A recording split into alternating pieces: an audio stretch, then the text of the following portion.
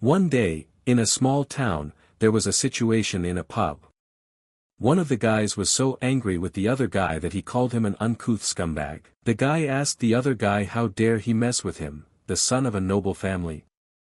Immediately, he raised his sword above the guy's head and told him to stand up. After all, this is not the end of it. Even if he doused him with drink or insulted him, he will bitch, for pointing a sword at him is akin to harassing someone who is weaker. But however, there are many elders who sacrificed themselves 100 years ago for the rise of the blood demon. They didn't fight to put up with this kind of behavior. Now, the price of providing for these men, he will have to pay it in full. It was an interesting book that a kid was reading while sitting in a cafe. But then he came to his senses because water had been spilled on him. The girl apologized to him out of consternation, and asked him how he was doing. The guy answered her, could she be a little more careful? But the man behind him asked him, who even reads books during a formal reception? The guy looked at the book and said it was all wet. He asked her if she had a cloth. The girl told him to hurry up and go to the restroom. And immediately showed him the way to the restroom. Guy thought, why are welcome parties for newcomers so tedious? It's a challenge to sneak out of here, too. And then he drew water into his hands and touched his clothes. But he took his hand away immediately, for he was cold. But the guy said he was a little jealous of his friends. He rotted in Narianjan for 10 years and barely made it as a civil servant. But compared to the lives of these newcomers, his seemed insignificant to him. And then it occurred to him to look at the time. After all, he has to finish this book. The guy read the book and visualized everything with his own eyes. In fulfillment, he was saying that the obnoxious protagonist douchebag finally got a sword from that annoying guy, but he will be missing one leg. From this point of view, he's very much, that even he can't wait. When he gets out of here and relaxes over a bowl of ramen with a martial arts book. Once down, the pledges were happy to see that the guy was already back. They said they were going for a second lap. Could he join them too? The guy came home from exhaustion and just plopped down on his bed and kept reading and wondering. And then he couldn't believe the character disappeared from there. But looking at the other leaves, he asked, then what? He flipped through all the pages, but the letters weren't there. He thought that the authors had not printed the whole book. He immediately got angry and insulted everyone who wrote the book. He said it was a curse. Right at the point where they say whether the main character dies or lives. He immediately became anxious and lay down on his bed, promising himself he wouldn't read again. And today was clearly not his day. And why did the narrative cut off like that? He was looking at this book because of all the anger and slowly falling asleep. At the end he said again that he would not read any more of this author's work. But here he didn't even have time to get a decent night's sleep, and he woke up to a bright light that was hitting him right in the eyes. The guy asked, since when did the sun scorch his window so hard? And what was that noise he was hearing right now? He asked loudly, whose voice was that in a house where he lived alone? When he opened his eyes, he immediately saw a fist flying straight at his face. But that was not the end of it, and there immediately followed another blow, which he again took upon his body. Leaning against the building, he began to spit blood, for the internal organs of his body were wounded. The guy said he couldn't feel his chin. But who was it? What kind of creep snuck up out of nowhere? And then he looked around and saw an unrecognizable place to him where he had never been before at all. Immediately a crowd gathered. The guy still didn't know where he was. Wasn't he in his own home? He saw the shape of a man who was heading towards him. Seeing the yellow color of his hair, he thought he was dreaming it all. But as a dream, the blow was too painful. The boy clutched his head in pain, for it was still sore from the blow. He couldn't understand what had happened. He felt as if his head was about to split open. But as he closed his eyes, he began to see memories he had never seen before in his life. And he still couldn't understand. The memories were of this guy, and his life. What he did and how he earned his bread. The boy realized that a lot of memories were coming back to him. He still realized they weren't his. And then he realized that it was an arrogant, spoiled boy, Yegelmu, from the noble Yegel family of Shanlong province. And now he's about to take the fight and get beaten up by Baek Ri.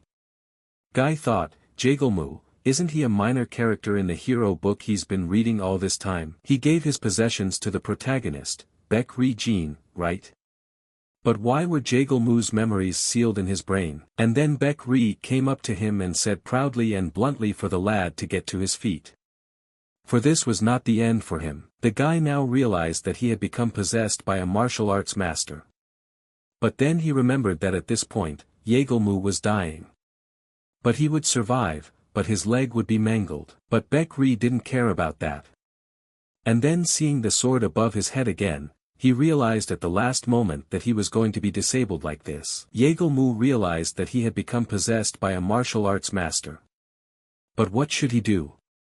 His eyes are blazing with obsession. He decides he needs to think things through calmly. If he's inside the novel, the story will move according to the plot, right? But since that was what Jaegal-moo thought, what would happen next? This was the part he read during the official reception. But Jaegal doesn't give a shit about Baek Ri's rules. He in turn is an orphan who bears the Baek family surname, though he is not the heir. To him, his parents are the law, but he can't reconcile that. And then the guy remembered that in this situation, Jaegal-moo dies. He told himself that Jaegal-moo would survive. But he'd lose his leg.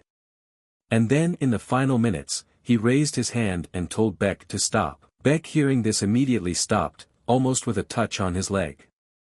Jaegal said he couldn't let himself be crippled. He realized he had to apologize.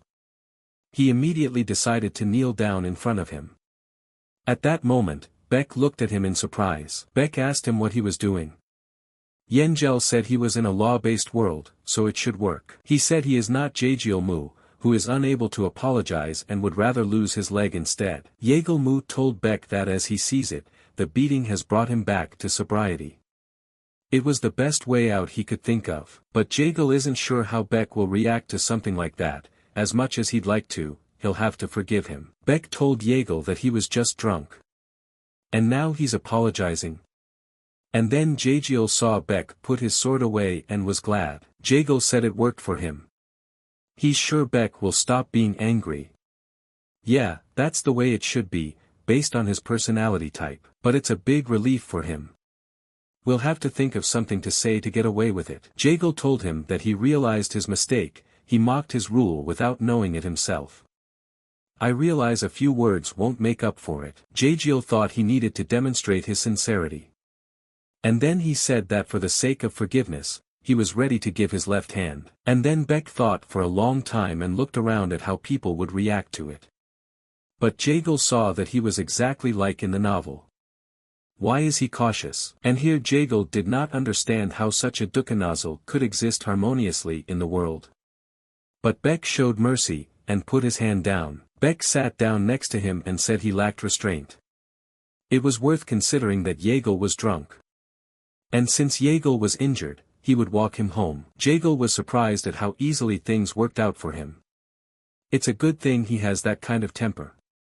He almost said goodbye to his leg. And then on the way out, a guy stood in front of them and said with a laugh that Jaegal is a very restless little guy. Jaegal looked at him and didn't realize who he was. This is someone close enough to familiarize himself with Mu Yang. Yang told Jaegal that if his apology was sincere, shouldn't he have offered the right hand he was holding the sword with instead of the left? But how does Yang really think? Baek asked the guy who he was. The guy replied that his name was Wangbo Sung, from the Wangbo family. Baek must have heard about his family's situation in Shandong province. And then Jaegal remembered that this guy who was pretending to support Mu Yang while he was actually engaging in incitement. Jaegal asked him who was he to talk about what hand he should have offered. Boy, he hadn't expected to see him here. Sung replied that it didn't matter to him if he lied. But it just so happens that he is renouncing his family's honor to save his own skin. Jaegal saw that he wasn't playing around. Although in the novel he behaved like a mouse in front of a cat. Jaegal replied to him that sincerity is a difficult thing to prove. Sung said that it is not at all. If he is really honest, he will be ready to lose his right hand without any problem. Jaegal laughed and said that the truth was on Sung's side. He was surprised that this guy was so enthusiastic. Surely he must be content to corner him. Jaegal said he could kneel because it's far more important to him how he is seen by the person he's apologizing to. Sung didn't believe it and asked, "Is it true?" Jago looked at Beck and said that the decision is now up to him. If it pleases him, he can do it at any time. Beck wondered when did Jago learn to talk so well. Sung told Jago that he thought they knew each other well, but it seems that was a misconception. Jago was surprised and thought it was strange. After all, there was no such situation in the novel. Sung only stared, but did not interfere with what was happening. Beck got fed up with it and immediately told them to stop.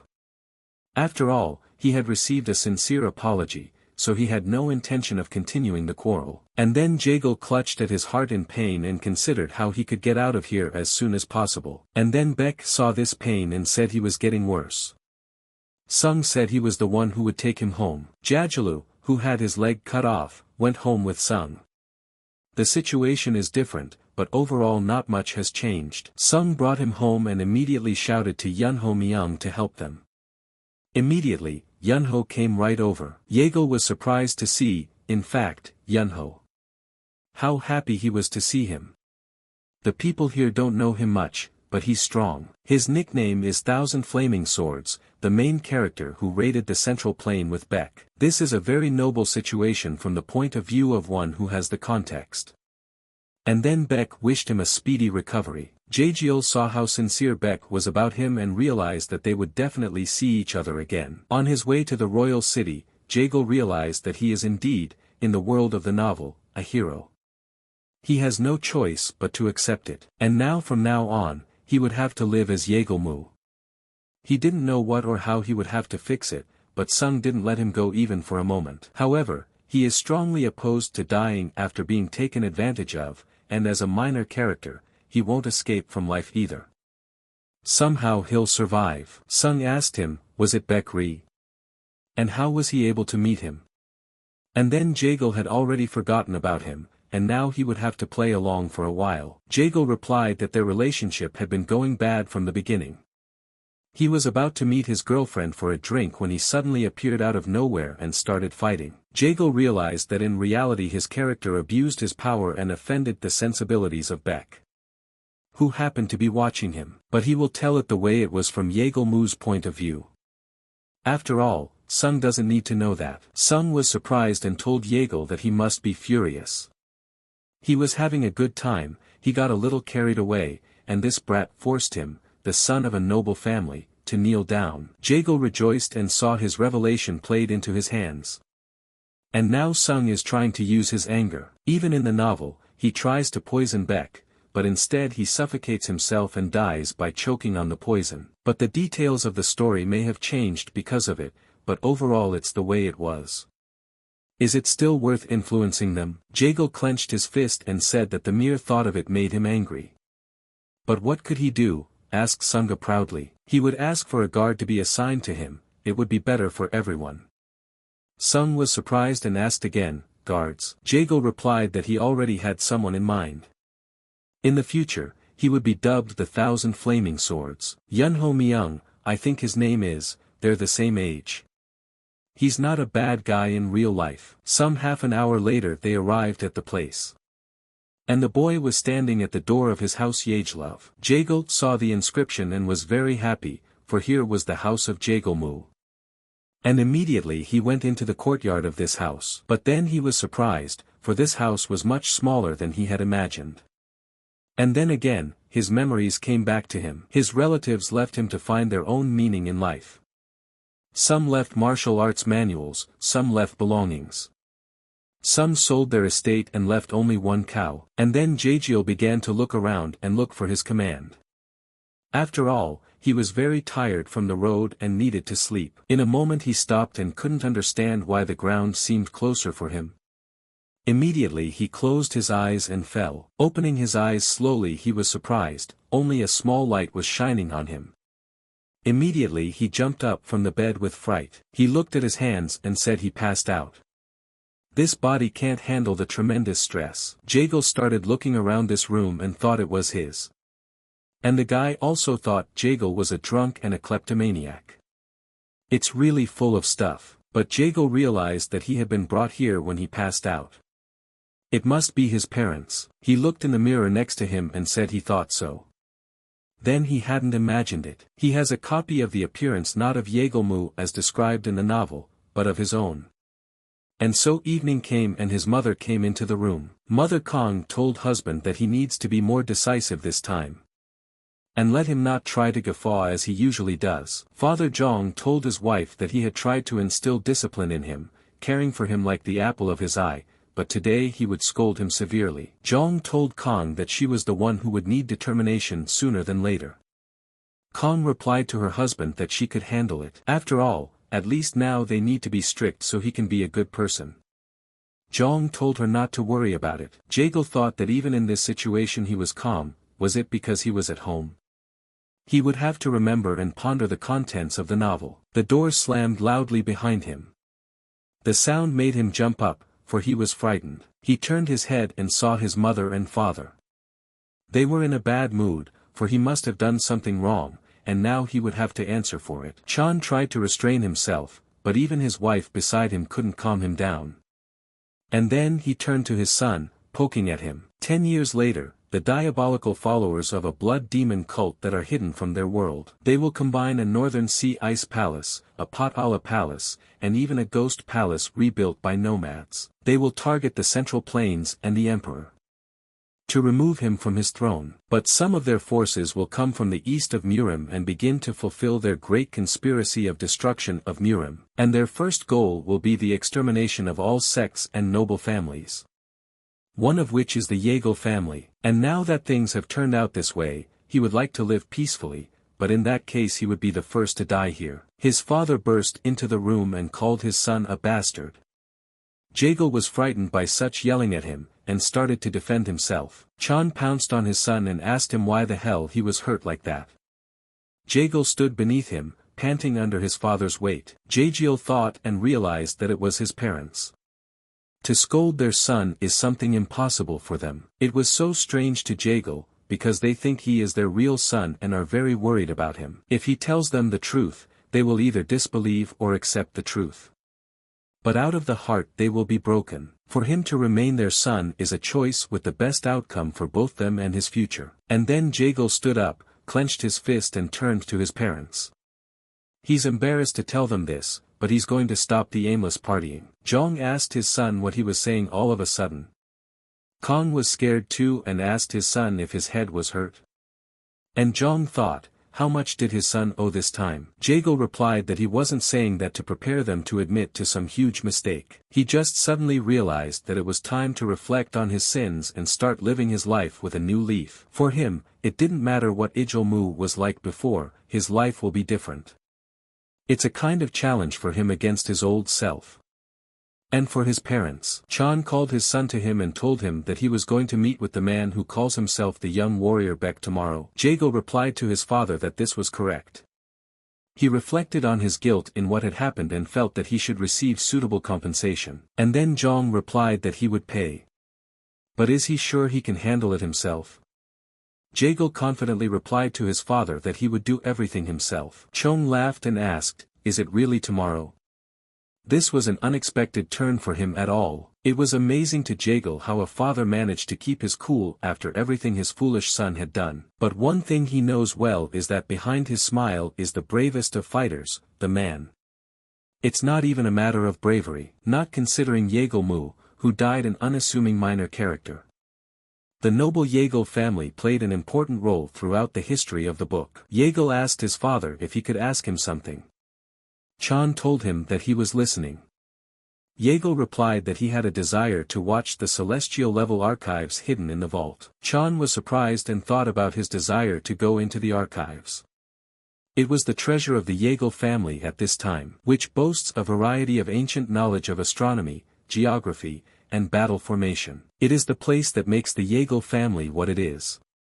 It's where a chance discovery awaits his desires. Chan replied to his son that as he knows, the vault is not a place where anyone can enter. He understands correctly that this is Jaegil's way of expressing his claim to be the head of the family, doesn't he? Jaegil replied that, with all due respect, it was not. Zhong asked him, is that true? As long as he doesn't have such big aspirations in him, he won't let his son go there. Jaegil realized that this was going to be difficult for him.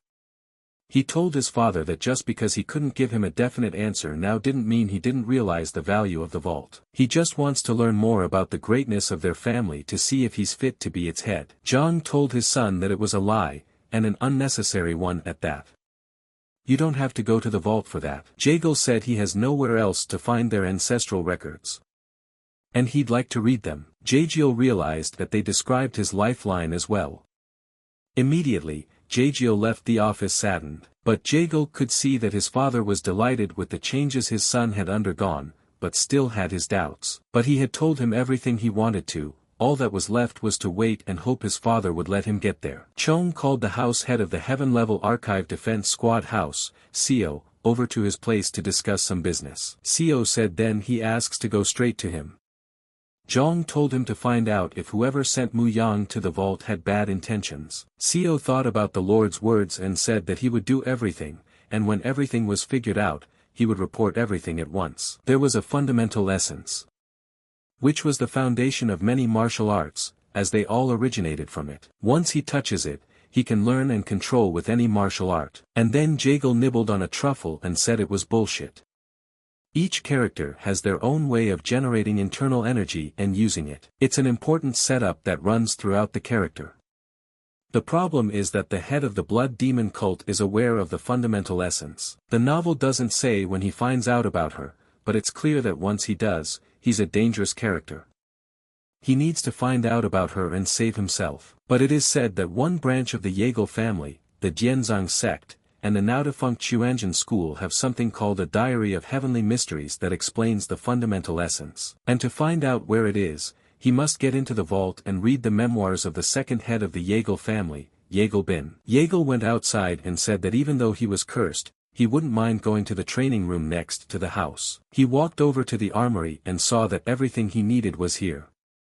And as he picked up one weapon, he realized that it was something that Jaegalmu had once used. But part of it is that he remembers everything, both the ways of training the mind from the basics, to which he was taught by his relatives, to third-level methods, and the martial arts. Jaegal thought level 3 was the middle level.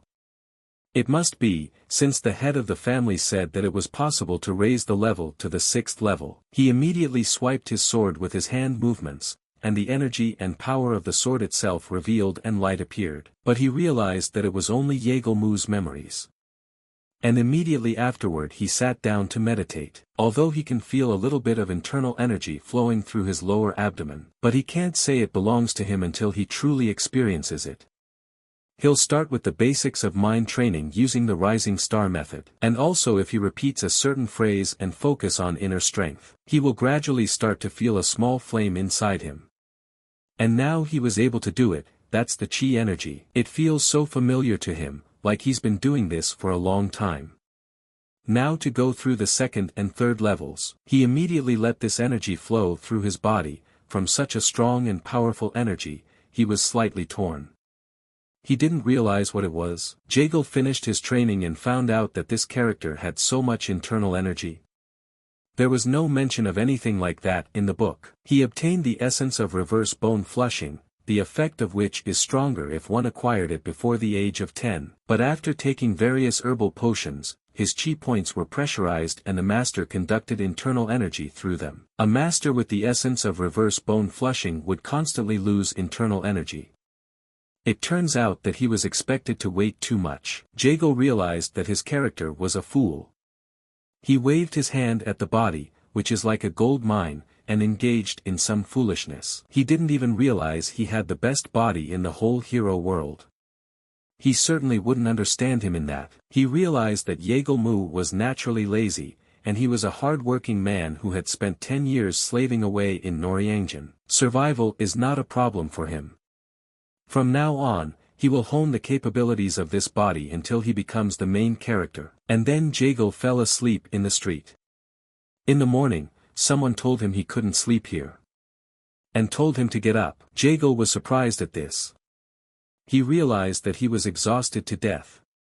And who else had been brought to him? And then he saw a girl telling him that if he slept in a place like that he would catch a cold. Jaegal asked the girl, "Is she bake?"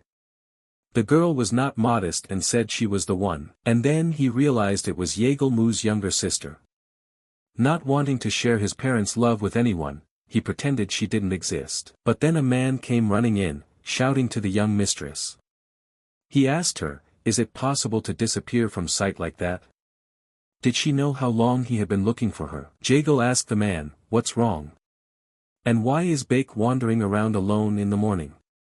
The man immediately did not expect such a turn from the young master. He bowed to Jagal and said it was his fault.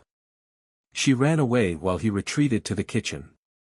May he kill him for his oversight. Jagal didn't understand what was going on here. The man was asking him to take his life. What kind of weird reaction is that? Jagal Mu must be an even more disgusting character than he was described in the novel. He told Bake not to go out like that anymore. Bake replied that she just wanted to go for a walk. Jagal was immediately surprised and asked what she wanted to do now. Jagal lifted her on his shoulder and told her that they would go to the market to buy and eat whatever they liked. He would buy her anything and in return she would obey him. And then the man stood in the back and didn't understand what was going on. He's not that kind of man, is he? He wouldn't sell it, would he? They immediately went to their father's house. Chong was surprised to hear this and asked him again, "Is he going to the market with Bake?" Jagal says that's right, and on his way to meet the young warrior Beck. He takes her for a walk and play. John told his son that he didn't need to ask permission. He could go any time he wanted. And then Jagal thanked his father. Chan told him lastly that he would send a guard with him just in case. Jagal was just agreeing to everything Jagal said. And then Chan told him not to even argue with his father. Jagal replied that he had nothing against the guards. And here Jagal was waiting for such a moment, for he had heard that the guard was coming soon. And so his guard came to Jagal's gate. Jagal and his sister and the guard headed to the marketplace, calling for a horse-drawn carriage. Jagal was surprised that quickly Wanbo Sung sent it. Surely the guard will spy on him. Yunho Myung, just like the novel says, is a very sullen man, but that doesn't matter. Since he's strong, in the book, Yunho was fascinated by Baek Ri's character. And that's why he regretted working for Wangbo Mong. Later, he would grow stronger and join Baek on a long journey. Just then, Jagal threw him a gift out of the blue. Mung asked him what it was. Jagal said Baek's clothes in case it gets cold, her personal cutlery and such. Mung asked, why does he need it? Jagal told him to think fast.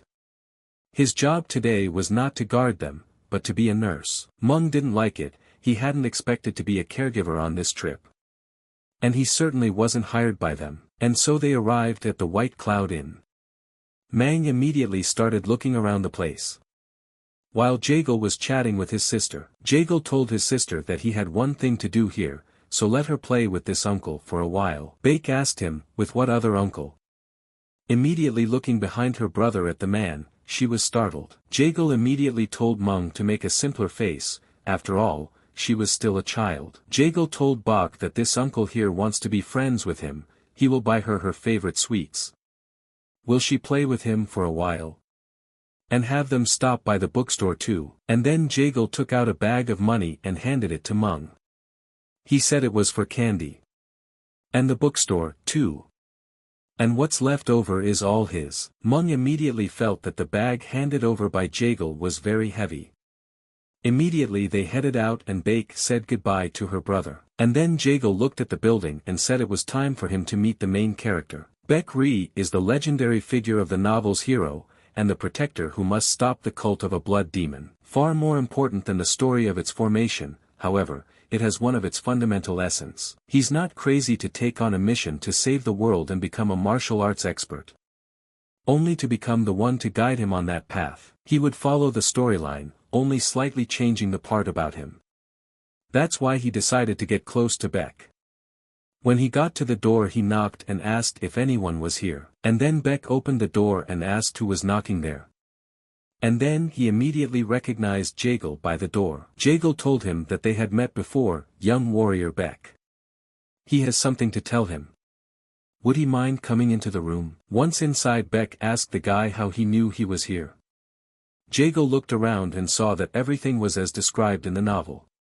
He's the only one here reading books. Jagal said he imagined it was more spacious. Exactly like in the novel.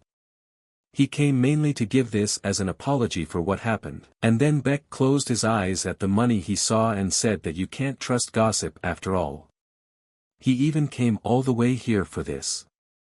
He accepted his apology, but let him keep the money. Jagal knew he would refuse to take them, so he planned a different approach to him. And decided to follow the plot of the novel. Jagal said he had heard that Beck had paid a lot of compensation for the hotel he destroyed. I mean, he didn't have much money on him that day. If Beck's not busy, maybe they'll go to his house. By saving the money and getting Beck on his side, he'll kill two birds with one stone. Beck said he had no intention of bothering him. And then Jagal realized that he had one more chance left. Jagal said if that's overkill, how about helping his little sister with her literature in her spare time? She's a real sweetheart, a good mentor would come in handy. Jagal realized that Beck must miss her younger sister, who was as old as Beck had been when she was in the Genzan sect. If he takes advantage of it, he will for sure. And then Beck said that it wouldn't be easy. Jagal knew it was going to be difficult with him. He wasn't asking him to live with them under the same roof. Beck replied that he needed time to think it over. And then Jagal thought it had worked. Jagal told him to think all he wanted, but let him not deny him the opportunity to repay him in some way. He would like to see a good relationship strengthened between them. So evening came and they arrived home. Mungu approached the master and addressed him. Sungu was glad to see his man and said he had been expecting him.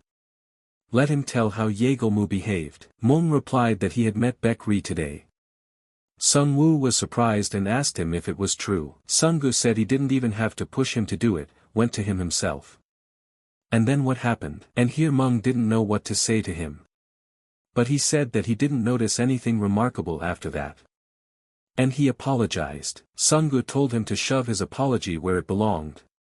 He didn't wait all day to listen to this bullshit. He has to work for the money he's being paid. Mung said the circumstances were unusual. Sungu asked him surprised, how could it be? Mung remembered that he used to walk with little sister Jagal all the time and told Sung that he was sorry. Sungu called him a knucklehead and said he would give him another chance. This time let him think of something. Let him have a heart-to-heart talk with him about taking revenge on Beck for humiliating him and forcing him to his knees. Mung replied to the young master, why is he so fixated on Bekri? Is there something to it? Sungu said he didn't like the look in his eyes the first time he met him. It made him want to crush him, no matter what it took. Instead of doing it yourself, wouldn't it be more fun to do it by the hands of Yagelmu? Immediately, Mung clenched his fist and realized that Sung was making a mockery of him for such a trifle. But there's nothing he can do about it now. Because he needs money, a lot of money. The next day, early in the morning, Jagal and Mungu practiced all the techniques of battle. Jagal fought him like a real battle, not even sparing him at all. Mungu saw him coming at him and immediately dodged his attack. Turning around he immediately knocked him on the head with a stick. He told him that he was pathetic and open to any blow. His breathing should synchronize with the offspring of his movements. Then he will become faster and stronger. At this time, Bake stood and watched this battle. Jagal wasn't going to give up, and started attacking again. And then Mung threw a punch and hit him right in the arm. Jagal fell down and said he would not get up again. Mung said he wasn't fighting at full strength, and was doing him plenty of favors. Jagal immediately called him heartless. Jagal told him that it would be great if he helped him tomorrow as well. Mung asked him if he should. Jagal told him that if he didn't want to, he should go back to Sungu. Mungu said that he was the one Jagal had asked to send. Jagal laughed and asked him if he didn't get the joke. Mungu replied that he would be more serious tomorrow. Wouldn't the boy give up? Jagal said it would only be over his dead body. It would only make him better. And then Mung saw that the guy's body was more powerful than he expected. Mung said that given his basic physical strength, agility, and muscle mass, you wouldn't immediately say he's a lover of women and booze. So that's what he was, a young master of a noble family. He asked Jagal why he suddenly had the desire to train. Isn't it more fun to spend time with his master? Jagal said, curious himself as to why all of a sudden. A father was telling his son on a walk in the evening that he had heard that Jagal had been practicing for a couple days in a row. Is there a reason for that? Jagal replied that there was no reason as such. It just happened. He regrets the time he spent as a rich snob. Chan asked him, was it because of what happened at the hotel? Jagal replied that he was bigger and there was nothing to push him. Jang asked his son, he thought. Did incidents like this rarely happen? He's surprised that he only changed after this time. Jagal told his father that from his point of view it is so, but not for him. Like a silkworm that has broken out of its cocoon, time is also needed to find answers to many questions. He tries to make the best choices and look for the best options to find his way. Chung told his son that he appreciates him very much, but for now he has no desire to pass on the most important family legacy to them. All from the fact that Jagal has trusted and invested a lot in him for a long time, but he hasn't produced any good results in return. However, now he will try to change his mind. He grants him the right to enter the secret vault. And here Jagal hoped for those words and immediately told his father that he would never disappoint him again. Chun said that he really hoped so. Jagal was overjoyed and didn't expect that he would succeed so quickly. He would definitely live up to his father's expectations. Well, except for the part about becoming the head of the family. And then, the head of the Secret Intelligence Division of the Heaven Level Archive Squad, Seo, told Chong that he didn't trust young Master Mu Yang. It is only by not trusting and staying on guard that he can use his responsibilities to protect his family's legacy. However, there is no real reason to reject the young master's request. And Wang Bo Sung shows no interest in the secret vault despite his close relationship with it. Chan asked him what kind of, but Seo replied that he would tell the rest after observing the young master for a while longer. Chan says that's fine, if it's important she can tell him so and so. The more everyone thinks about it, the more surprised they get. Who would have thought his son would change so drastically? Is this what he wants, to repay him for his continued trust and love over the years? The next day, Seo asked Jagal to follow him. Immediately they were passing through the forests. Jagiel wondered what had really happened. He didn't even say hello. Well, that's to be expected.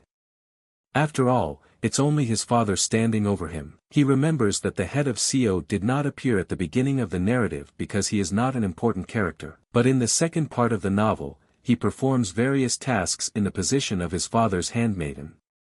He could be called the main figure of the novel. In addition, he was the head of the secret intelligence unit that protected the heaven-level archives. Which means he also approved his access to the vault. But he has earned some of his trust. Though he's still just as uninterested in the position of head of the family. Seo said he heard that Jagal only wanted to see the records of past family heads, right? And then the guy replied that's right. In that case, said Seo, when he enters the vault, let him stay there under the supervision of his unit. And, of course, he is forbidden to take any notes. Once inside, Seo said that the vault has 2 underground floors and 2 above-ground floors. The first underground floor is where the weapons given to the family are kept. The second underground one contains precious elixirs. The first above ground has their units' living quarters and a library with books on various disciplines. And finally, on the second floor is the hidden vault itself. Jagal thought, surely they must be in the vault by now. Jagal looked back and said that the defenses here were weaker than he had expected. It seemed to him that he would have to go through several iron bars. Jagal asked, how was that even possible? And then Seo smiled and opened the door and called out to Baiso. She immediately appeared in front of them. And then Jagiel didn't expect that it was the girl who suddenly came out of the door.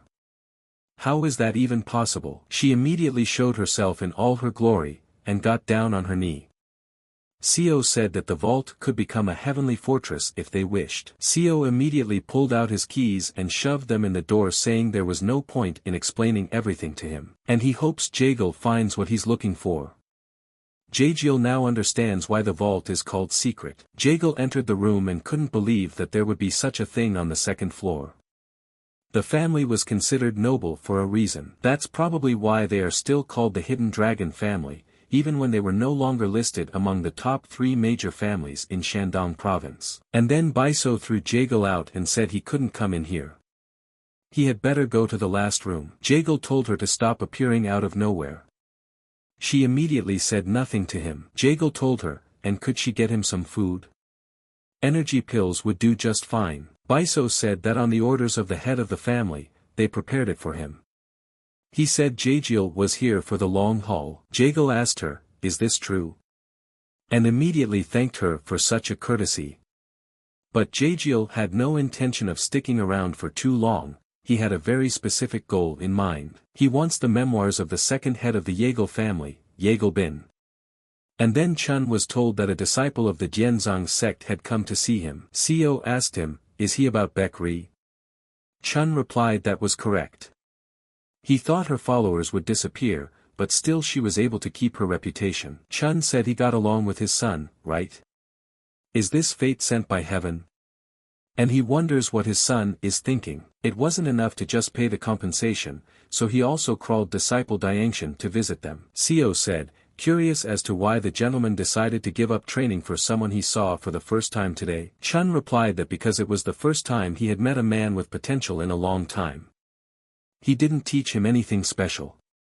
Rather, they just had a nice conversation. Murim for many years does not help the sect. Dianson sacrificed himself for him in any way. A long time passed, and the Murim, under the pretext of being busy reviving the former power, forgot about the sect altogether. That's why he felt this was the perfect opportunity to repay their sacrifice a little. Chun asked Seo that it had been 2 days since Mu Yang entered the vault. Was it like this? Should I tell him that his guest had come? Seo said he didn't need to. When the time comes, he'll come out himself. At that time in the secret vault, Baiso was watching to make sure no one disturbed Jagiel, and he was quietly studying all the information. Jagiel had already spent 3 days there, and kept thinking, bottom line, what was he pursuing? True power could not be achieved through exceptional forward motion. But quickly he found them, and so he found the passage that Baek Ri had seen. He must memorize the entire contents of the memoir. When he looked at the pile of books that were scattered all over the room, he was surprised. He didn't understand where the pile had come from. The novel did not say how many volumes and pages the memoir consisted of. After briefly describing them, it was said that Baek had memorized everything. In other words, there was no mention anywhere of whether he achieved that effect by reading all of it or just part of it. In fact, he should learn the contents of each manuscript. But then Baiso came in and asked him how long he would be. Jagiel was distracted and did not understand why she said that. Behind the wall Baiso could hear Jagiel telling himself to pull himself together. He would memorize everything. It was a good thing that he had developed 10 years of studying for the exam. After a few days he did come out into the light, and was very pleased with such a job well done. Jagiel covered his eyes from the sun and said it was very bright. Is this how criminals feel when they get out of prison? Blago said she could be free to go now. Jagiel apologized and said it was unfriendly. He made the most of the visit, though. It had taken some time, but now each entry was engraved in his memory. Part of him realized that Jagiel was kind of gifted. But for the speed with which he managed it, he could be considered a genius. Besides, as he memorized all the memoirs, he suddenly stumbled upon something. At first he was afraid that the energy would be overloaded, but it was all right. The energy circulated along a new path, allowing him to learn a new method of training his mind. And then on the way out, the guy said, "Here comes Jagiel out." Jagiel realized that Baek, who had never studied his sect's method of mind training, the memoir must have seemed like some kind of spell that eliminated the chaotic thoughts in his head. But it's different for him. If the descendants of the Jagiel family carefully train themselves according to the instructions from the memoir, they will definitely discover quite a few new things. He wondered what to call this method. It was worth considering that he was now in the world of a novel. But what about a long-lost mind training technique? Jagiel asked him how he knew he was out of the archives. The guy said that Master Seo said he was here. Jagiel asked if anything had happened during his absence. And then the guy told Baek to come to them. And then Jagiel was surprised that the guy agreed to his conditions. Jagiel asked him where he was. The guy said he only planned to leave the training ground if he needed to get literature with the young mistress. Jagiel said he would go and greet his father and then visit the boys in the practice area afterward. Jagiel realized that there was no need for him to rush since he had already gotten over himself and come to them. He's so pleased with himself. And the lost mind training technique was being studied, and Baek himself decided to visit him. He misses him a lot. At this time on the training ground, Baek was practicing hard and showing what he could do. Beck saw that it was unbelievable. He had been trying to fence more actively for so long, but the problem was resolved after a single sword fight with the head of the Yeagle family. Compared to his Dianxian sect, which had lost most of its heritage and patrons due to the invasion of the blood demon cult, the foundation of the noble families is still intact. He must revive his sect again, but first of all, Beck thought, he needs to recover the disappeared martial arts. To do that, he should reach out to the traces of the legacy they had before his older martial brother's death. Since there are no leads yet, he can't go back like this. Even if he has to spend all his money and become a vagabond, he will not renounce the shadow of his sect. And then Yeagle came on the court and asked Beck, who's practicing here now? How is his life? Beck thanked him for inquiring. Beck said the head said he was practicing in seclusion. Yeagle said he was just reading his ancestors' writings and contemplating how to live a life worth living. Beck said he was jealous of him. He even has books that describe the will of the fathers. Yeagle saw that the atmosphere had changed dramatically. He shouldn't have done that, because he had prepared a present for him. Yeagle hugged him and told him to leave his thoughts. Maybe they should go out for a drink. Beck said no need, it's okay. He thanked him for the offer, but he had to study. Yeagle said that his father had given him the go-ahead. He said that establishing friendship with the Dianxian sect was a good deed. Beck said that friendship was such a reason for him. Immediately he suggested again that he go out for a drink. Yeagle said that he would like to share what he learned from his ancestors with him. Who knows, it might help him in some way. In the storyline, Beck would have come to them anyway, so even if he tells him about a long-lost mind training technique earlier, it won't affect the course of events in any way. Yeagle told Yunho to take today off. Immediately, with happy faces, they went out for a drink. Yeagle realized that since Yunho had seen him with Beck Jean, he would run to report to Wanbo-sung. Let him hurry up. It's necessary for Beck's story to continue to develop. It was evening, and Yeagle was surprised that the time had passed so quickly. He could not understand how much they had drunk. Beck said he loved enjoying the unusual taste of booze. Yeagle realized to shut him up. He's about to go to his grave. The plan was for them to talk about my ancestors' writings over a couple of drinks.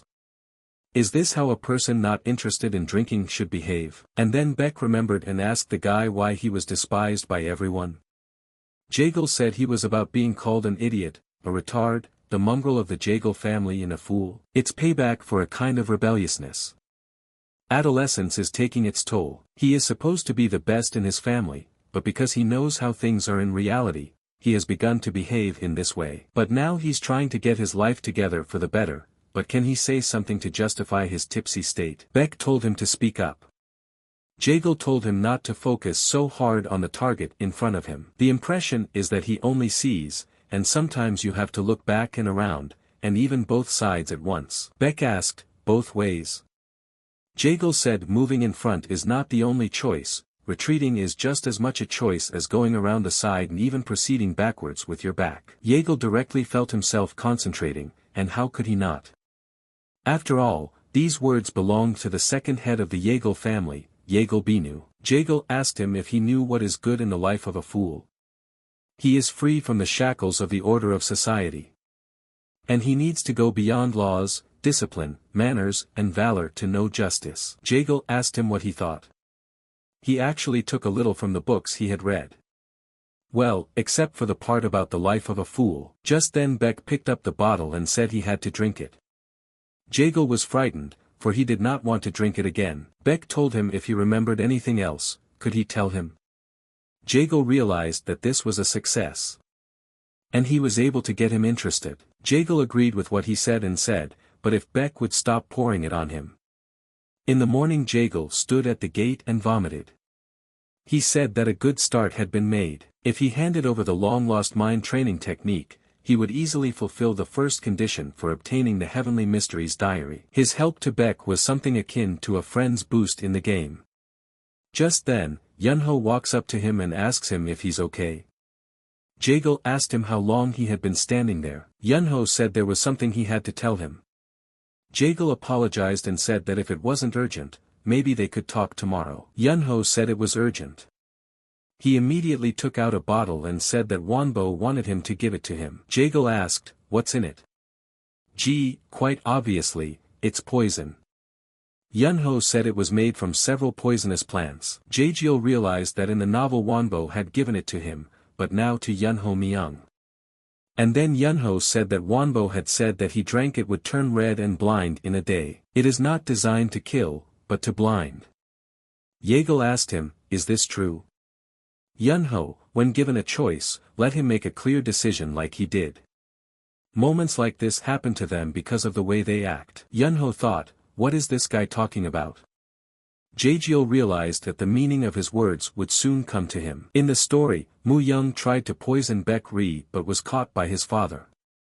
Because he was afraid of Wanbo, he didn't give him up until the end. He immediately headed toward his father. John asked his son what it was. Jaegal immediately replied that it was Yad. Does the father know Wangbo son of the Wangbo family? Chun asked his son, weren't they close? Jaegal replied that they were. But he was the one who sent venom. Chun asked why. Jaegal replied that he wanted him to poison a disciple of the Diangtan sect. Chun asked his son, is he about Baek? Why the hell would he want to do that? Jaegal said he thinks it's because he didn't get along with him at first. Chung told his son to leave him here and go away. He'll figure it out on his own. Jaegal told his father no. The children's quarrels should not affect the relationship between the families. Jaegal said he had an idea. Father was surprised at such a suggestion and said that he was listening to him. In the novel, the character Mu Young was punished according to family rules for trying to poison Baek Ri. His father eventually found where the poison came from. It was given to a local criminal organization called the Dark Killers. It's a group of scum willing to do anything for, even murder. Later, people find out that they are followers of a blood demon cult, but no matter how hard they try no clues are found. Instead, the names of notables, including Wangbo, will be found on the Dark Assassin's client list. Because of this, the family will be expelled, and the Jaegal family will receive compensation from the Wanbo family, which includes 2 swords. But more on that later. For now, he'll just give his father an idea. And then, as in the novel, he'll find out about the Dark Assassins himself. The next morning, Jaegal stopped Yunho and asked him where he was headed early in the morning. Yunho replied that it was to the training ground. Jaegal asked him in surprise, is it true? And offered to go there together. Yunho immediately said goodbye and said that he had just remembered that he had something to do. Jaegal didn't expect this turn and didn't realize what even happened. He said that Yunho refused to even talk to him. Since he gave him poison, it was too obvious that he hated him. Jaegal realized it was better to let him leave now. If he followed him, he'd get hit over the head. It was time for Jaegal to go to the playground alone and start practicing. But then Baek came up and said that the boy had been having fun practicing for a day. But he drank so much last night, and this morning he's already on a roll. Jaegal said it wasn't about having fun, it was just about learning how to defend himself. Baek asked him, didn't he? Then how about you spend a duel with him? And here Jaegal was surprised at such a suggestion. Jaegal of course realized that he was suggesting he spar with a man who manages to get stronger every day. Baek asked him, doesn't he want to? Jaegal immediately replied that he refused. But then he changed his mind and raised his sword. Jaegal realized that he had no reason to refuse to learn from the future hero. Baek had told him that Jaegal would fight him with real swords while using only 10% of his internal energy. Jaegal was surprised to hear about real swords. He realized that Baek wanted to fight him with real weapons. But he had never used a real sword before. Little sis sensed that something was wrong here and came to the playground. She was surprised at what she saw. Baek immediately saw the sword in Jaegal's hands and rushed to attack. Jaegal was very afraid and immediately just raised his sword and stood still. Jaegal was surprised at Baek's speed. He realized that he needed to increase his distance first. Immediately he lowered his head and dodged the attack. Baek made sure Jaegal was at a disadvantage. And then he elbowed him. Jaegal realized and saw that the more he retreated, the faster his blow would catch up with him. Then he decided to come closer. Jaegal remembered that first step of a long-forgotten mind training technique. and immediately proceeded to it. The little man and his little sister stood and watched the battle, but they couldn't understand how they could fight like that. The man asked the lady, "Is this gentleman definitely the man they knew before?" And immediately they were baptized. Jagal understood the whole point of sword fighting, and could already stand up to Beck, but he used his knowledge. And then Jagal was glad that he blocked Beck's attack. But then he saw that he hadn't thought about the kickback. Jagal immediately dropped everything and said he would attack as he pleased. But Beck immediately attacked in his stead. Beck asked him, "Is he okay?" Jagal asked, "Does it look like it?" Jagal realized this was something new to him. He was too clumsy at first and had confused breathing, so he mistook him for a newcomer. But he took into account the experience he gained during their fight to adjust. Particularly interesting is his final attack. If Jagal honed it, and used all his internal energy, would he be able to dodge it? Jagal immediately looked up and apologized to him. And he said he knew he was all dirty, but could he pick him up? Beck realized that the more he got to know him, the more uncomfortable he became. He's a lot of trouble at times, but at the same time he's carefree. Somehow he manages to not really overthink everything, but at times he seems to be deep in thought. Jagal asked Beck if he was heavy. Beck immediately replied that it's fine. And you need to look at him more. Yunho was watching them at this time, and didn't take his eyes off them. But he didn't approach them so that they would notice him. Jagal realized that as he approached him, he had a head-on collision with his sword and couldn't resist. It threw him violently backwards. And when he tried to recover, there was an explosive force. From that day on, the training sessions went on as Beck suggested.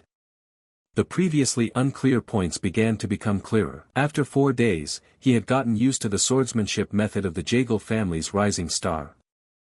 And other techniques like deceptive stepping based on a long-lost mind training technique. And the knowledge gained also affected the stealing dragon's whirlpool strut, which also needed sharpening. He was delighted, not a day went by without results. But unlike him, he didn't like it. Jagal asked Yunho, "What is he doing?" Yunho asked him, "Doesn't he have a clue? Is Yunho angry that he's not getting enough attention?" But even so, isn't murder overkill? Yunho replied that he had no ill intentions on his account. Jagal said that if there's no personal stuff involved, someone must have hired him. He's sure it's his former master, Sung. Yunho said, "First of all, he is not his master. He has never served anyone." Jagal immediately said that was nonsense. Yunho was surprised, and didn't understand what and how. Jagal realized that he was reeking of the urge to kill. But he needed to keep his guard up. It was up to him to save this bastard. Jagal said that by handing him the poison, he had done his master's bidding, an obedient dog. The guy said it had to be like this. He's already gotten this far. Jagal told him he could always change his mind. The boy refused and said it was too late. But then someone knocked and said it was Co Du. He had come to see the young master. Both of them immediately froze and didn't know what to do now to avoid getting caught. The boy waved his hand and raised his sword. Jagal immediately realized that the guy was planning to kill him and escape. And immediately he had to dodge the attack. The guy was immediately surprised, for he didn't realize this would happen. Jagal immediately launched an attack with his foot. The guy hit the wall and didn't understand how this was possible. What kind of movement was that? But then Co came into the room. He was very angry with them. Co saw that the guy looked at his sword and managed to pull out his sword. Jagal realized that things were not good. Right now, even Co's toe was in a position to crush Yunho Muyang. A very fucked up situation. Jagal stopped Co and said that he didn't get it right.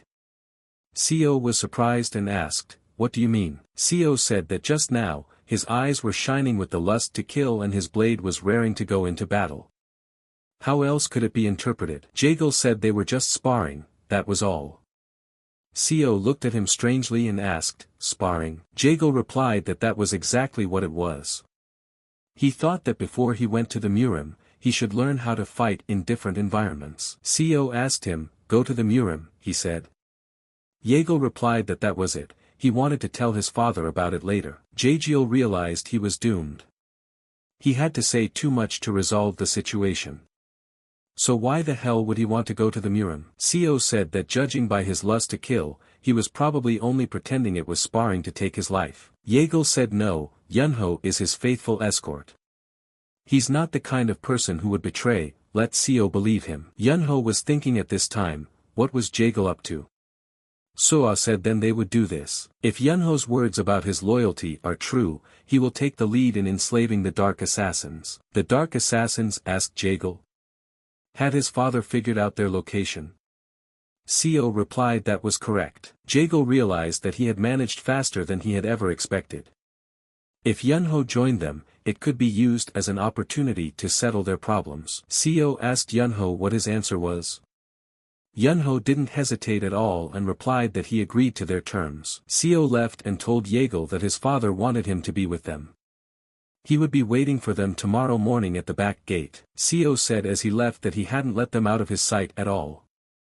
Yunho saw that it was just the two of them and asked Yeagle why he had saved him. Yeagle realized that Yunho Myung owed Wanbo Sung a large sum of money to buy potions for his dying sister, and to buy back the children he was taking care of at the orphanage. Until then, the debt had been paid off by running errands.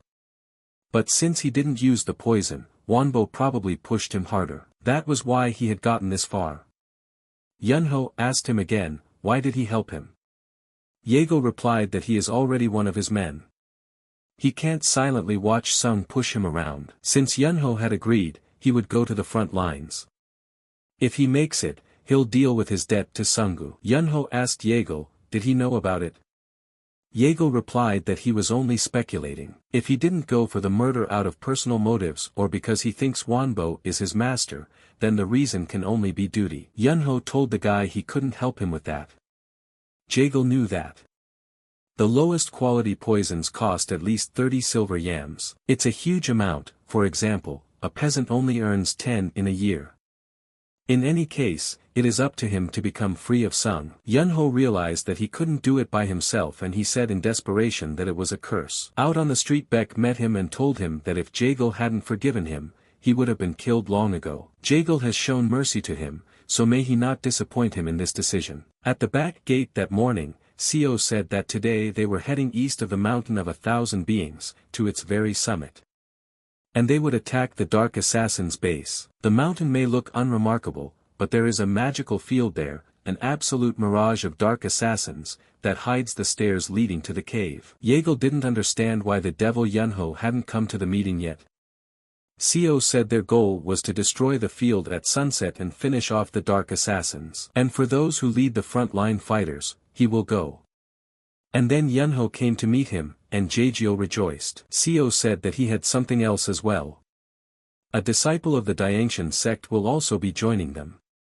Beck said he was looking forward to working with him, Yeagle. And then Yeagle immediately thought that since Beck was involved, everything would go according to the plot. If his memory serves him correctly, their plan is certain. Seo said, forward to the top of the mountain of thousands of Buddhas. Immediately, they all flew to the sky. Yunho immediately did not stand still and headed up the mountain. Beck could not leave him without his eyes, and pursued him. But Yeagle had been standing still the entire time. He couldn't even use Qinggong. It was worth it to ask Beck to bring it up. He immediately ran and said he had lost sight of them. He's got to catch up with them. Upon arriving at the mountain, Seo asked, has young Master Mu Yang arrived yet? The boy said that he hadn't yet. He must not be very familiar with Qinggong. Yunho couldn't believe it, because back then, his movements weren't just fast, but powerful enough that his organs almost ruptured. But he could have fought much faster and stronger if he put in the effort. But it doesn't make sense if his Qinggong is lame. Beck said he is the direct opposite of logical. Many things about him they can't understand if one relies on common sense. But there was something awesome about him, something inexplicable.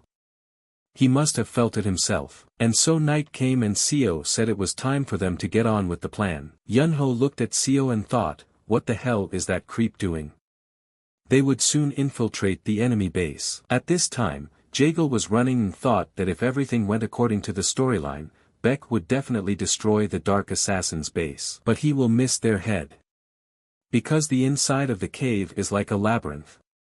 But he doesn't, for he knows where to find the chapter. Jago ran there and realized that he had to stop his escape route and grab him. When he came to the end of the lake, Jago stopped and thought hard about his future plan. And he saw that he had found the place. Jago looked out to sea and saw that there was a getaway boat. That was what he had come here for. Jago read and knew that the head of the dark assassins would make it out of the cave and away in a boat. But, if she was gone, and immediately Jago chopped the tree to which the boat was tied and let it go to sea. He would certainly not escape, and now he has to find his way out of the cave to stand watch. But it won't be hard for him. The novel says he'll be behind this slope with unmarked graves. Immediately he looked up and saw that the tunnel was there. The head had almost bricked it up, but he needed to get in there to get something. People were already in the cave and one of them asked what was that noise. They told the gentleman that the magic field at the entrance had been destroyed. The Lord didn't like it, he didn't expect such a turn and considered it a curse. He ordered everyone to prepare to retreat. The guy asked the head man what to do with a sword that just arrived. The head replied, "Why the hell is he asking such questions? Let him throw away everything that has no special value, and let him kill anyone who saw their faces and participated in the auction." The boy immediately went to carry out the order. The head thought, who could have broken the field? He certainly had a bad feeling, something was about to happen. And then the battle began to go on. The leader saw that his men were losing. And someone even asked for help. He looked at his hand and seeing the jar he realized he didn't care about things, it would be enough to keep just that. The head shouted to his men to use the tunnels to get out of here. Tell them to hurry up. Lo and behold, Seo got to the point with his team and said that those bastards had outbid everyone in the auction and fled into the depths. Beck said luckily they found the transaction records. And then the guys came up and said they'd already figured out where they'd run off to. But the path is littered with granite. It's so thick they can't penetrate it. And then Beck said it would be hard to get through. Seo told them not to even think this was the end. They'll find a way to make their way through.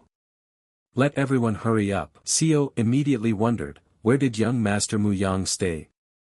Did he really get scared and run away? He used to be considered a genius who would lead the family to greatness. At this time Yengel stood in front of the gold that had been left over from the auction. And then he was surprised that they were not here. He picked up one of the specimens and said there were only silver items. There are many of them, but he was looking for another. In the future, the Wangbo family will find 2 ancient swords during their research, but they will be given to the Yeagle family to keep what happened a secret. These aren't just any old swords. We have to get them as soon as possible. And then Jago asked, where are they? He remembers exactly that they were found in the foxhole of this cave. Had something changed? And then Jago felt the urge to kill. The head asked him who he was. Jago realized that this scumbag must be the head of the dark assassins, Wang Chong. The book didn't say how powerful he was, since he hadn't shown up much after he escaped on the boat. But it looks powerful. But since they're here, the raid has already entered the cave. In that case, he needs to buy some time for the head of Seo to get here. And immediately, he started fighting them. Jago shouted at them to stop. The head saw that this guy was very agile. The guy said that he was Yeagle Mu from the Yeagle family. There was nowhere for them to retreat to. The head asked if there was such a person in the Yeagle family. One of his men said he was not sure about that. Jago told them that a group of pursuers were chasing them, so it was better to give up. The head asked, surrendering? Why would they? They weren't tenants anyway, since they'd lost all the stuff their tenants had given them. It didn't matter where they had to die, but there's an idiot who thinks he can beat them. He doesn't know how he found out about this place, but they're using him. Curious how much his life is worth. And then Jago asked them, what does one mean? His allies are close at hand. The head came at him with his fists and said he wasn't even in a hurry.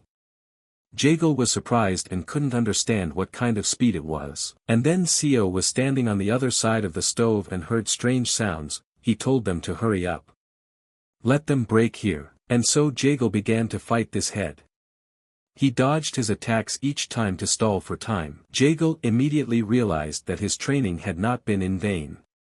And dodging his blows was not so difficult for him. But he also had to respond to the attacks of the head, and when he chose the moment, he immediately hit him. But he was in a real fight, and he doesn't even have a gun. If he makes one mistake. The head said the guy was jumping around like a caged rat. Jagal was so sure of himself that he stood alone against all of them. He wouldn't take a step back. The head asked his men, "What are they doing, you bastards? At least let them take the silver IMs." The head told the guy he moves well, but why isn't he attacking? No weapon or hoping for backup. Jagiel said both, and called him a moron. He didn't understand what was keeping them there. Weren't they supposed to get here quickly? Just then, the head saw that the guy was distracted and immediately attacked him. Jagal fell to the ground immediately in pain. The head said he changed his mind, he was going to take him hostage to save himself, but since they were in no hurry to get here, he wouldn't need a hostage. If Jagal didn't bother them, he would let him go. Jagal asked him, "Just like that?" The head said that's right. And it's a good condition for him. In any case, the backup won't arrive in time. It'll be hard for them to break their mechanism. And then Jagiel realized why they were delayed. There was nothing about it in the novel. The head told him to choose. Jagal agreed and said he would not interfere. Let him go. Jagiel realized that he needed to buy time. And then the head started laughing loudly after his words. The head said that he thought it was hard to negotiate with the freaks of noble families, but he likes this guy. And then the head turned around and told his men that it was time for them to get out of here quickly. He said they would see each other when the occasion presented itself. Jagiel realized that he would present himself very soon. He would have to go back, for the boat had gone. He must look for the swords while they were gone. The head came ashore and looked around and asked, "What is this? Where's the boat? And who could have done this? It must have been that bastard." The head thought that if they could manage to look out of here, at least they would save their lives because of it. The head, because of all the anger, told his men to get ready, they need to go back and kill the boy. And then the guy said that the people of the Yagal family might already be there. Glav asked him, "So what if they are there? After all, they're all going to die today anyway. So you have to do the thing you love the most in the end." The head realized that even if they were from the Yagal family, it would be difficult for them to break the defense mechanism. And once they did, it wouldn't matter what happened next. The head said he might have to die, but he'd take that boy's head with him. The one who tricked him. And so Jagal rejoiced, for at last he had found the swords, which he needed to untie the ropes. He remembered that the novel hadn't said there were several dens of foxes.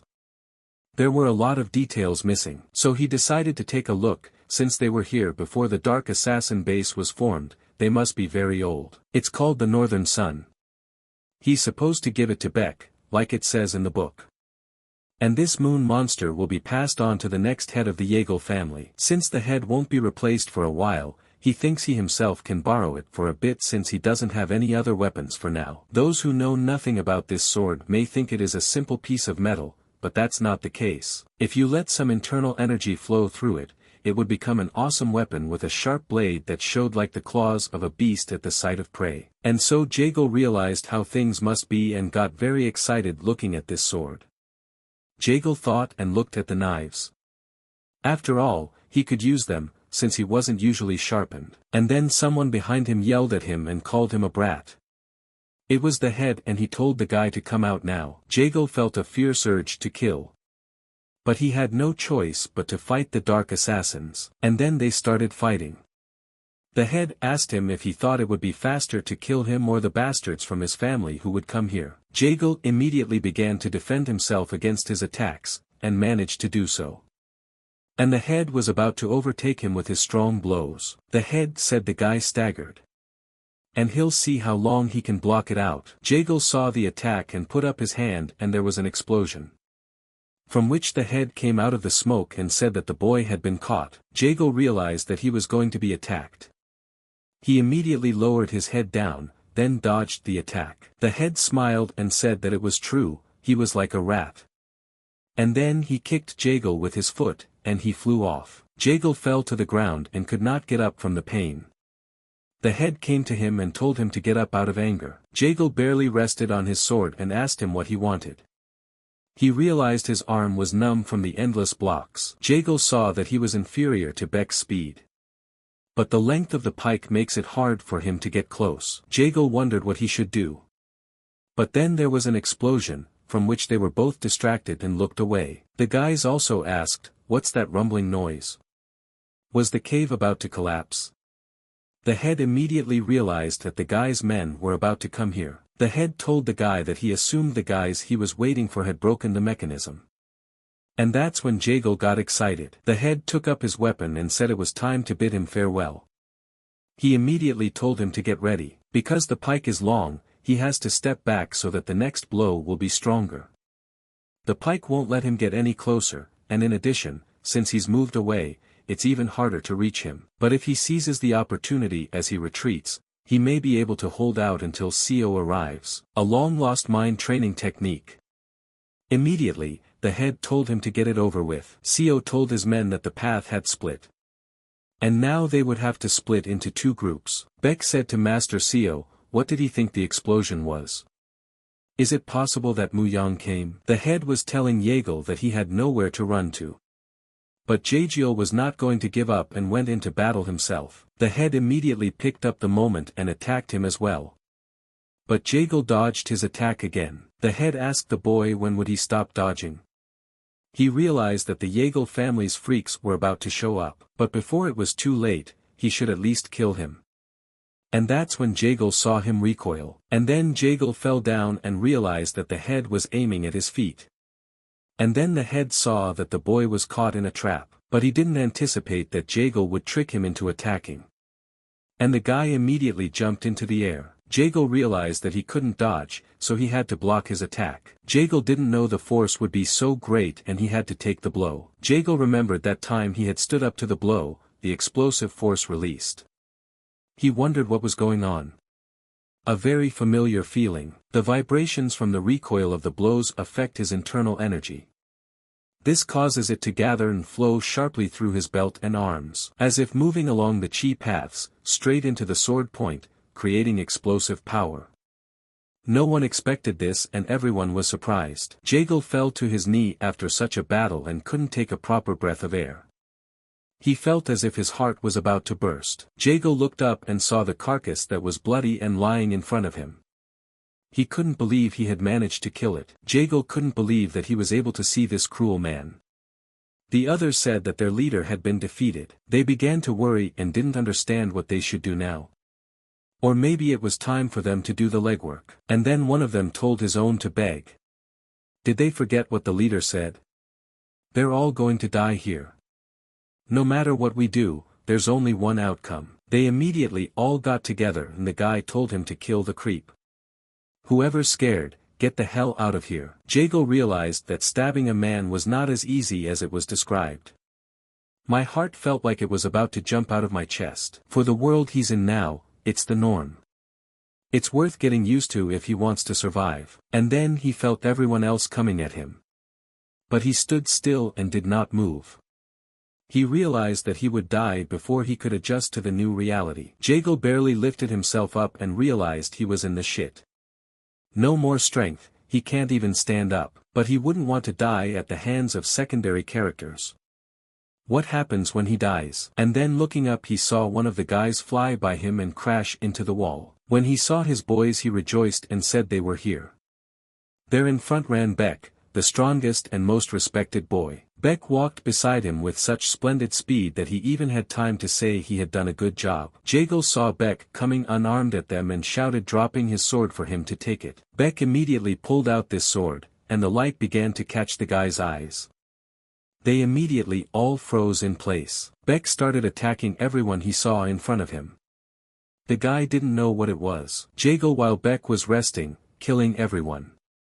He saw it and said it was really cool. He even laughed a little bit. Jago was distracted for a few minutes and then someone jumped on him from behind. But Yunho rushed over and said that he could see everything and immediately saved Jago. Yunho asked Jago, what is he doing here? He can't even fight. And then the whole team rushed over and asked the young master if he was alright. They saw the body of the main enemy in front of them and couldn't understand what had happened here. Beck lifted Jaegal up and said it could have ended in disaster if they hadn't gotten there in time. How long has he been here? Jaegal realized they were long overdue, too. He almost died here. He hadn't expected to be so happy to see them. And then Jaegal couldn't take the stress and passed out. Beck shouted at him to come to his senses, but then Jag saw the guy he killed. And out of fear, he yelled at him to get away from him. Opening his eyes, he wondered if he was already home. But then what had happened? He hoped they'd gotten the book with the transaction records. Jaegal said that luckily, the moon monster is here.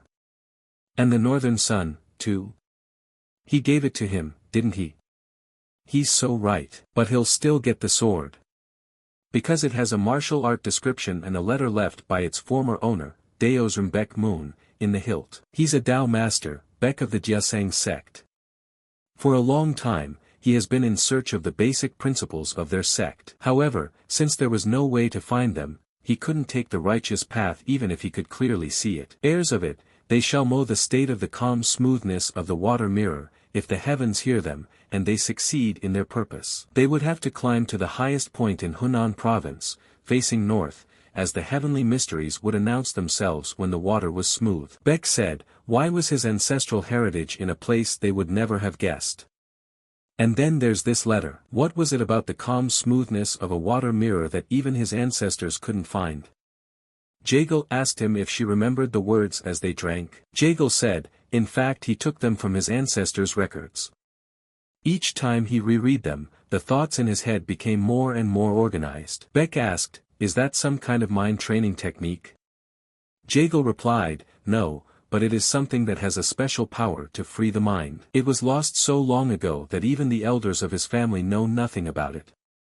But in the novel, it's called hyper-adaptability. There was so much text that he couldn't transcribe it all, but he tried.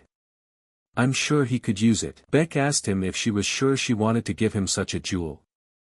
Jaegal replied that since he had already learned a deeply hidden message about the heavenly mysteries described by his ancestors. Beck asked him, what is it about? Jaegal said that what was needed was a key of heavenly ordinances that would lead them to the basic principles of their families. Beck asked them, and is the key being told?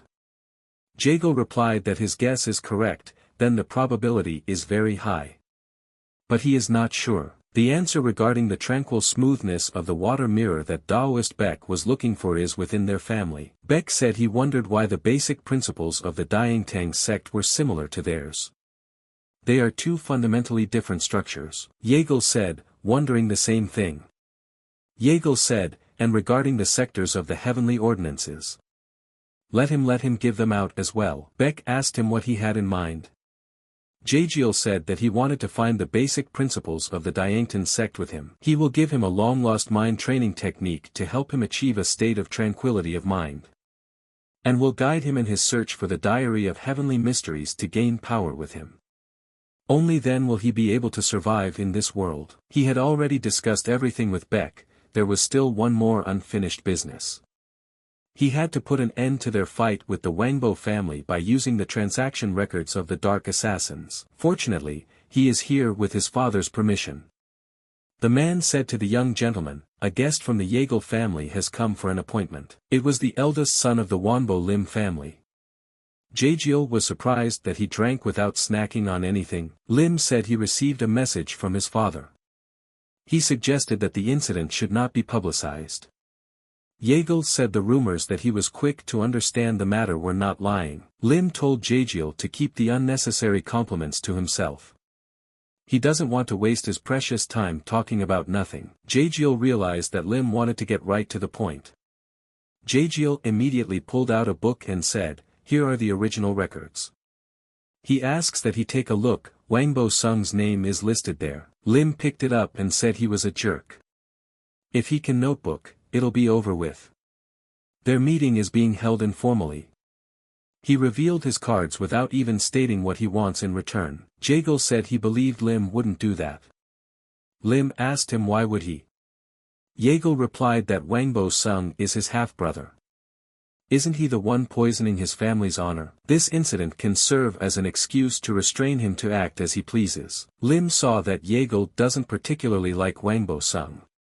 He is sure that his brother is no match for the noble and proud Wangbo family. Lim said he's also part of his family. Does he despise them? Immediately, he slammed his fist on the table. Yeagle saw that Lim's strength was very great, that even after that, the wind picked up and the table shook. Yeagle thought it was a curse that he couldn't even breathe. He had almost betrayed his family because of his antics. He tried to unleash a conflict between the disciples of the Jianxiang sect and him by asking to poison him. Let Lim not forget that in a situation like this, they are the ones who feel despised. Yeagle realized that he didn't say that to placate him, but it won't be able to kill him anyway. Even if the Yeagle family isn't as strong as it used to be, they still have a great reputation, and this unofficial meeting was arranged by his father. The heir and eldest son of a noble family would not do anything crazy. Lim said it was entertaining, so does he want conflict between the families or what? Yeagle said he believes in good reputation. He also believes that since he honors honor, accept his offer. Yeagle understood everything, and how he was acting perfectly. This time, he was smartly greased. Lim told him to tell him what he was proposing. Yeagle was surprised, just like that. He's very straightforward. Yeagle said, a gift. Anything will do, but he needs his one man. Lim asked the guy who he was talking about. Yeagle immediately answered him that it was Yunho Myung's escort. Yeagle said he owed a tidy sum to Wangbo for medicine for his sister, and for the innocent children in the orphanage, who even as collateral. And Lim asked Yeagle, is he asking to close the debt and release the guy? Okay, but with a condition. Lim asked him, so does the guy want to pay off one debt with another? Yeagle said there was something he'd like to ask. Lim told him to speak up already. But on one condition. Yeagle thought about what other condition. Lim immediately put the bottle on the table and told Yeagle to drink. If he drank to the bottom he would fulfill his request. Yeagle asked him, in one go. Lim replied that it was correct. Yeagle didn't understand, what the devil? He'd get sober from half a jug of soju. Lim asked him if he couldn't handle it. Yeagle replied that he couldn't. And suggested he drink it more than once. It was already evening and Yunho sat on the corner of the house and watched Yeagle lying on the ground and not moving. He even thought he was dead. And then Yeagle opened his eyes and said that it couldn't be that. He had one last sip left. At this time, Wangbo was very angry, and kicked all the girls out of the room who were entertaining him. He asked why still no news. After all, it had been a long time since he had passed on the poison. And then Yeagle came in and told him that they hadn't seen each other for a long time, and also called Wangbo a buddy. Wangbo rejoiced and said that this was his only friend Yeagle. Yeagle asked him if he would allow him to come in. Wangbo immediately rejoiced and said that of course he could come in. Yeagle told Yugo to wait for him here. Yunho didn't understand at first why he would be standing here. He asked him if he was sure he could handle it alone. Yeagle walked in and tossed the notebook down saying there were records of the Dark Assassin's dealings here. He followed his father's orders, surveyed their sanctuary, and found this. Let Wangbo not forget that Beck is a disciple of the Diangtan sect. If anyone finds out that he almost poisoned him, the reputation of the great Wangbo family could be tarnished. Wangbo got angry and asked Yeagle, is he laughing at him? Yeagle answered him, would he dare? He has but one question. Answer it, and he'll hand over the records. Really? Asked Wangbo. Yeagle realized that in the story, the Dark Assassins were not related to the Blood Demon cult. However, he was curious if the person who pursued Wangbo Sunggu's Dark Assassins was related to it. Wangbo said he and his friend from their family, Yuheng, went to a music banquet. He told him that someone in his family had gotten a historical sculpture from the Dark Assassins. That's how he found out about them. Yeagle wondered if it was the Yuchen family, one of the top 3 most prominent families in Shandong. If so, he thought, they are related to the cult. Yeagle asked, did their merchant wear a mask? Wangbo replied that was correct. That's what he remembers for sure. Yeagle realized that he knew nothing at all. He immediately said goodbye to him. Wangbo asked him where he was going. At least let him give me the records. Jagal said he didn't say he was going to give them to him. At this point Wanbo got angry and told the guy to repeat himself. Jagal opened the door and told the man to come in. It was Wangbo-o's family assistant and asked the guy, "Are they done?" Jagal said yes. But even though he hadn't learned much, Wanbo immediately got angry and asked the guy, what was he doing? How could he? May Jagal be cursed for life. His last request to Wangbo Lim was to be allowed to meet Wangbo Sung in person, and now he's kept his promise. It's all sorted out. He and his father talked about the orphanage. He'll take care of it, and now Yunho could live freely. He had done his job as an escort too. Jagal realized that he probably shouldn't have said that last sentence. He should have said that he needed it. The next morning, Chung asked his son if he wanted to go to the Murim. Seo told him about it, and he's very proud of the fact that every day Jagal gets better. He can do anything. Jagal immediately smiled and said he thanked his father. Chung told his son that he would like to give him something. In the Dark Assassin's cave, the man he killed dropped this. He must have heard of the stalactite's primordial dew elixir. Jagal didn't believe it. Chun said that yes, it was the same elixir that greatly strengthened one's internal energy. Even physical metamorphosis could be corrected with just 10 drops. He has no idea how Elixir could have ended up in a place like this, but he has it now. Let Jagal take it. Jagal thought about it and wanted to tell him that a blood demon cult was behind the Dark Assassins, but now was not the right time. This is not what he expected. He's useless to him. Because his body is soaked in the herbs and elixirs that the Jagal family has persistently fed Yang until now. Plus, he's only a minor character, so he doesn't know how powerful they can become. Jagal said to his father, if this precious elixir now belongs to him, can he pass it on to another? Chun asked his son, wasn't he going to drink it himself? Jagal immediately replied to his father that that was correct. Jagal said he wanted to give it to Beck. The protagonist needs it more. He thinks such a valuable item would be more useful to a gifted martial artist than to him. Chung said he expected it to go to him, but he was thinking bigger. Jagal said no. It's just his fault to him since he's been working hard for their family since he found himself here. Chun said that he had heard his opinion and wish, and was not sorry for giving the elixir to him. He immediately told him to follow him. Chun said it was time for him to get the thing he had to keep secret for fear he would revert back to his old lifestyle. Jagal saw that judging by the look in his eyes, he was overflowing with enthusiasm. Somehow he had a good feeling about this, and when he saw the passage, Jagiel was surprised. He could not have thought that there was such a place behind the secret vault. And then Jagal made up his mind, asked his father. But Chun said it was a room for secluded training. Jagal wondered, heard about the secluded training room? What were they here for? He thought that this time he would be shown other books of martial arts masters. Chun told Jagal that he must be curious as to why they had come here.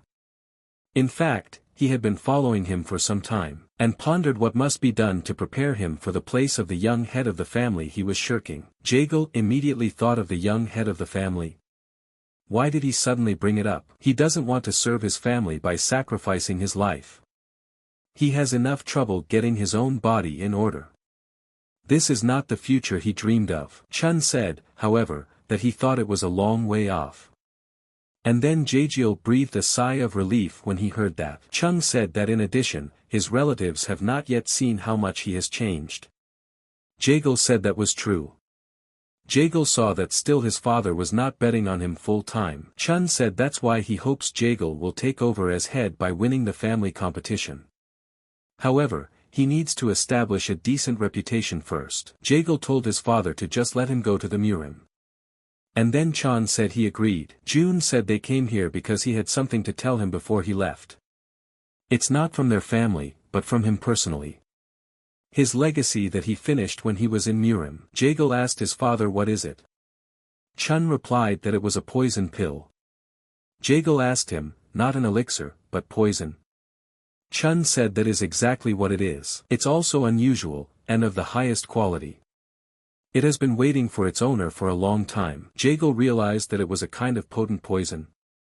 Chun said that one of the 200 jewels was a poison pill to be taken by someone who mastered poisons. She is the inner core of the seven-colored serpent. Jaegal asked his father surprised, "What kind of snake is that?" Chun said, "That's right. Its scales have the coloring of 7 colors. She is huge and intelligent, so she hides among the tree crowns in the jungles." Jaegal asked his father, "Did he catch it himself?" Chun replied that everyone is happy. If he digests the pill correctly, he will get immunity to 70 kinds of poisons. Jaegal realized that undoubtedly having immunity to poisons was a great advantage. His father believed that in the Murim he would be most vulnerable to them specifically. Chun said, lest he forget, the snake pill does not grant him immunity to all poisons. June told his son to go into the stone room. He will explain what comes next. Jaegal went inside and remembered that his father had told him that the poison pill was in a red wooden box and the shining pill was in a black box. If absorbed without any defense, it will be extremely difficult to deal with the poison. The shining pill is needed as a painkiller and a barrier to the spread of the poison. Control the poison in the body with internal energy. If it fails, it will start to deflect chi. Jaegal realized that being able to go out in the Murim right in front of him, this pain is something that he needs to go through for the sake of his development in the future. He needs to get over it. He's a little scared though, he hopes he doesn't skate away from here. And then Seo came over and asked the head, is he worried about him? Yeon said it seemed like he would take it calmly, but now that he's there, it's really hard for him. Seo told the chapter that nothing would happen to him. Chun said that Seo is a comforting person. Have him tell this to the disciple of the Jianzhong sect from Yang. Seo asked the head, the primordial dew of the stalactite. But then he thought about it and said to the head, it seems the young master has changed in many aspects. Chun asked, could he take that as a reason to rely on him from now on? Or was it too early? And then Baek asked Seo if he could ask what it was. Seo replied that it was a primordial stalactite dew. The head of the Dark Assassins had it, and young Mr. Young gave it to Baek, after meeting his father in person. Baek asked why he had given him such a valuable item. Was there anyone who would do such a thing without asking for anything in return? And then Seo didn't say anything back to him.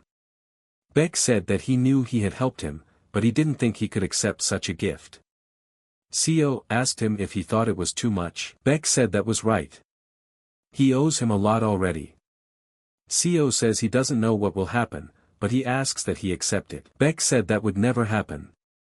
Seo said that nothing could help. The head of the family gave his decision as well. Doesn't he understand why the young master did that? He invests in him because he sees potential in him. Can he ask Baek if his potential isn't more valuable than a bottle of pristine stalactite dew? And then Seo left and said goodbye to forgive him for those words. Baek thought about the words to invest. Honestly, it would be hard to say that he didn't want to take the elixir. Even if he learns even more about training techniques and martial arts, he still wouldn't be able to properly realize the knowledge because he lacks internal energy. And then Baek thought back to Seo's last words as he left. And they made him think again. Baek decided the answer was no. As head Seo had said, if Jaegal really believed in his future and was trying to help, he'll prove that he's not wrong. Jaegal did take this elixir, and immediately this poison began to take effect and travel throughout his body. Jaegal felt that the process was almost over. The energy of the long-lost mind training technique along with the mystical power of the poison pill, pushing out the poison that had spread through his meridians. The flow of energy through his body seems to have accelerated. Is something wrong? And then he started to tear up and he started screaming at the top of his voice in pain. Silo was very big this time. Chung stood outside the door all this time waiting for his son. And then the door opened and Jaegal came out healthy and unharmed. Jaegal was surprised to see his father. Chun hugged him and asked him what had kept him so long. Is everything all right? Jaegal asked his father, was he worried? Chung answered no. He believed his son could do it. It seems like it's been a long time. Has he waited so long for him? Father is truly a warm man. June asked Jaegal, is everything okay? Are you sure nothing is wrong? Yeagle replied that he was fine. Jeagle said he thought the things he saw in the training room and the glow pill helped a lot. In addition, the slag that had accumulated in his body over a long period of time came out along with the poison, and the Ren and Du meridians that had been closed since childhood opened up. Chun closed his nose and said that the effect was much more than he had expected. I'm sure their ancestors noticed how he had changed, so they helped him from heaven. Jeagle said his father was right after all. Chun said he would go to their funeral tablets and bow down for such a favor. And let him go to rest. And then Chun said that he had heard that Yunho Myung was here. And then Jeagle got excited and asked, is it true? He must be waiting for him in his chambers. Jeagle rejoiced and said that he had come back. Just then, Jeagle went into his room and asked Yunho what these were. Yunho replied that he had picked them up on the street. Jeagle realized that Yunho was deceiving him. Anyone would notice that it was done with great difficulty. What a restrained type. Yunho held out another book to him. Jeagle asked, what was the book? The Six Paths. Yunho replied that he had brought it for Lady Baek-ah. Jeagle was surprised. He couldn't believe it and thought that he and Sweet Baek had gotten close. Jeagle said they would visit her and he would give her the gift himself. And afterward, they would have a duel. Yunho asked, his duel again? Yunho got excited and said he wouldn't mind stretching. Jeagle thought, what was that cocky grin on his face? Jeagle was angry. He would repay him for all the trouble he had caused him. Yunho said it didn't matter. Did Jeagle shit his pants before coming here? How can a human being give off such a stench? And then the man who watches the girl was surprised to see the guys and said that they came to visit them. Jeagle asked Baek, is she still practicing? The man said she was still busy. And before he left to train, Warrior Baek gave her a lot of homework. Jeagle said she was so focused that she didn't even notice them. The man said that the young mistress had a sharp mind and excellent concentration. When she turns 16, she will become the youngest soldier in the history of Shandong province and serve under a general. Everything goes right, even in the novel she makes a fine mistress. Jeagle said he was ashamed to distract her, but had no choice. It's time for them to move on. The man asked the gentleman, can he stay with her for a while? She really missed him. She may act all mature, but she's really just a 6-year-old kid. Just as children miss the love of their parents, she misses her big brother. Jeagle said that learning isn't the whole of life. If it is, he'll distract her a little. And then he went to hug her. And then Jeagle saw on Baek's face that she was very upset and asked her what was wrong. She immediately covered her nose and said that she was very stinky. Jeagle was surprised, and didn't understand what they were all reacting like that about. Yunho asked Yunho, why did Baek go to practice? Jeagle asked him, was he curious? If he wants to quench his curiosity, let him win the duel and he will tell him whatever Yunho wants to tell him. Yunho replied that he understood. Jeagle saw that the movement causing explosive force by suffering blows was definitely a killer sword technique. But he doesn't want to endure that long for one hit. If only he could use it from the beginning of the fight. And so they clashed in the middle of the platform with their huge and powerful forces. And no one yielded. Jeagle saw that this was the moment for him to attack and said that this was the moment. And immediately attacked Yunho. Yunho was very surprised when he saw this, and he didn't understand how this could happen. And how he didn't see it coming. In the end, Jeagle broke Yunho's wooden sword. He knew for sure that winning would be on his side. Lim came to Wangbo and asked the guy, did he put up lax security? It was an underground prison for the Wangbo family. The boy replied that based on what he knew of the young lord's abilities, there were enough guards. Lim asked him what there was, but probably. The guy said they had miscalculated somewhere. Maybe they didn't account for the pill or something. He is more than sure, he bought something that can increase strength for a short time. He must be punished for his oversight. Lim told the kid what was wrong, their deaths were his fault. The rotten root of their family's tree should have been ripped out long ago. He had shown mercy and let him live, but he had raised his hand against the people of his own family. From now on, let the lad not call him young master. Lim orders the lad to find the Sangha. He gives him the right to choose whether to let him live. The boy thought and with a menacing look told Lim that his will would be done. Immediately, he set out to find him. And then Chun brought Jaegal a letter. Jaegal asked his father what it was. Chun replied that it came from the Wangbo family. Did Jaegal realize by now that something had happened again? And then he read the message and said it was a curse. They had lost Sung, and to top it off, they suspect he's taken the fire dragon pill. It temporarily awakens a person's dormant potential. It is also one of the seeds of evil scattered by the cult of the blood demon across the Murim. Potency refers to the energy that keeps a person alive. It's unlikely that the body is capable of working in this mode for long. Sung has decided to give up everything for revenge. Then he should head out now. Chun told his son to take it easy. They would send their disciples to support the Wangbo family's pursuit squad. Jaegal told his father that he didn't think it would be necessary. Chun asked his son why that is. Wouldn't it be better to help them catch him faster and get the problem over with? Jaegal said that he will come to them himself to take revenge. Chun said that even though their family doesn't seem steadfast, he's still here and full of strength. He can't be going crazy, can he? Jaegal told his father that's right. That's what he means.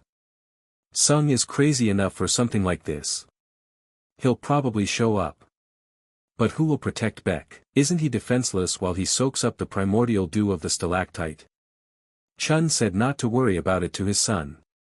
He had already asked head Seo to keep an eye on him. Jaegal rejoiced, not expecting such a turn from his father. Then he had nothing to worry about. Seo is one of the strongest men who can't be defeated so easily. In the evening, Yunho asked Jaegal if he was sure Sung would come. Jaegal replied that he was. After all, he had been fooled by a man he looked down on.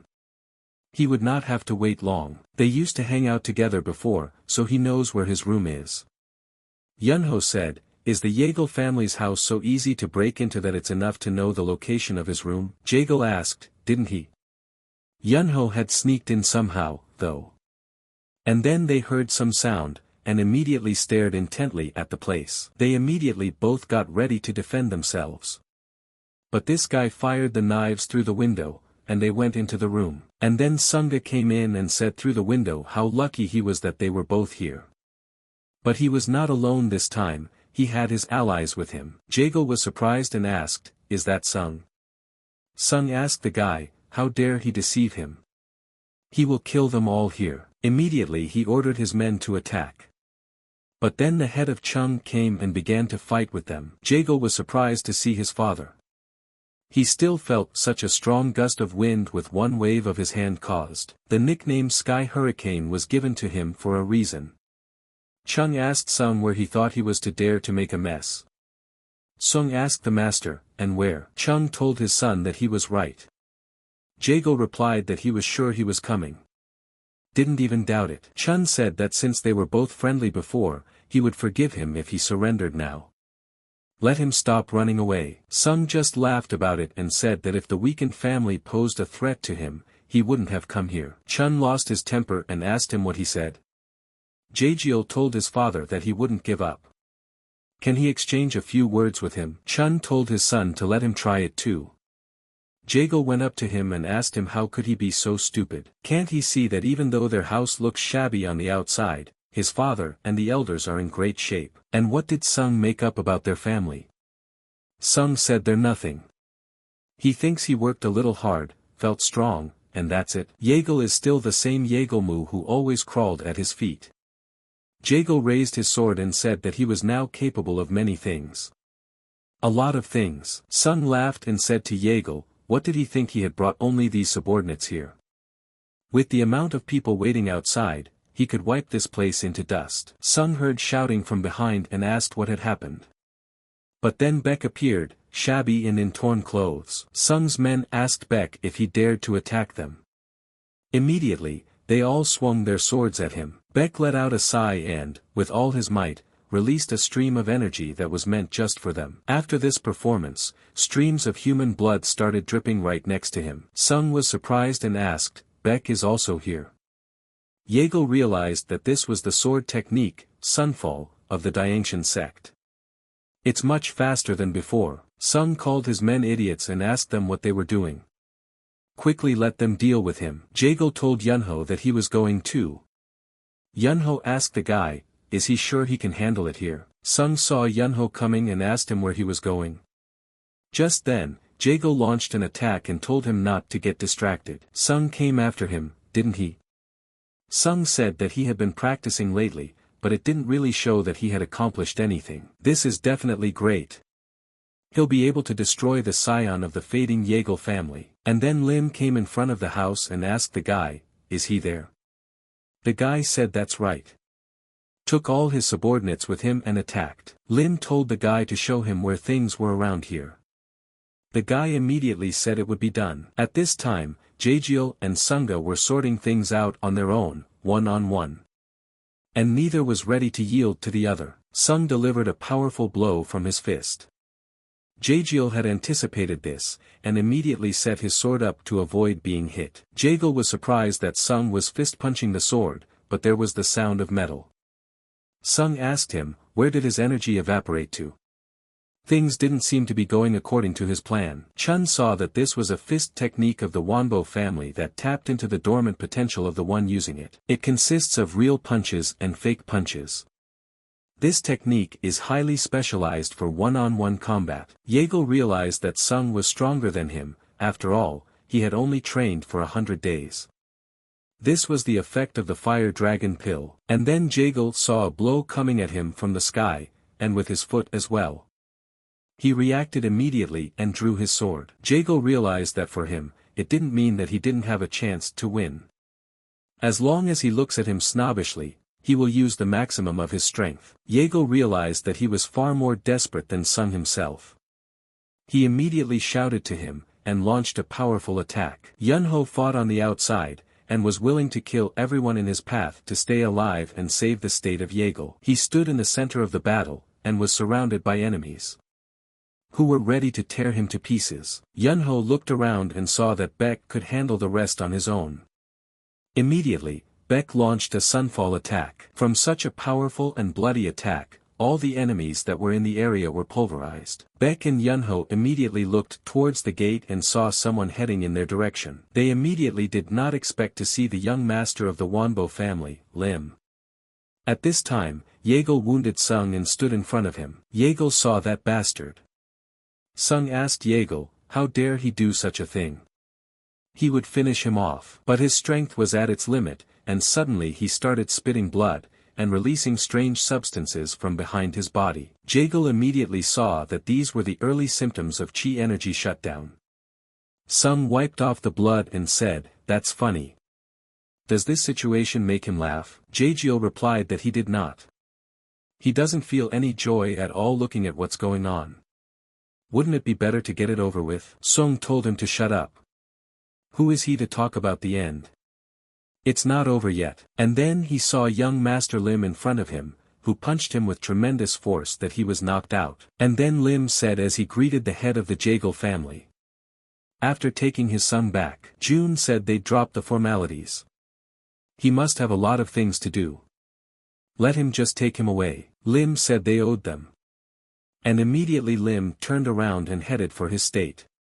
And the debt would be paid on his watch. Jaejeol realized that Wanbo Lim, the future god of lightning clack, owed them. They had gotten a lot more out of this incident than they had expected. Jaegle thanked Baek for being on time.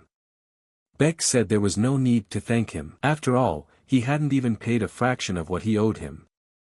Jaegle told him to forget about it. He's sure Baek is more valuable than a bottle of elixir. Jaegle told Baek that he put up a great fight. And it's all thanks to him. Now let's let them talk about something.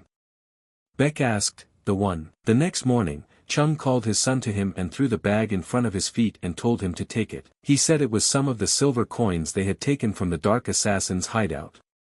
He would need them for his first trip to the Murim. He gave them to him so he wouldn't have to bet on the foundation of their house or anything else in the games. He would have gladly given him everything, but going to the Murim teaches you to refuse luxuries and to behave responsibly about many things. He wished he had learned all that. Besides, it's not right for a newcomer to squander in the Murim. Jaegle said it was enough for him. Chun asked him when he planned to go. Jaegle replied that tomorrow at midnight.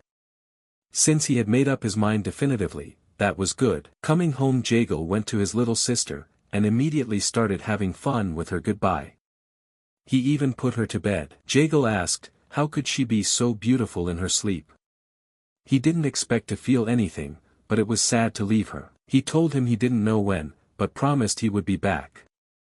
And then Jagiel said he would show him the result of his training and find out what he needed to learn better. He understood that his father was the backbone of the family.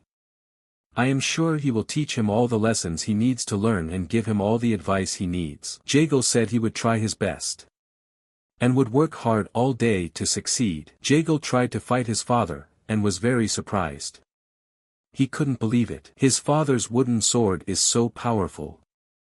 It's easy to break a wooden sword, even if you use a little bit of inner strength. But his sword is harder than his, though he has put all his inner strength into his. The difference between them is not so great. But Jagiel realized that the harder he was attacked, the more brilliant his rising star shot would be. And then he launched a devastating attack. Chun saw this and said he's still going. He was pleased with the way his once misguided son had grown up, and so he began to demonstrate to his son himself and told him to watch carefully and not to get distracted. Jagiel didn't understand what was happening and where was the wind coming from. And then he realized that his father had created him with his sword, taking all the air in the area under his control. Jagiel didn't understand how it happened, but such a strong wind knocked the sword he was holding tightly out of his hands. Jagiel asked his father what it was. Chun replied that it was one of the 3 parts of the galactic harmony sword technique. If the rising star relies on speed, his reception on smoothness of movement in the flow. And galactic harmony is not in their power to change the depth of the ocean. But let him not forget that if he entered it, the waves would sweep him away. Jagiel realized that his father had shown him the path he must take. Jagiel told his father that he would remember it. And then Chun asked Seo, did he see it too? Seo immediately answered, yes. And what did Seo think about it? Seo replied that he expected more. But he would look forward to the day when he returned home. Chun choked up and told Seo what a bad opinion he thought of him.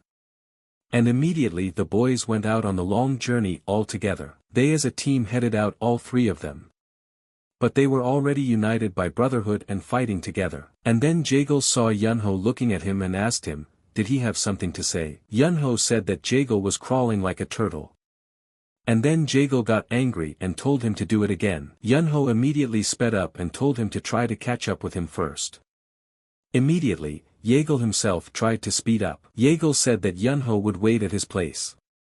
He had already started practicing Qinggong Qilin, one of his family's 3 maneuvering arts, and wear iron weights on top of that.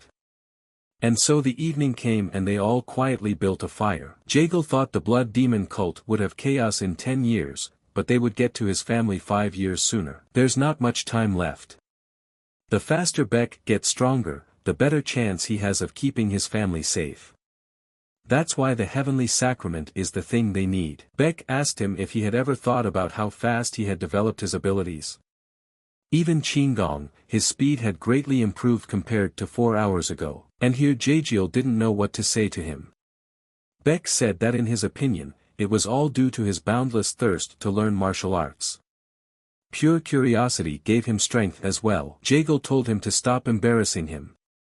At first it looked like they wouldn't get together, but a lot happened in a short time. Beck said he was going to ask if he would, and then he changed his mind about asking him and stayed in the middle. And so Jagal said that they had finally reached Denzhong after 2 weeks of sleeping outside.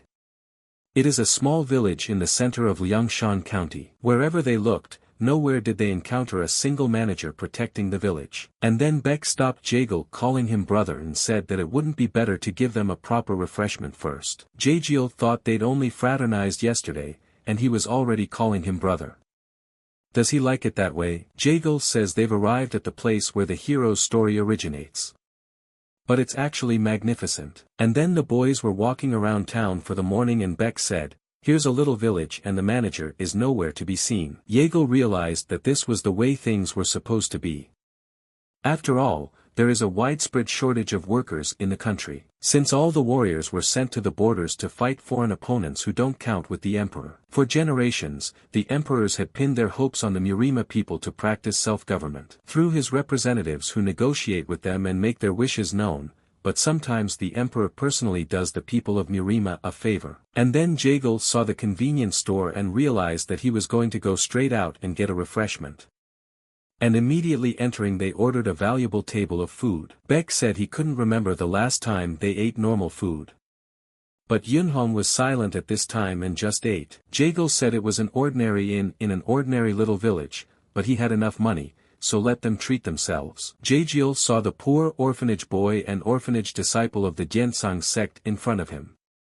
Indeed, he feels like a sponsor. And then at a neighboring table the men were saying that there were merchants in this village. A man asked the other one if he was talking about Xiaochen, who had been shot. The man told his comrade that everything is right. They say the White Cloud gang is behind it. Guy man asked the other guy, is he the one about the robbery-crazed maniacs? The man said yes. After all, they were said to be prowling around looking for a rare legendary animal. The man asked, wondering if they thought Xiaochen had it and then shot him. The man asked the comrade, who knows? The managers have not investigated. Either they don't want to get involved in Murim affairs or they don't have enough people to deal with everything. It's not uncommon around here. They'll wait a couple days. The brave warriors of the Virtue sect should be able to handle it. This place is full of unusual sects, but what do they care about the guards of a backwoods village? And then Beck gave Jagal the sticks and said he thought there were people from unusual sects here. Jagal asked him, is he telling the truth? He didn't even know about it and had never heard of it. Jagal knew that Beck was the bravest of all the characters in the book, but he was uncomfortable even hearing such gossip. If this is the gang he's thinking of, they can't handle them now. Their leader, Oh Damn, is a great peak-level martial artist, as are his sidekicks. Even in the novel, the hero had these villains chasing Beck Ri. They'll come out at them when they get the Heavenly Mysteries diary, but until then, it's best not to pounce. He now needs to get his attention away from them sooner rather than later. Beck said he couldn't let it go after what he'd heard. What does Jagal think of their search? Jagiel wondered why Beck was so angry, even if he didn't know anything. He's going into danger, you fool. Jagal asked Yunho, what would he say? He doesn't like meddling in other people's affairs, does he? And then Yunho said he was okay with it. And then Jagiel was left with a broken trough. And he was very surprised. And then Jagal told them to get there first. For Jagal realized that they would see Oh Damn soon. And then the head of the White Cloud Oh Damn gang got the information while sitting in his office drinking alcohol. And then several men appeared before him and told Ohu that they had come at his command. It was Oh Damn's first disciple Illinois Chu. The master told them to tell him what they had learned. Il said they took subordinates with them and narrowed down the search area where the white-feathered gerfalcon was spotted. But the mountain is too big. Oh said it sounded like they hadn't made any progress in their search. Immediately, El apologized to the gentleman. Oh said they'd catch him anyway. There's no need to hurry. But don't let them delay too long. Oh said he would need more elixirs, so have them all go to the village. Oh looked at Ela and asked him, he does understand what he is being told, doesn't he? It must be an innocent child born exactly during a solar eclipse. On the next the boys stopped at the wall, and regarded the wanted men through the village and town. Yunho asked Jagal why they were here. Jagal said he wanted to see what the wanted looked like. Beck asked him why all of a sudden. Jagal replied that if those rumors are true, the White Cloud gang is just a group of thieves. I'm sure they mainly operate in Liangshan County. Yunho asked, could they just scour the whole mountain? Jagal said yes, but even if they found people there, how would they know they were from the White Cloud? And that's when Beck said that Jagal was right. Obviously, these are typical Murim enemies who will not reveal their identities so easily. Jagal said that's correct. So it would be better to first memorize the faces of those most likely to be associated with them. Beck told Jagal that he meant that some of them might be hanging around with people in the gang. Jagal replied that that was it. They'll find them and they'll have a lead. In fact, He has absolutely no desire to look for clues, it would only be good to keep the Gi Ha boy and the white-feathered gerfalcon safe. After meeting with Gi Ha, Baek Ri would be on the trail of the white cloud anyway. Baek said there's no way the three of them can go all the way around the mountain. It would be better to ask around the local herbalists and guards. Yunho said that's a great idea. They'd save their strength that way. And immediately they went to find out. But Jaegal wanted to avoid the bastards in the gang, but now there's no getting away. He hopes that everything will go more smoothly than it did in the novel. Since Baek had taken a couple drops of primordial stalactite dew and wouldn't be fighting alone this time. Should we hope so? Along the way, the old man said he wasn't sure. But they did not say they were in a gang, but they reeked of danger and cruelty. They said they were looking for a rare bird. According to rumors, it has a blue head and white wings. Let the boys go up to the mountain ridge, there they will find a hunter named Baek, he lives in a small hut. Have them try to question him. And then Jaegal said that they had spent all the money, but had learned nothing useful. Baek said that since they had come so far, they should meet this hunter. Jaegal agreed and said that he would light a torch, that way it would be easier for them to find the hut. And in a moment they all froze, and arrows flew at them. Jaegal said that he had correctly sensed that someone was here. And then Spruce came out of the forest and apologized. He said it was dark and he had mistaken them for birds. And then they all laughed. Baek asked if they were so hard to see that they could be confused. Jaegal realized that Baek Ri was right. The bow is a difficult weapon to master. Good aim and breathing are important for shooting, but it's paramount to keep a vigilant eye on the movement of the target in order to hit it. And then Jaegal asked Baek, were any of them among the wanted? Yunho told him, why is he whispering? You could just ask them, right? And then Yunho asked them, are they from the White Cloud? These guys didn't expect such directness and were a bit shocked by it. Baek said that if that's the case, you can't tell by them that they are great warriors. Jaegal immediately noticed that the blonde was trying to take them out and hurt them. But in some ways he agreed with them. They were all arrogant because they were in a gang. Jaegal told Yunho to step on it. They don't have to kill them. Yunho looked at him strangely and said of course. Yale said they were assholes and asked if they were underestimating them. And immediately swords and knives flew at them from Jaegal's team. One of the guys said it was a curse. After all, he couldn't pull out an arrow and make an attack. And so he managed to pull out an arrow and was already beginning to take aim. Jaegal stood still and waited, and in a moment he smiled. Jaegal said that such a cheesy attack without using internal energy was the best option for his practice of galactic harmony. After a few hours, they were all unarmed and sitting on each other's laps. Jaegal thought for a moment and then he saw one of the enemies throwing something into his mouth. He immediately asked him what he had eaten. They began to put one after another, some unusual balls into their mouths. Then they started spitting blood. Yunho said that it seems their ringleader is not an easy man. They killed themselves before they could ask anything. Jaegal thought and saw that they had gone too far. Baek told him that it seemed that this meeting was no accident. Jaegal said they had to hurry and find Baek. And so they came to the house and opened the door and said that it could not be. Jaegal said those men brutalized him. It's very likely those guys did it. In fact, Jaegal realized he didn't know anything. It wasn't in the book. And then someone in the back asked them why they had killed him. They were all surprised by this arrival. The boy asked them once again, why was it necessary to kill Eunha's grandfather? The boy asked them once more, and immediately cried loudly. But he couldn't help himself, and immediately used his fists on Jaegal. Jaegal tried to tell him to stop. Baek saw this, and immediately jumped on the boy and hugged him. The boy screamed at Baek to let him go. Baek said he understood, he didn't believe them, but other people had killed him. The boy asked again, who was it? They were the ones from the White Cloud gang, weren't they? Baek asked him, could he listen to him for just a minute? The boy immediately stopped screaming and started crying loudly. Jaegal saw that Baek was acting like the protagonist. He's good at it, Jaegal saw. Being an empathic and good-natured person in his life, very good. And after a couple minutes, Baek came out of the house and said the boy's name was Gi Ha. He explained everything and he didn't suspect them anymore. Beck and Gi's grandfather were old friends, so he visited him often. Jaejeol was surprised to learn that the boy's name was Guy. They'd met him earlier than they should have. He hadn't wasted his money on information after all. Yunho asked what he was doing here at night. Beck said the boy wanted to borrow herbs for his sick grandfather, but when he arrived, Beck was dead and his grandson was missing. Jaejeol said they had not met the child's corpse. Jaejeol thought for sure he had been kidnapped. I think he'd read about it.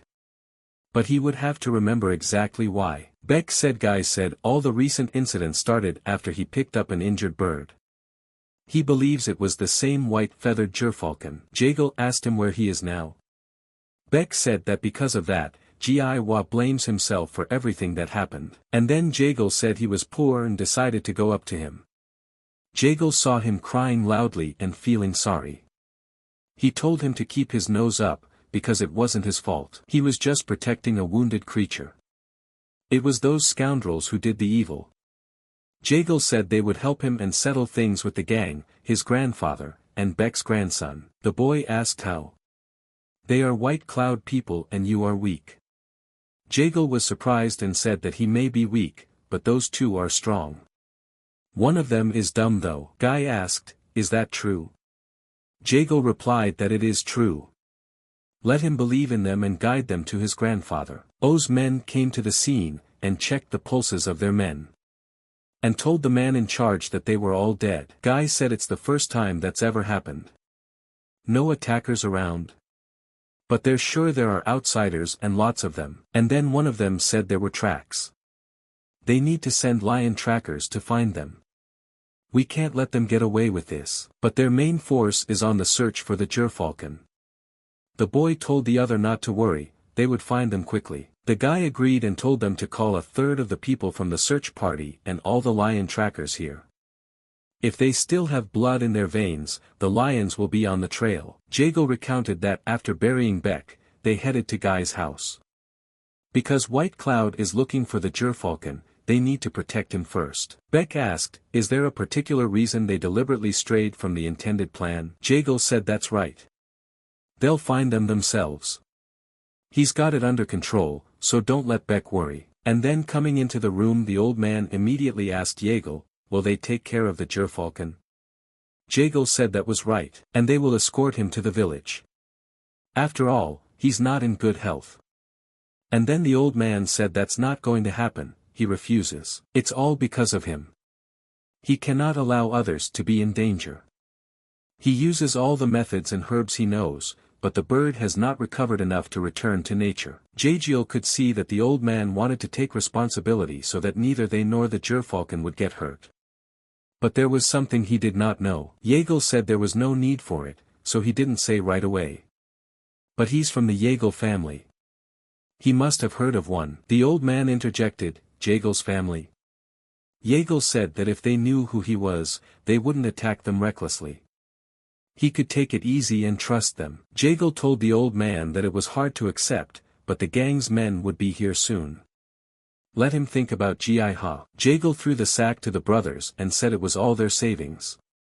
He convinced the old man, so he took him to the healer. Yunho said there's not much money left. If they spend it, how will they live on? Jaejeol replied that they would think about it later. Right now, they need to save him.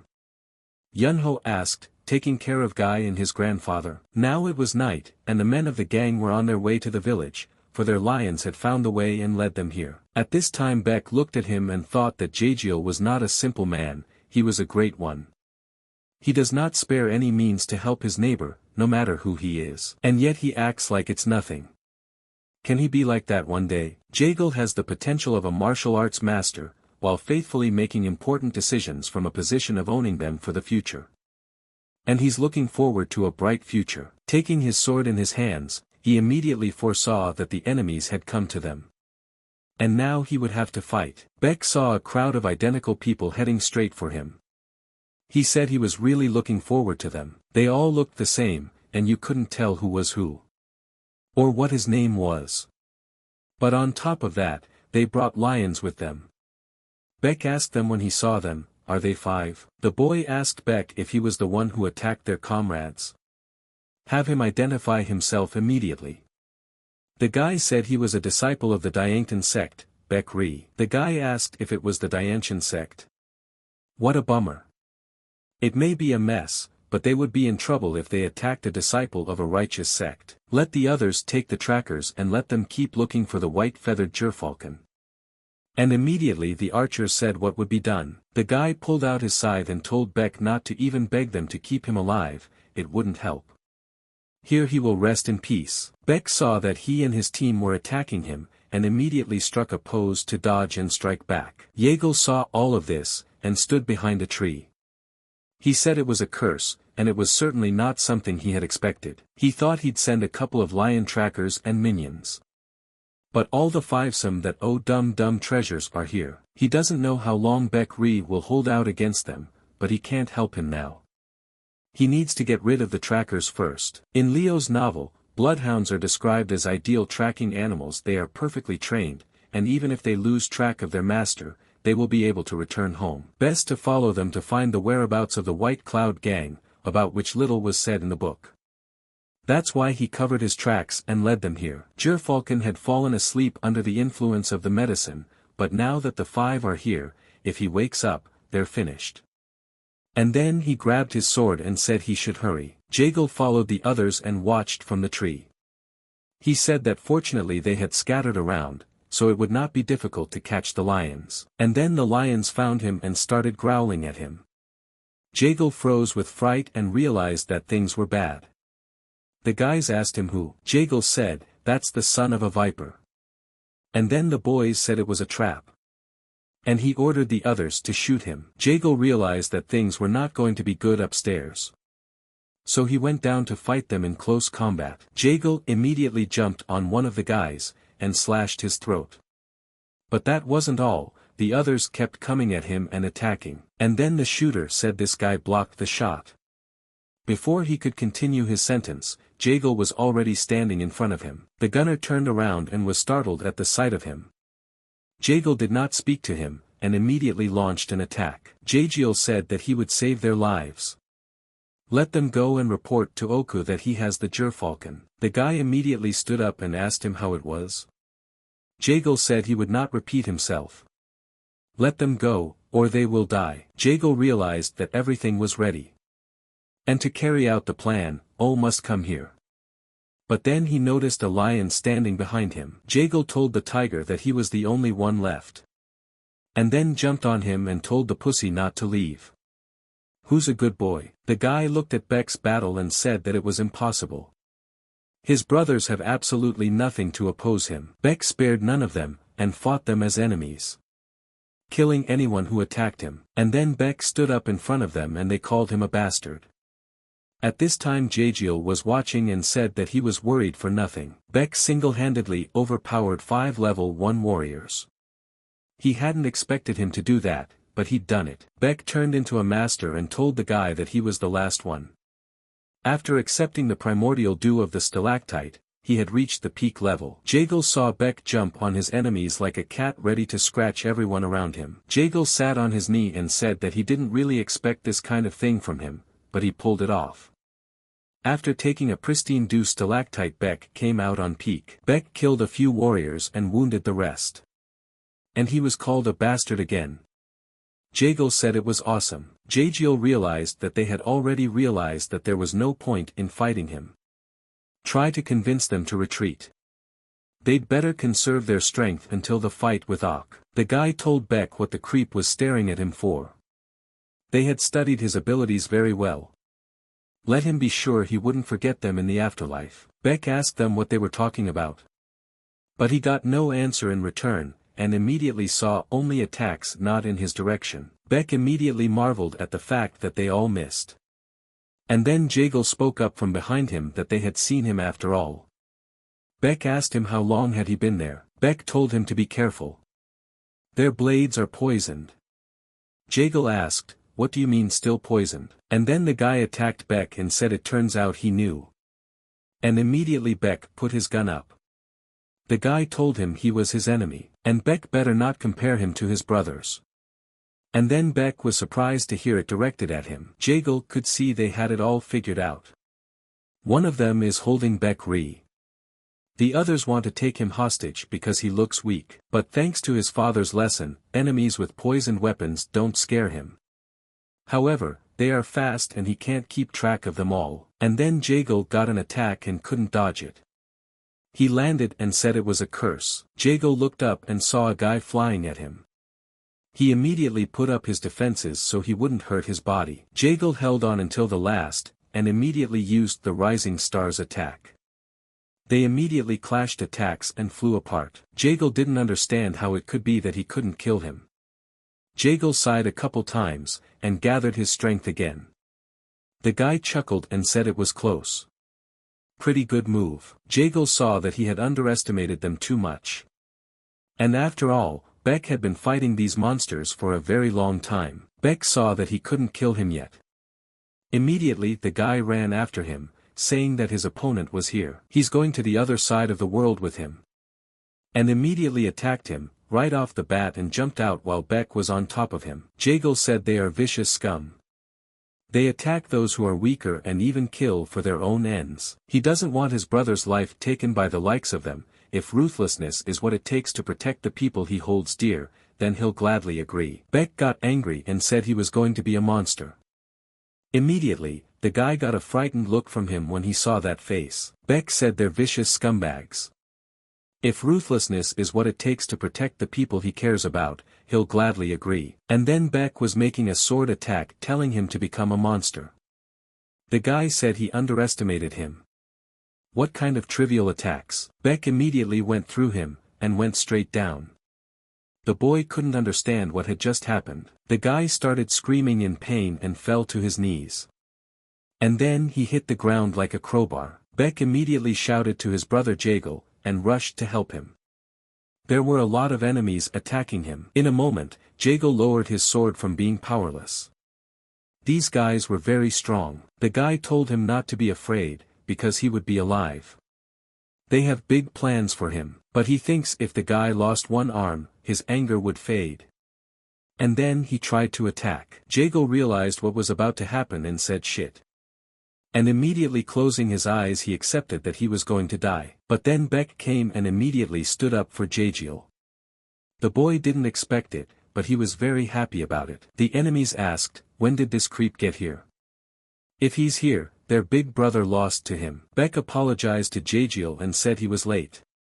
Is he not badly hurt? Jaegal said he was fine and not really hurt. Baek told him to try not to move so the poison wouldn't spread throughout his body. Jaegal realized that the poison was no problem for him. Now that Baek was here he was saved. Baek smirked and told them to get ready. For the greater good, for everyone's benefit, and for the good people, he would blow their heads off all of them. His enemies told him not to get cocky. Even if he were to go to the other world, he would take away at least one of his brother's hands to avenge his own. Jaegal could see that it was over. Baek was pissed off beyond belief. He's got the twins to worry about now. Jaegal just fell to the ground and said it was just a relief to him. But he saw his brother fighting. But at the time, Ok was in his cave, and he wasn't going to come out yet.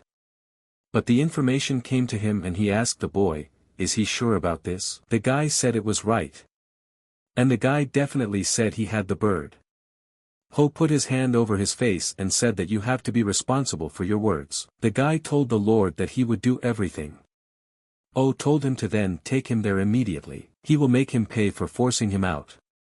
The boy realized that his master was very strong and was willing to go with him. Baek asked Jaegal if he was okay. He stopped the bleeding with herbs. Jaegal said he would be alright soon. Baek told Jaegal that he had scared him badly when he lost consciousness. For a moment he thought he was going to die. Jaegal wondered what he was doing. It's embarrassing. He's sick of living. Baek asked him what they were going to do now. Jaegal said that all his guesses were correct, their leader must be coming here. In the meantime, they would rob their sanctuary. And then Ok came to the place where his servant was killed. And then the boy told the master that they had found the bodies of the brothers. Ok said they had been duped. The guy said the creep really said he had a white feathered gerfalcon. Oh said the guy had already told him that. But he didn't. Why does he think they let him go? And then the boy told the Lord to spare him. And immediately the Lord called him a fool, and cut his throat with his claws. He licked his bloody fingers and said they were using trackers to find their hideout. We should get back soon. Ho said that they would soon find out who the real predator in Liangshan County was. And then they ran to their hiding place. At this time, Jaegil and Beck arrived at the cave, and began trashing everyone left guarding the shelter. Jaegil realized that he was lucky. As he expected, there were only weaklings left at the base. It's safe to come in. Maya Beck was bloodied, he was so angry that he would tear apart anyone who got in their way. Jaegil saw him as an actor, pretending to have a dilemma in his life. I'm sure it's not easy to kill people even for a good cause. Jaegil looked around and saw that there was a wolf emblem painted on the wall. And was covered with flags. Beck walked up to him and said something was wrong. What is it? Jaegil replied that he wasn't sure, but he had a hunch. It must be the lick of Peng Ho. The one they worship. Jaegil told Beck to take a short break. Their ringleader wouldn't be back for a while. Beck asked the boy, and what would he do? Jaegil replied as he looked around. The cave looked unnatural, most likely someone had dug it. He was also concerned about the fate of Beck's grandson. Beck suggested that he go together. Jaegil refused and said he needed to rest. Fighting their leader will not be easy. He can only rely on him, he knows that. Jaegil said Beck's got a lot of grit. First we need to find the missing village children. He's sure they're around here somewhere. And then at one point he stopped and saw the grate. He wondered what was there and went over there. When he looked around better he saw that there were several children there who were very frightened. Jaegil said he found them quickly. How are they? Don't let them be afraid, they're here to save them. And then Jaegil asked, is there an Unha here? Jaegil could directly hear their thoughts about him being one of O's minions. He's not a bad man, he was sent by Gi Ha. And then the guy interrogated him. Gi Ha? Right? Jaegil replied that it was like that and asked, is he Unha? Jaegil said he'd get them out of here. If they let a little internal energy through the river, the bars would easily bend. And then after about 5 minutes, Jaegil asked, what the hell? It's not as easy as he thought. We need to learn the fist technique soon. Jaegil saw the look in the guy's eyes and said he just wasn't exerting enough force, and that's it, don't worry. Jaegil tore open the bars and told the child that they were all free now. They were done with their business and would send them home. The guy told Jaegil that even if they got out, they had nowhere to go back to. And then Jaegil remembered that they had said that most of the people here either had no home or their family had been killed by the white cloud creeps. Jaegil told the kid that the choice is Ni, but if he wants, he'll send him to the orphanage that the Jaegil family supports. The boy asked him, is it true? Jaegil replied that first let them go over there. There they will meet a guy. He is his friend, so let them stay with him, okay? The boys all got together in friendship and ran. Jaegil said he would steal everything he could get before he came back. Going deep inside, Jaegil got in instead, and it was called the ice storage cave. It must have been hard for him to bring so much ice up the mountain. He would report the place to the clerks later. He'd really like to make money selling all this stuff.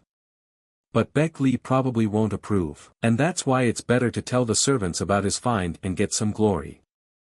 And one more thing. The snow lotus of Heavenly Mountain. It is a flower that blooms all year round. Once every 30 years on the Heavenly Mountain, it is one of the 200 treasures. Its icy properties are only retained in cold places, so you should eat it as soon as you get it out of the ice. And it's also said that the internal energy will increase significantly afterwards. O must have saved the lotus until the moment he mastered his technique, but he wouldn't let that happen. This flower will go to Beck Ri. He's a lucky bastard. He'd like to share it himself, but he can't. Besides, he can't even control his own internal energy. And then he looked at the bag and saw that the white-feathered gerfalcon had woken up.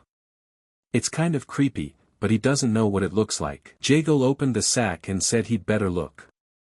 And then a huge and loud roar came from the sack. Jaegil stepped back a few meters and didn't understand what the hell had happened. Hadn't he been wounded? Jaegil immediately saw its bird heading towards him. He is still fully recovered, but still strong. It's a mystical creature, after all. But what does it feel like? When this bird is around, it's like he can feel his emotions. Sadness, vanity, wariness. And even a little fear. He feels like he's possessed by a ghost. And then Jaejeol did not realize what had happened. After all, the bird turned around and thought that his internal energy was not of his own free will passing through the body of the gerfalcon, and it goes back through the palms of his hands. And then a huge wind came up and Jaejeol didn't realize what was happening. Jaejeol immediately stroked this bird and realized that he seemed to have calmed down. Did he have the same feelings as he did? He feels the emotions of curiosity, interest and sympathy. And now he needs time to figure it all out. He has not read about this in the novel. Also looked at my hand and smelled the odor that Jaejeol be left behind. It is said to help clear a troubled mind. He thinks a long-lost mind training technique has a similar effect. But what he's experiencing now is different. It only lasted a moment, but he was able to see into the mystical creature's mind. A mind training technique far more powerful than he thought. Jaejeol said it doesn't matter. Once he'd sorted it all out, then he'd know more. Right now they had to go, he had a lot of things to do. He feels his emotions. He thinks he's annoying. What a creep. And here was Jaejeol telling the bird to hurry up. He told him he had a lot to do, and then Jaejeol brought the sack and said, "That's how lucky you are." Beck asked, "Is there silver in there? How long have they been doing villainy?" Beck asked, "What about him?" And looked at the bird. Jaejeol said it sat on his head and didn't want to fly away anymore. Beck said it was strange. That a wild mystical creature followed a human. What are they going to do about all this? Jaejeol said he suggested the items be given to the employees and the silver be distributed among the victims. In addition to that, he explained everything he had found. He even explained the logic behind his offer. Beck said there was no other choice. Jaejeol said exactly what it was. There was only one thing left. And so the O's came up, and stood before the entrance to the cave. At this time Beck was sitting in the cave, and in the moment locked his senses on nature, and sensed that they had company. Beck seeing his shadow said he finally came in, "Oh dumb." The villain immediately entered and said he was told about the two brats. "Where's the other one?" Beck raised his sword and said he didn't know. He said he had a case here. Oh said it just so happens they had their eye on his stuff. "And you dare to go after him, you little rats? What's the blonde guy's name?" The guy said he's a follower of the Jianzhang sect. Beck Oh asked, "The Diangtan sect? So the remnants of that ancient generation haven't been buried yet. If it lays low and lives peacefully, they still have a chance of survival." Beck asked him what was he trying to say. Oh said that his annoyance would lead to the final extinction of the Diangtan sect. He would tear his body apart, chop him into pieces and eat him. And then he told him to show him what he could do. Oh made an attack, and Beck managed to dodge it. He stood and waited for the right moment to attack. Oh made another attack and asked him, could he handle this? Beck felt he was having quite a hard time blocking his attacks. Beck felt that this O was a dangerous opponent. Immediately, Beck drew his sword and used a dazzling glow. O said that he was capable of something. Immediately his glow was ripped to shreds. Beck saw that it was just as Mu Yang said. The head of the White Cloud gang is someone named O. Beck asked him how did he know. Jaejeol said it was from those guys with the lion bloodhounds. Beck said that even by planning ahead, he would anticipate what would happen. Jaejeol said he recognized more than just the name. And so Beck saw the right moment for him and realized that now was the time for him to act. Beck saw that O is missing one eye, and he is using the sound wave technique. Consequently, he has a blind spot on his left side. At that moment, O smiled realizing that the sword blades were approaching his face. And said that Beck was just like the others. Beck was surprised and didn't understand how this could have happened.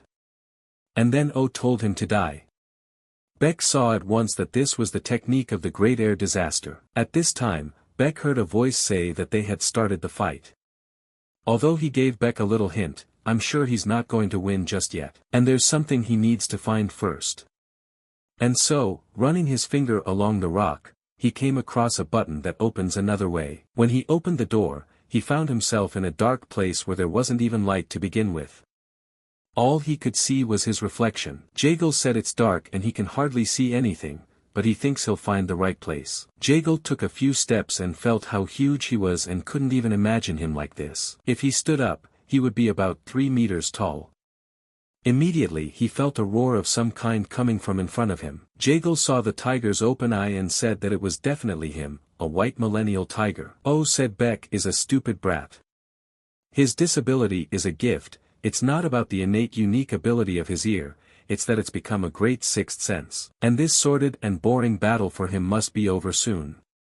And when Beck heard that, he immediately raised his sword and let it be known that he was ready for battle. Jagal had told him before that O uses his right eye for echolocation and reacts faster than would be possible with his eyes. Have Beck pretend to try to take advantage of his position and further reflect the sound technique. Beck said, judging by the gleam in his eyes, Jagal had thought of that a long time ago.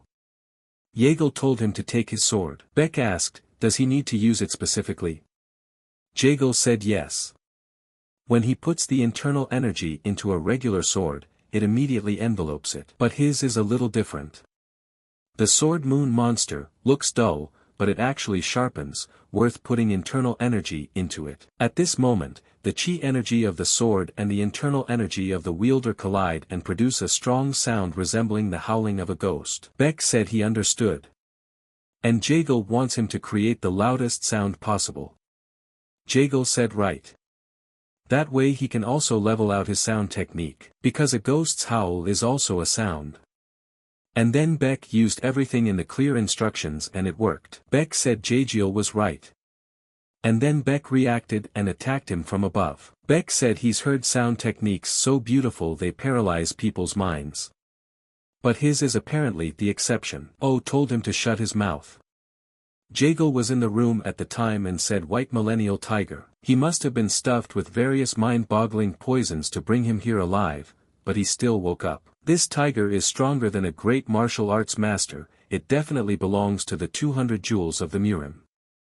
It is said that the heart of an adult monster is full of yang energy. O constantly consumes it to balance the yin energy his sound technique produces. He was probably planning to eat the heart of the white tiger and the snow lotus of the heavenly mountain. He was waiting for the moment when he would have 2 of the 200 treasures in his hands. Well, it's natural for people to freak out when it comes to their health. He's here to help him. Here's some herbs and pills from the other cave. Jagal asked, now what?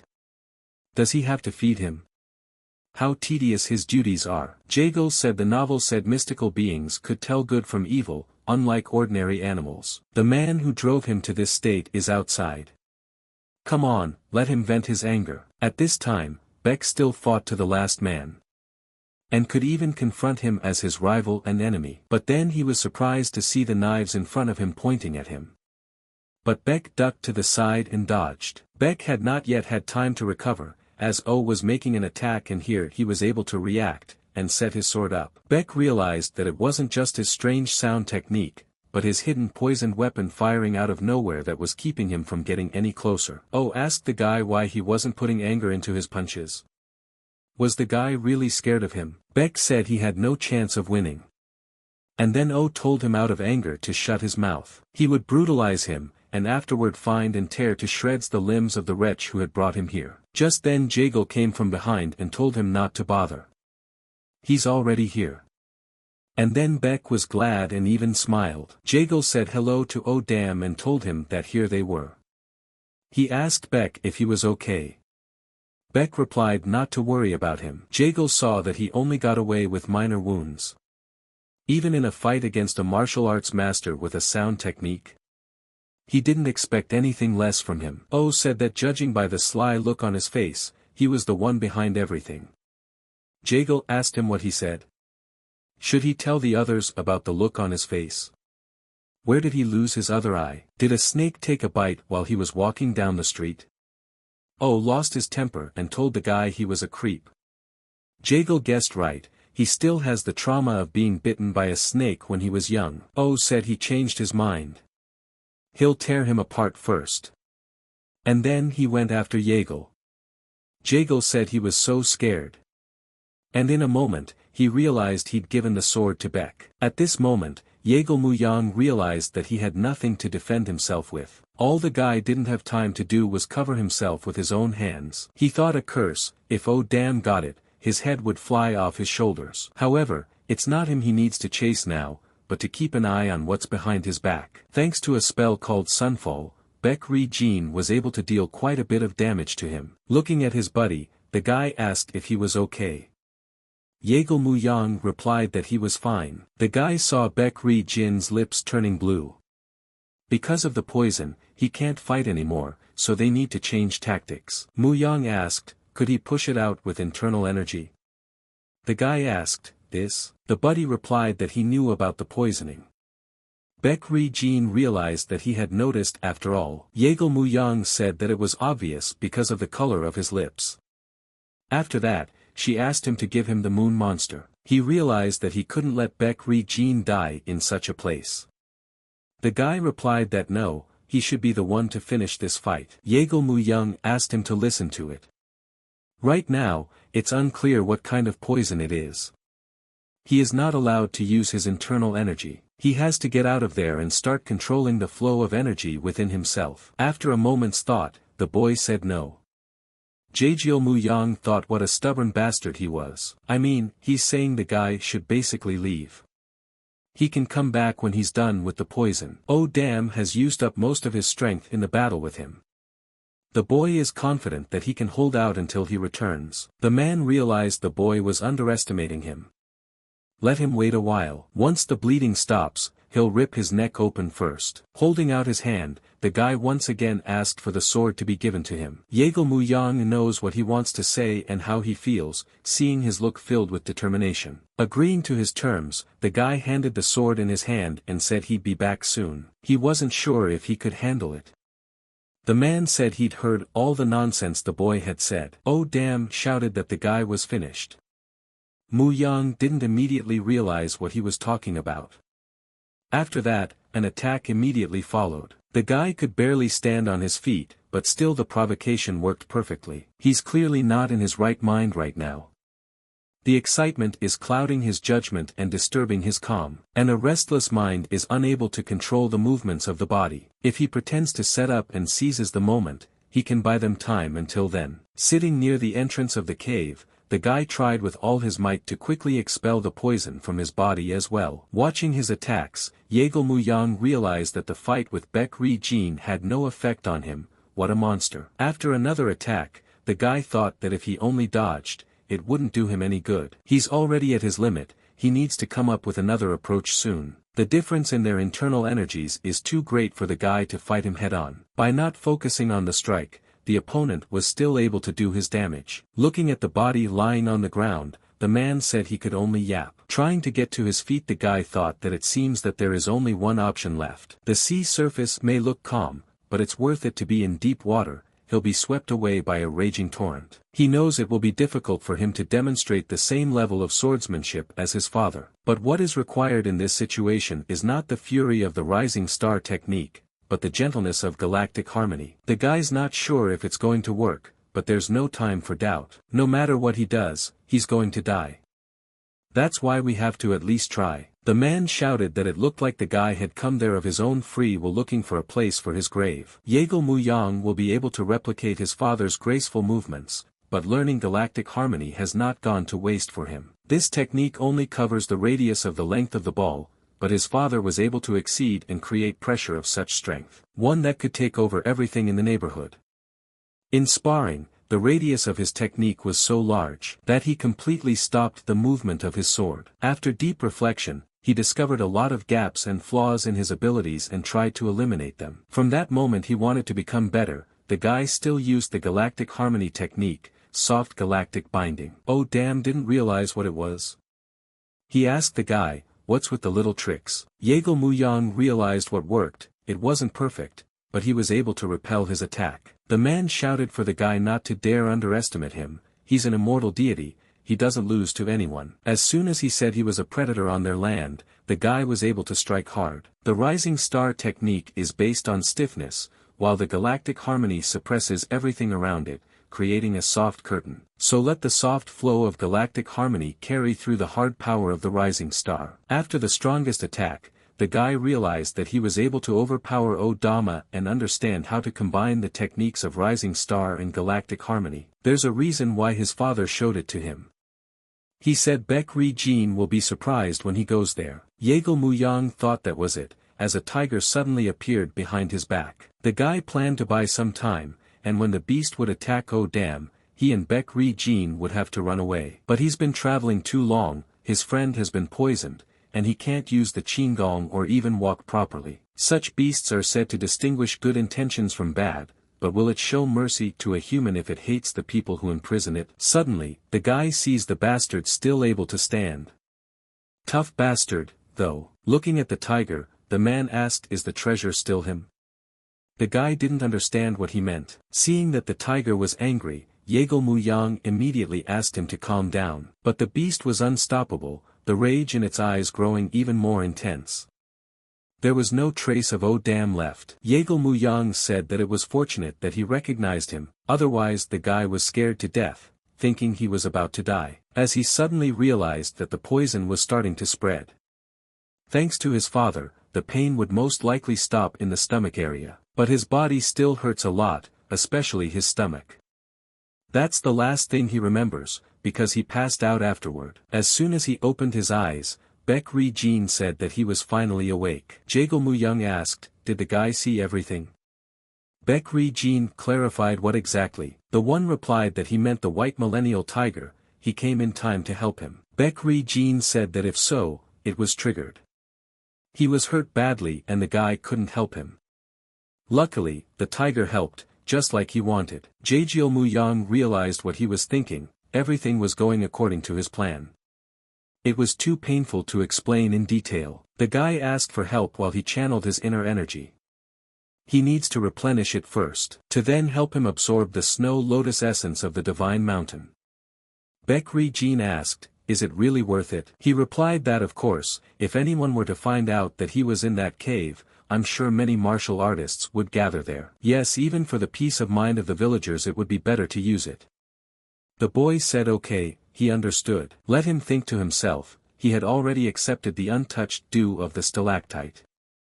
The boy was sure it would be easier for his body to absorb the essence of the snow lotus. The yang energy is predominant in the rosa and the yin in the lotus. When you think of it this way, one person cannot take 2 of the 200 treasures of the Murim. Unless he's God's chosen one, but this guy can definitely pull it off. Let him become as strong as he can, for he is the protagonist of this story. Suddenly, the guy said that it was a bit difficult for him. Yeagle Muyang decided to pretend that he hadn't heard. Either way, everything was back to normal, just like the guy had planned. Baek Ri-jin accepted the snow lotus, and they met up with Yunho Myung in full health. 1/3 of the silver coins taken from the cave were divided between the victims in Denzwang village. They later informed the local managers of the location of the cave where another 1/3 of the coins or ice vault was located. They also sent a letter asking him to send the children he found to his home.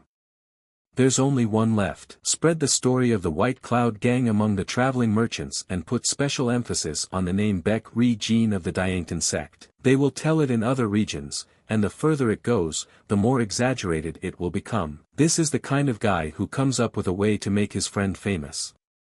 He will get a good reputation and they can make new acquaintances. Yunho Muyun asked, is this the famous Centennial Ice? The one that strengthens muscles and clears energy? Yeagle Muyang replied that yes, and because it held a snow lotus, it became more special. He answered that reasonably, it seemed to him that the guy would only take from the cave the usual weapons of the men in the gang. In fact, he was always worried about him. Baek Ri-jin is getting stronger faster than he should. He had been taking elixirs for energy since childhood, causing him to have too much of it stored up to circulate properly. But this guy hasn't evolved at all. I'm surprised he even made it to this level, considering he was born into a poor family. At least he has a good master, excellent training and martial arts techniques, all that's missing is inner energy and insight. Yeagle Muyang suggested that the guy switch places. Baek Ri-jin asked why so suddenly. He could sleep longer. Then I asked him if he was worried about something and that's why he couldn't sleep. The guy replied that no, not really. Baek Ri-jin immediately said he's lying. I'm sure the recent successful meeting is a headache for him. Yeagle Muyang didn't understand how he knew. After all, the guy hadn't brought it up to anyone. Yeagle Muyang asked how did the guy know. Placing his fingers on his temple, he replied that by this spot. He only needed to look at his temporal meridian to realize. Yeagle Muyang was surprised. The thickness of the temporal meridian reflects the amount of internal energy of a martial artist. Beck's temporal meridian is red and thick because it took in the primordial dew of the stalactite and the snow lotus of the heavenly mountain. Could it be that this guy has reached this level as well? It was possible if all of his energy was idle in the meridians. He asked it was that obvious. Beck Ri-jin replied that he had gotten a little redder, but unless he looked closely, he wouldn't notice. Yeagle Muyang began to say that he had learned some things during the fight with Oh Damn, although he had only used to stick to rushing techniques before. Beck replied that it was surprising, he had been trained by his father, but he had never been able to understand the hidden meaning of the techniques. The boy asked not to praise him. He said it was already a success. If given the chance, I would like to fight him. Yeagle Muyang replied that he was thinking about it too. If he practiced some more, he would ask for it, the guy wouldn't mind, right? After a moment's thought, Beck said he could go even now. Muyang said no, he had something to do today. The guy asked is he the one about the techs who took the white cloud from the gang? Hopes they aren't villainous. Yeagle Muyang said it doesn't say that, but it doesn't look like a villain. If he finds something interesting, he'll tell me. Even if it turns out the techniques are villainous and something goes wrong, he'll help him, right? The boy replied that right, the more he learned about what his ancestors had said, the deeper and more mysterious their words became. Thinks helping people and not thinking about useless things can play an important role in unraveling the meaning of words. The boy thought that it was not for nothing that he had transcribed and passed on to him the sayings of his ancestors. He seemed to be interested in a long-lost mind training technique. No one in their right mind would share their family's techniques with outsiders. He is tormented by his conscience, for he is technically betraying the family to whom he is indebted. The guy replied that he didn't have to worry about that. Beck said there's a mystical power locked in them. Everyone in the world should know that they belonged to his family. Yeagle Muyang thought to himself, why can't he ever just score? What would happen if he, the heir to the family, passed on the lessons of his ancestors to an outsider? The boy replied that the interest in reading and learning is more characteristic of the nobility. He is only trying to understand and study everything. Beck Ri-jin didn't realize what he was saying. To become a nobleman, one must not be greedy for pride and glory. Thinking about it, the guy realized that he had perfectly brought the conversation to a logical answer. Yeagle Muyang asked then how about becoming a knight instead of a nobleman? The boy replied that nowhere does it say that knights can steal. He said it was wrong, but a knight must be willing to sacrifice himself to protect others. Beck replied that it was just a play on words that justified the theft. The guy said he didn't think so. Life is fickle, and the righteousness they put up with pulls them back. Even if it is wrong, for the greater good it is better to keep what has happened a secret. Let him, which he did while he was going there. What was the reason he fought the white cloud? He was silent for a while. He could understand it, they had killed countless enemies. There were plenty of things that definitely go against the concept of righteousness. Whatever our reasons for them, the fact remains that they killed people. Yet Beck Ri-jin raised his sword for a just cause. Moreover, since it was about the path of a knight, he fell into confusion. The guy would really like to avoid quarrels about their prospects, but the case is exceptional as far as mind training techniques related to the Diary of Celestial Mysteries are concerned. He must get him to study it by all means. It will help him in his battle against the cult of the blood demon. After fighting the white cloud in his path became obvious, so he wouldn't be confused for long. The guy asked the hand technique. The book he took from the white cloud didn't have an author on it, but he calls himself an old man who defeated a level 1 warrior with his bare hands. Yeagle Muyang thought nonsense, in his experience being in the Murime without internal energy is akin to suicide. What to speak of the difference between a level 1 warrior and a person with no internal energy? But how did he defeat him? He's wrong if he thinks it's a simple hand technique. More correctly, it involves the whole body, so he called it the 4 limbs of fear. The guy thought, this is what the White Cloud gang had. In the novel, Beck, after learning the technique, began to strengthen his ligaments, as the 4 limbs of fear would bring him closer to the final sword technique. That's why he's sharing it with Baek Ri-jin and Yunho Myung. But there's something he wants to check first. He was curious as to how this technique would affect him, a person who had mastered the Yeagle family's techniques. Holding out the book to his friend, the guy said he had looked it over, now he could read it too. It was written by an unnamed martial artist. Suddenly, Baek Ri-jin replied that he didn't need to. Jaegyo Muyang didn't understand why. Just let him take it, that's the way it should be. He said the technique is called the 4 limbs of fear. With it, the boy will improve his sword skills. At least let him read it for him and give him some advice. The guy replied that first he would talk about yesterday's conversation. Baek Ri-jin says he believes him, but isn't sure if he's grateful enough to take it all in, so he'll give an answer when he figures out for himself whether it's worth telling people what happened. The guy decided to keep silent for now. He meant something would be bearing down on him if he thought he wasn't noble enough. How he's making his life so difficult. The guy replied that okay, it was time to pack. They would reach Hunan within a day if they hurried. The arduous journey in Liangshan County has come to an end. The next destination is Hunan Province, where Baek will meet new people and problems. After yelling at Soso, Yeagle Muyang asked the bird to stop flying away and come back whenever he wanted. Baek Ri-jin asked Soso. The guy replied that yes, that's his name. As soon as Yunho Muyang said that he saw something, the bird once again decided to fly away. Guy thought finally they had arrived at their next destination. In the novel, the province was also called the Central Plain, because that's often where ancient nations located their capitals. Baek Ri-jin will have many adventures there. Suddenly, ahead of them they saw a small detachment of cavalry, who were rushing somewhere. Baek Ri-jin said they have an eagle on their blue flags. It must be the Namgung family. He said that about 20 people had just passed by, and energy emanated from each one, like an exquisite sword. He wondered where the Mengan family's warriors were in such a hurry.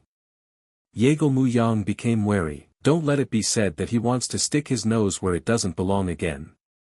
It wasn't that long ago they were fighting the White Cloud Gang. Why can't the guy just concentrate on finding the Diary of Heavenly Mysteries? Baek Ri-jin asked what the guy planned to do with that money. Carrying it around is difficult. Yeagle Muyang replied that that was why he was thinking about investment. The guy asked investment. That is, they used the entire amount left over after distributing money to the people of Denzhuang cash expenses. What he realized about money while leading an idle life. He said that the power of money lies in the fact that they can eat and drink as much as they want and even hire a talented security guard. Money can change lives dramatically. Pointing at Yunho Myun, the guy said that thanks to him, he was more than sure of it. Looking at his friend, the guy asked where he planned to invest them. He replied that he wasn't sure yet. Let fate decide, surely they will meet the right person soon. Yeagle Muyang said that first we need to take the money to the bank, we need to hurry. The guy said this is what it's like to be in the capital. There's a bunch of stores right at the entrance to the city. He's sure the food there is excellent, then asked what Yunho Myung thinks.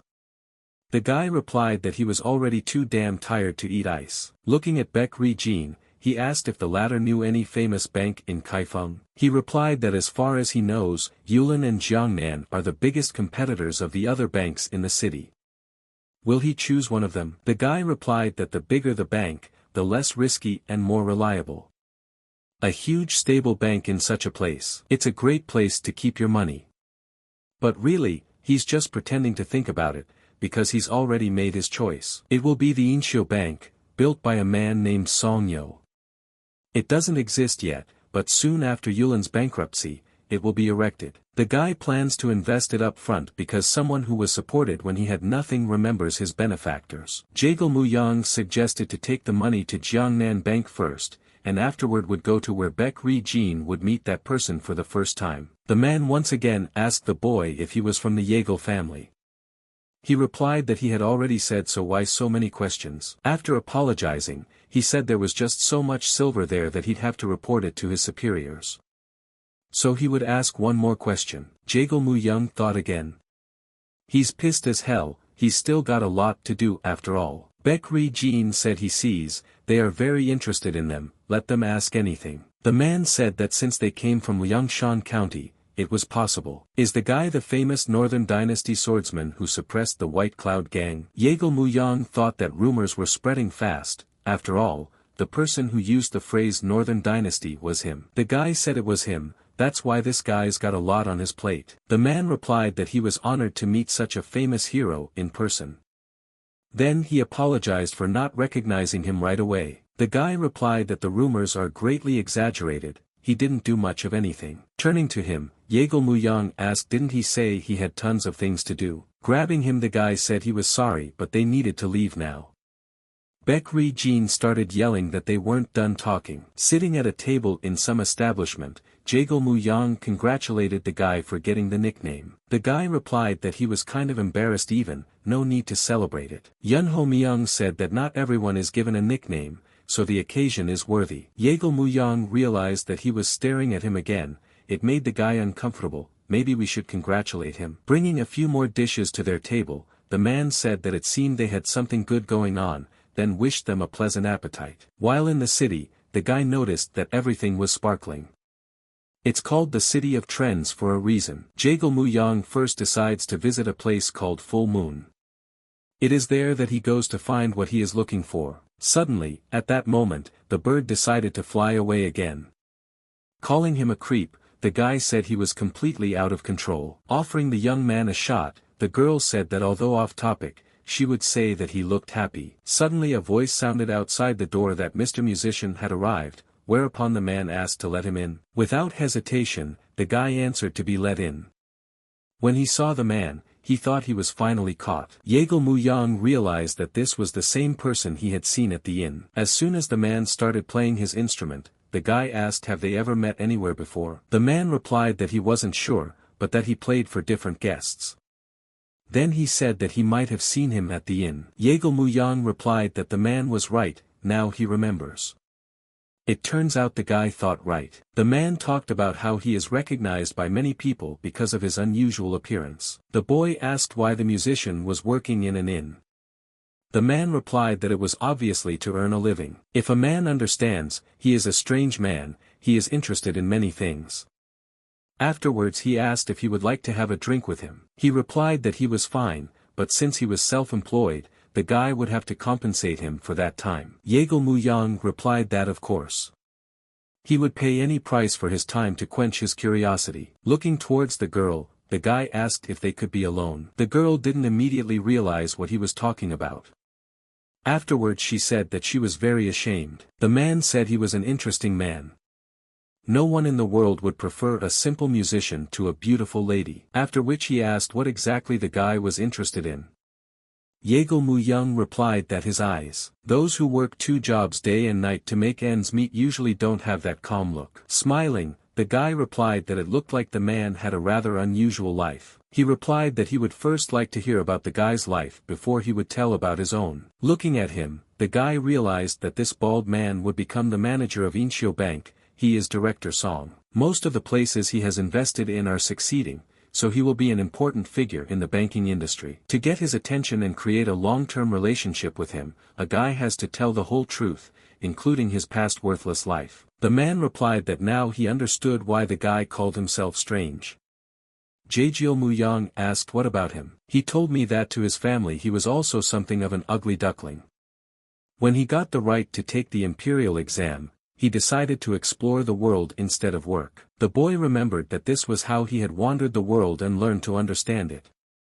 Power, money and strength are needed more than books. That's why he decided to become someone with power and strength. And he took a lot of jobs to realize what money can do and watch them ruin people. This is the way he chose to learn how to use and control money. After hearing his story in person, the guy felt that they definitely had similar views regarding the thirst for freedom. He must have felt it too, and that's why he told about himself in that way. The guy asked what the man plans to do next. He replied that he plans to manage the money. But he needs to think through a lot of things about how exactly to do that. Yeagle Muyang asked to manage money. You mean the man plans to get rich? It was at this point that the guy thought it looked like it was time. He said he'd ask me to take care of that, too. The man frantically asked what it was. The guy replied that it was money, he would later see how much was in the envelope. He can dispose of it as he sees fit. He can spend it all or buy what he wants. The man asked if the amount was too much. What if he is a fraudster who knows how to bamboozle and deceive? He replied that if he did, he would blame himself for not being a good judge of character. After their conversation, he suddenly felt the urge to become his first investor and friend. The man said he didn't understand what the guy was doing it for. Yeagle Mu Young replied that he was sure they would reach an agreement. Slamming his fist on the table, Yunho Muyun asked the guy, what did he mean by giving away all the money? The guy replied something and meant what he said. In response, he asked, what about their means of living? Yeagle Mu Young said that of course, he had some left over. But you can't spend money like before. Baek Ri-jin asked the guy sure he won't regret his decision. Yeagle Mu Young replied without hesitation that he might regret it if he was wrong about that person. However, he has a reason for lending him money.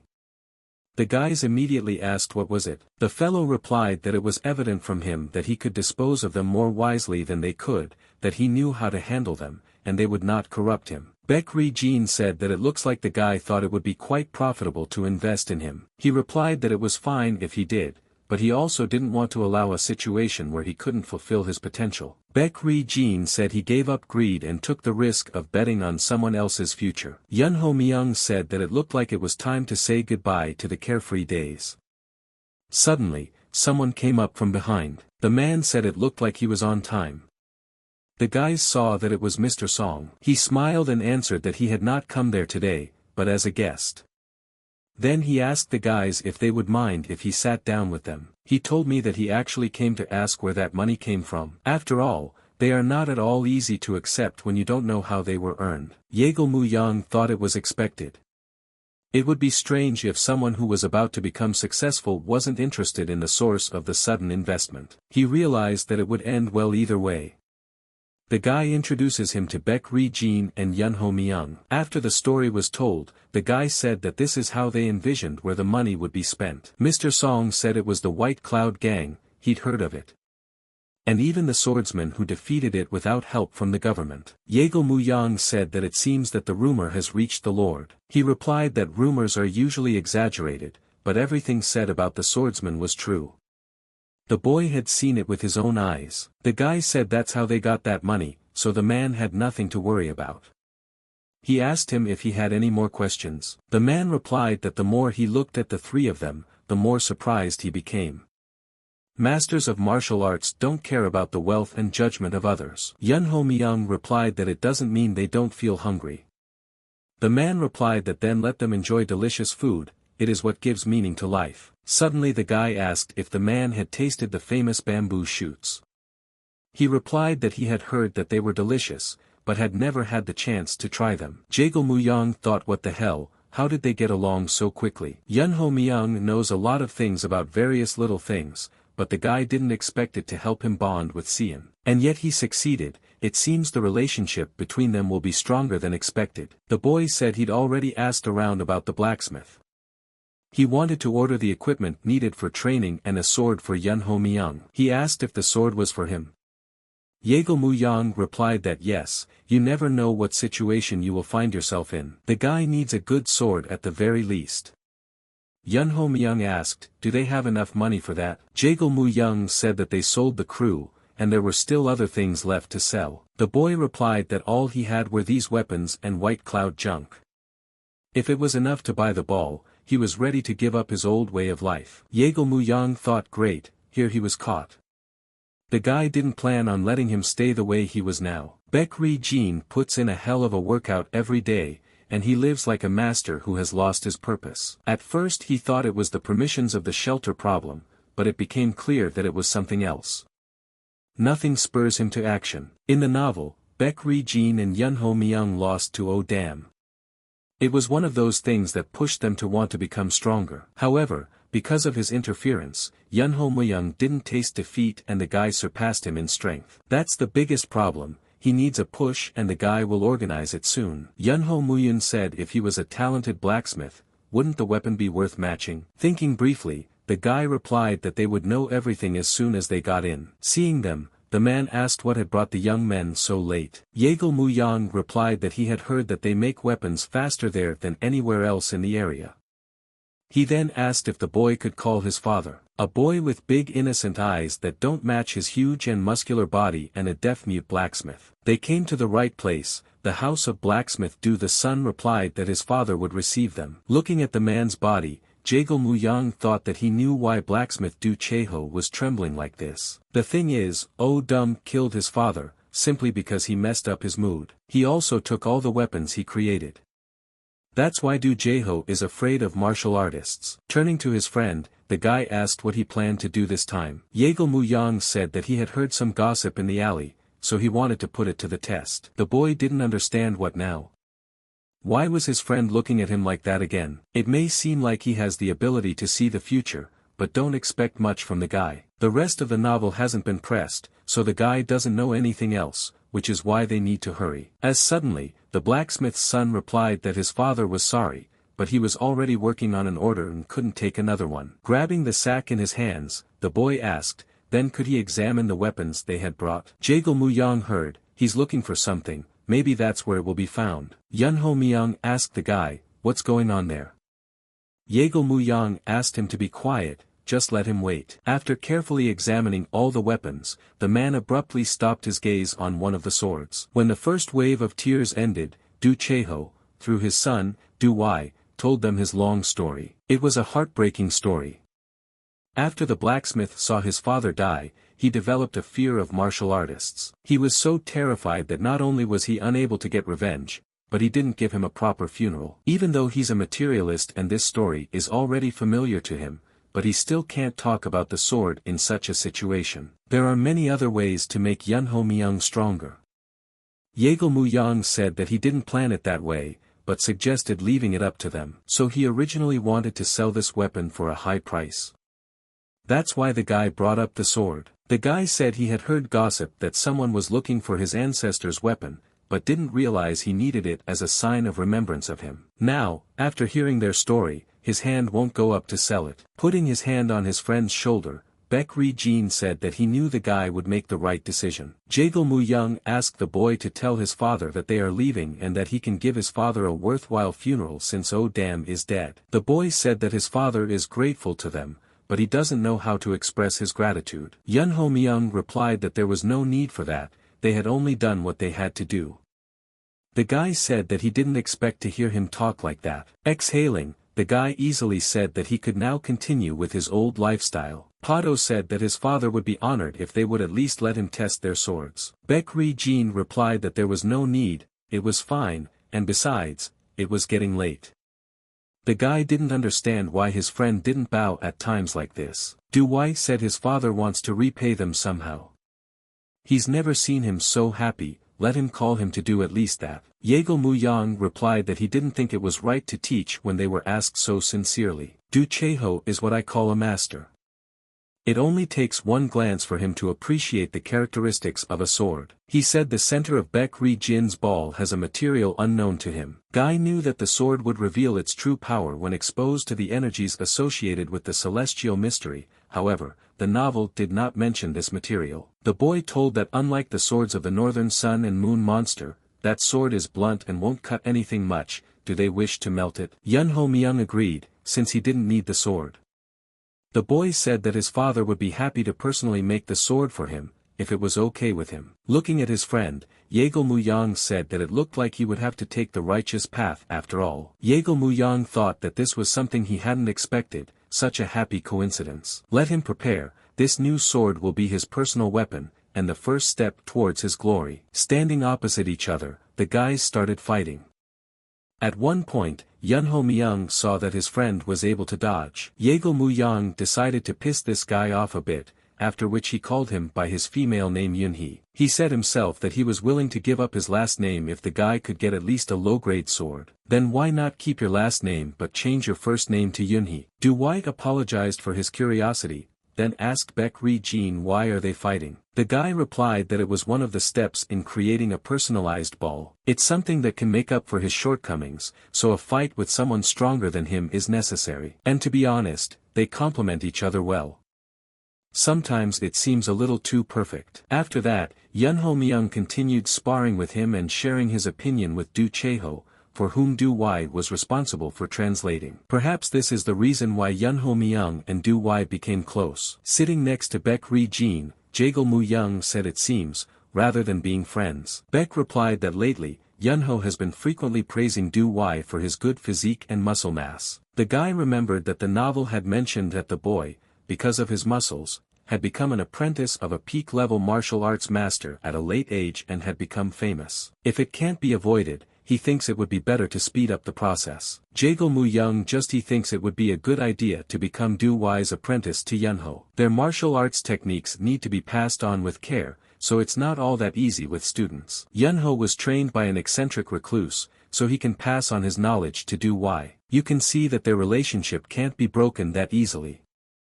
They have a lot in common. In the guy's eyes, they're both outwardly strong, but inwardly full of loneliness. Jaegil Mu-young realizes that Baek Ri-jin's words make sense.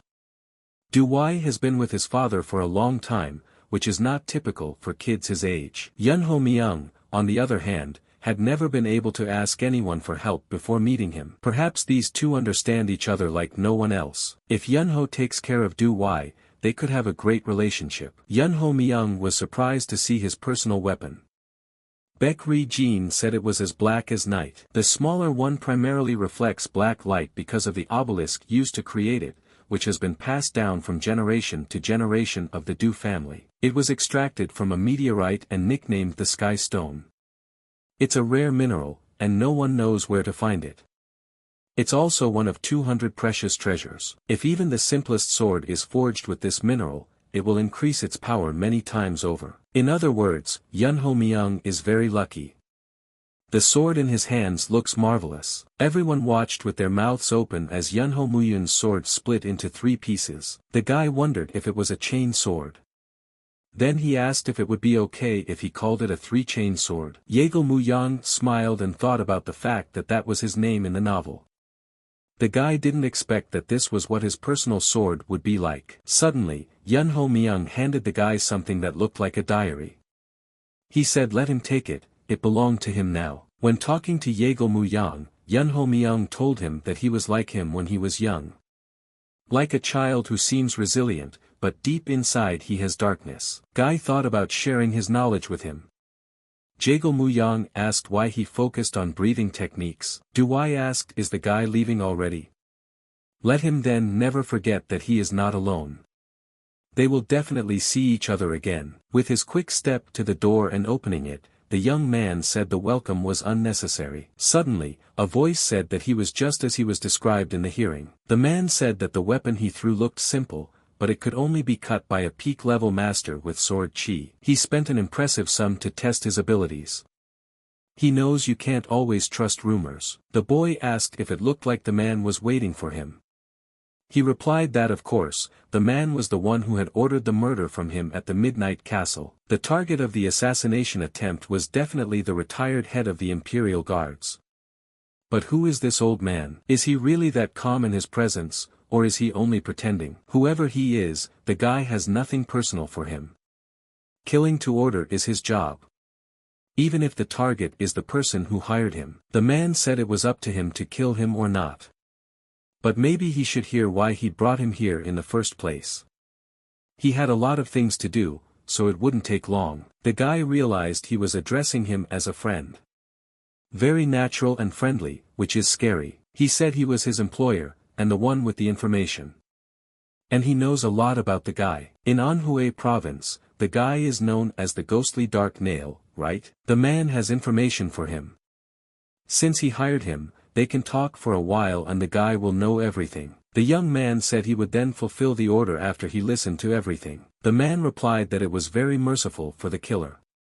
He wants to talk about his little brother, whom the guy had forgotten. One should not pay for offense with offense, even if the target is a mentor of the prestigious Jianghu righteous sect. After sneezing once again, Jaegil Mu-young wondered if he had caught a cold. The guys asked if he was okay. Afterward, he told the guys that he thought they would be at the entrance soon enough. Baek Ri-jin said that following the will of their ancestors, he had reached Tianzhong Mountain. At last they have come to the place where the heavenly ordinance is. Now there is nothing more to worry about. It had been a long time since he had obtained the Northern Sun Sword. The guy had already learned the long-lost mind training technique needed for the test. Yunho Muyang said that they had only reached the entrance and he was already exhausted. Yeagle Muyang thought that yes, he would agree with him this time. They had overcome a lot, just to get there. As suddenly, Yunho Muyang asked the guy where did he go when they were in Siping. The guy said he had a relative living nearby, so he went to send him a letter. He figured there would be no other opportunity to write to him. Besides, they weren't close enough to meet in person. Yunho Muyang replied that it was logical, after all, he had not long ago started living like a normal person. The guy asked if the guys knew what the rumor was about this mountain. It's old, but it's rumored that the Shaolin Temple built a secret prison in the mountain. The boys did not expect to hear that and asked who the prison was for. He answered that many evil people were imprisoned there. Jago Muyang asked, can this be true? And it seems to him they should have been executed. Yunho Muyang replied that others say it is a ploy to catch people from non-traditional sects. Anyone who hears about it will think that something valuable to Shaolin is in prison. The boy replied that he didn't believe the gossip either. He decided to pretend to know nothing about it for now, but in fact the secret prison does exist. It is hidden behind the gate and made of turtle shell, from which it got the name Tianzhong Turtle Gate, and soon it will be recognized by the whole world. Climbing to the very top, the boys were happy that they had finally made it to the right place. Yunho Muyang asked, but how would they find a heavenly ordinance in such a vast area? Yeagle Muyang said, and I am worried. They have the sword Northern Sun, now Baek Ri Jin outlet. He needs to channel his energy through it. The Northern Sun is known to react to unusual stones. As soon as Baek Ri Jin did what was necessary, the ground beneath their feet split open. The earth still continued to split apart as well. Yunho Muyang asked if they should start worrying. Suddenly, a monolithic block appeared from the ground right in front of the guys. Looking carefully at this very stone, Yeagle Muyang thought that no, it was not a monolith. Suddenly this stone began to split into two parts. A huge bronze mirror appeared before the eyes of the boys. That's the reason they needed to get there at night. The truth will only be revealed when the moonlight hits the mirror. As soon as the moonlight hit the mirror directly, it illuminated everything around it. At this moment, Yeagle Muyang shouted to Baek Ri Jin to look at his sword. The guy saw that it was reacting to the reflected light. After a bright flash, Yunho Muyang shouted to the guys to look up. There's something up there. Yeagle Muyang thought that he had finally caught the light in the form of the legendary Ru bird that would guide them to the heavenly sacrament. The boy couldn't believe it, for he was seeing the legendary Rook bird with his own eyes. Yeagle Muyang thought about how she was much larger than he had imagined from the description in the novel. He can feel her aura flowing through his body. The boys noticed that as soon as it started flying sideways, the water began to part, forming a passage on it. At this point right at the end of the passage through the water, the boys noticed the entrance to a cave. With a glance around, they decided to hurry to that particular passageway. Yeagle Muyang remember empathizing with Baek, book his thoughts at this moment. He's confused. Memories of his older brother's last words before he died and thoughts of how long he had waited for this moment swirl around in his head. He is happy that he has fulfilled his promise and can now return to his sect. But surprisingly he's a little sad since it all happened too late. The boy understands his feelings.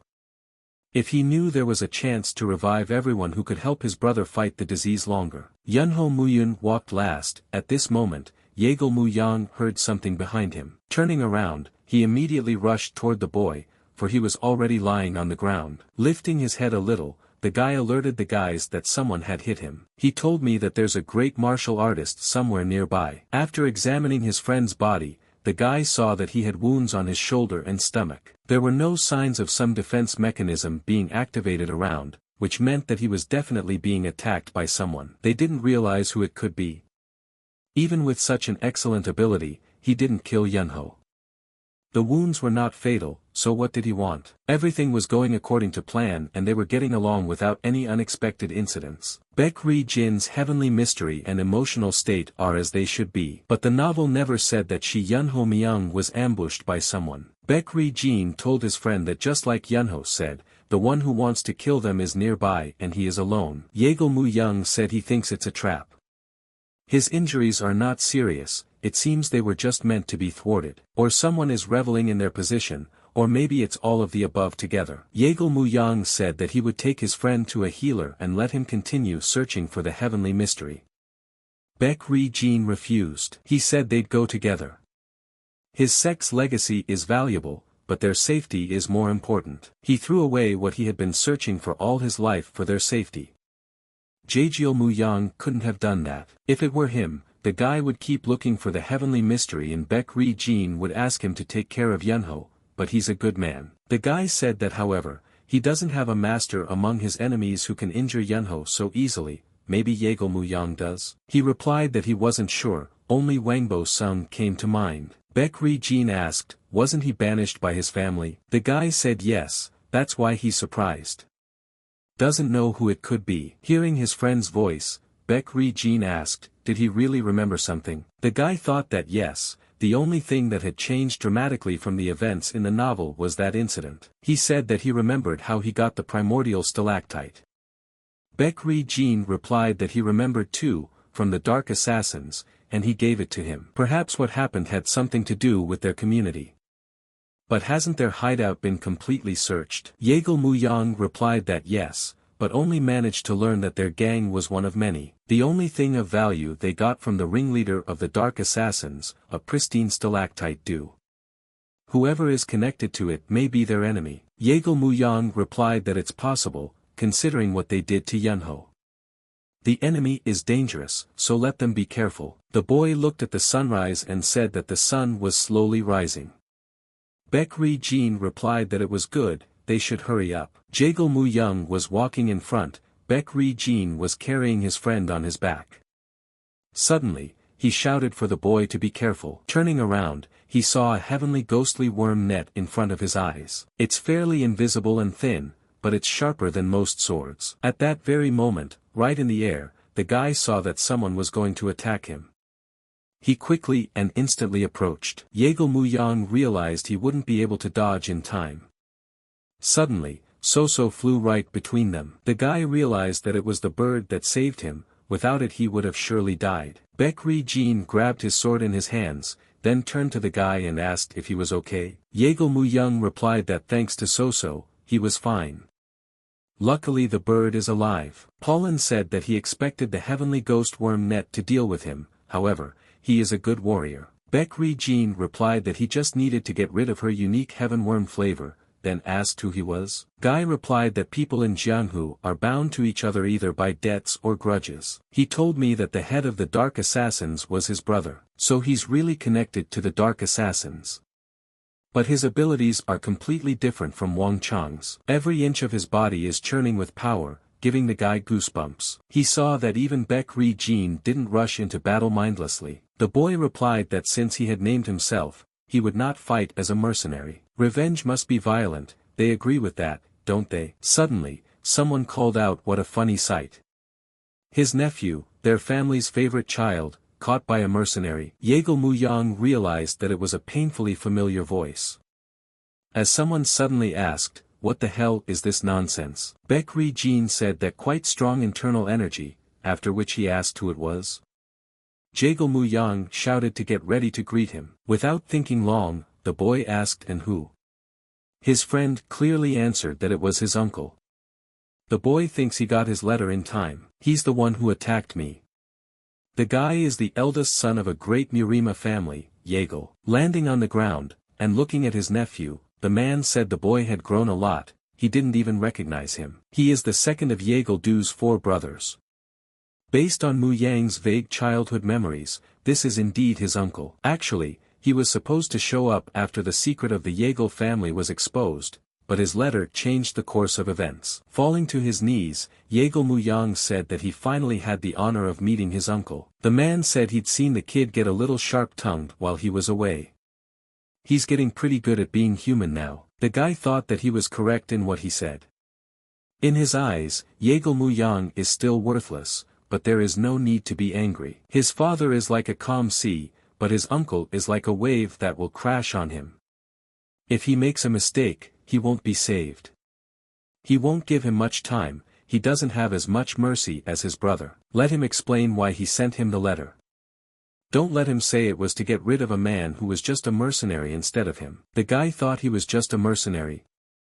He said he was actually here to avenge his brother. Jaejeol Do replied that if he didn't want him to crack his skull, then let him shut up. Looking intently at his nephew, the man said that now let him tell everything. The man asked him to explain why he sent them the letter, and why to Sonu. Don't let him say that so he can get rid of a mere mercenary. Yeagle Muyang replied that he didn't expect the guy to attack him. The man asked who would have believed such a coincidence. The guy replied that it was true, he had written to them to ask if he could visit him. To refresh his memories of his brother Sona, since they hadn't seen each other for a long time. Suddenly, Jaejeoldu laughed out loud. He said that he had not heard such a thing for years. The man asked if he wanted to see his brother. The guy replied that if he saw the letter he sent him, he should believe it. The only and surviving memories he has are of him.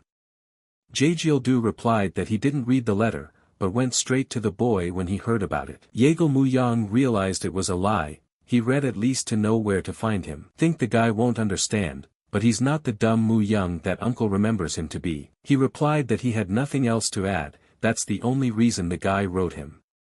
The man replied that he didn't believe him. The uncle told me that a long time ago not only he, but the whole family had put a lot of expectations on the guy. And how did he deal with them? Grinning he said he wouldn't fall for it again, basically like everyone else. The boy replied that he knew, his father said he had to show how responsible he had become and sacrificed something to be recognized by the family. The man replied so he wouldn't sugarcoat it. It is not a sacrifice, but a price he has to pay. Would a guy even give up a finger for his family?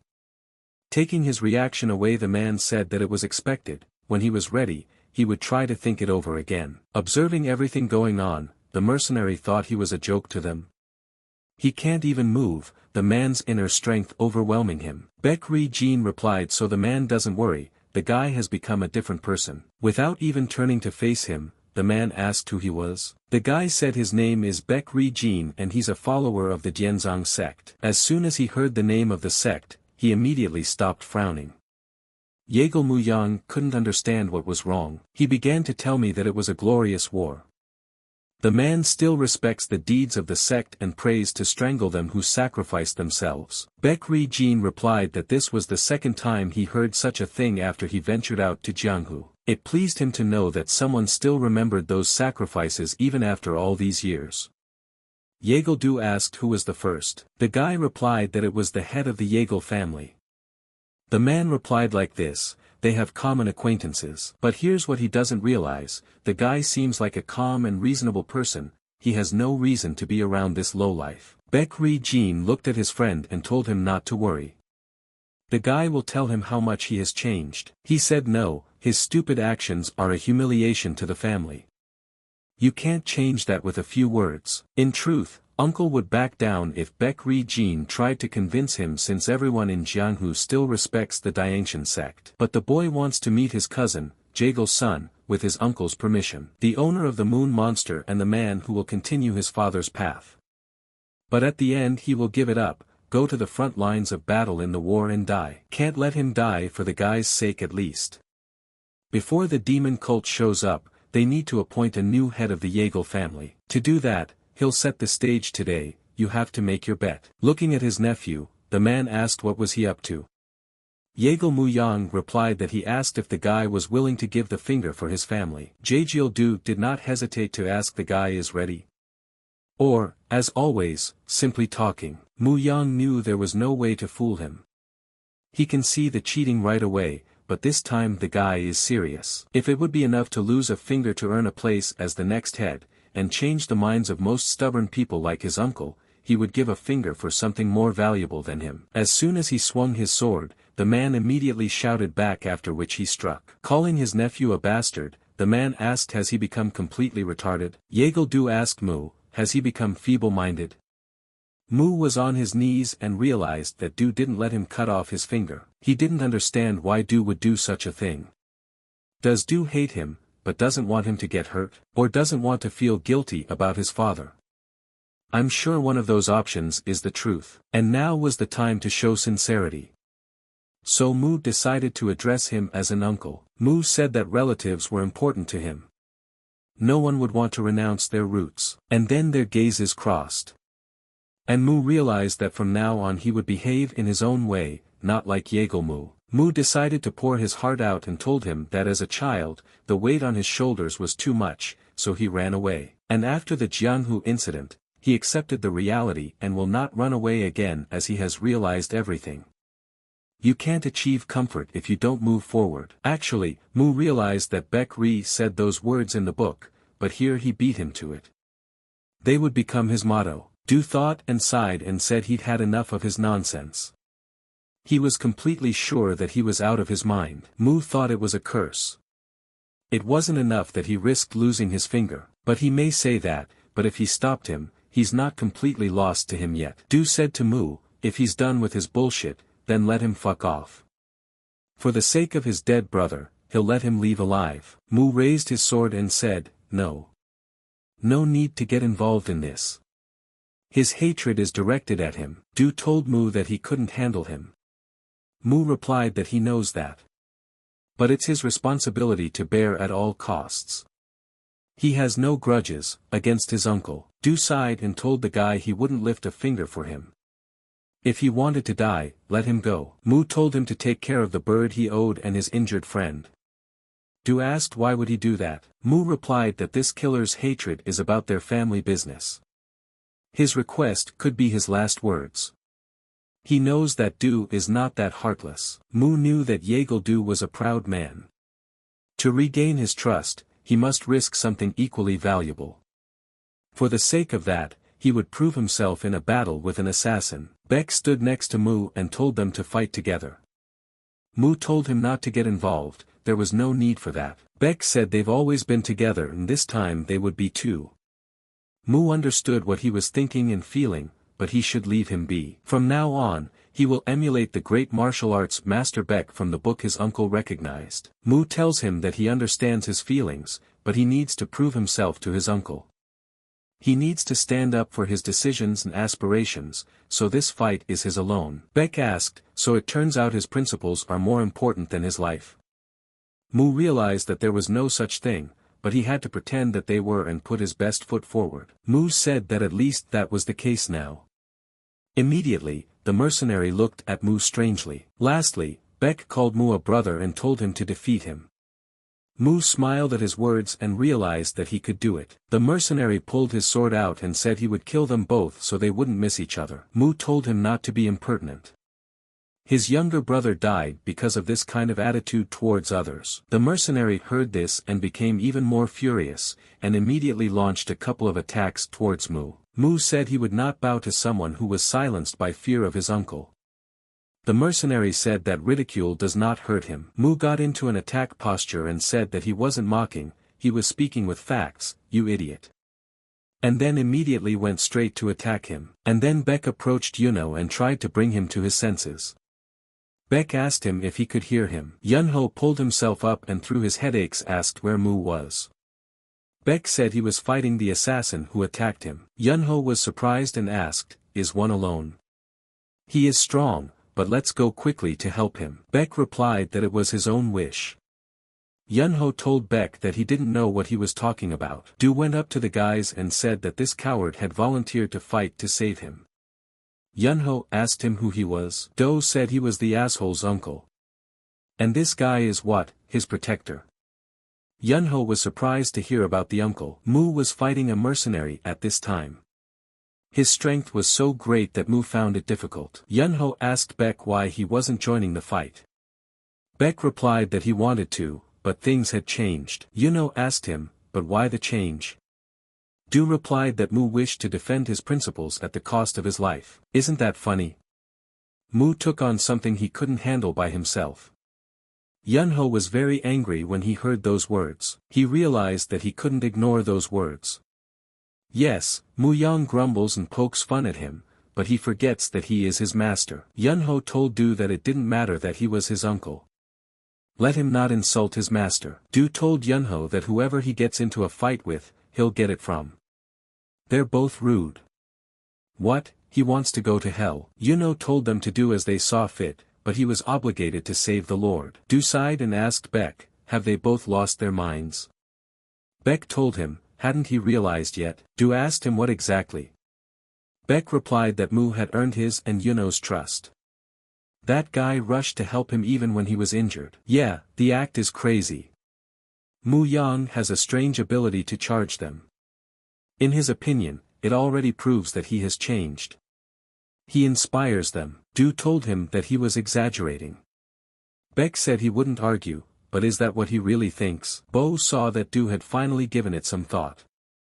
Immediately, he grabbed Yunho's shoulder and told him to move away. There was no use for him in this state. Yunho asked, should he just watch silently? Even the type who calls himself his uncle doesn't want to help. Beck replied no, he would definitely help. He sure would. Just then, Yukno fell to the ground in pain. Yunho realized that it was hard for him to be the protector of such a creep. He asked Mu to take care of himself now.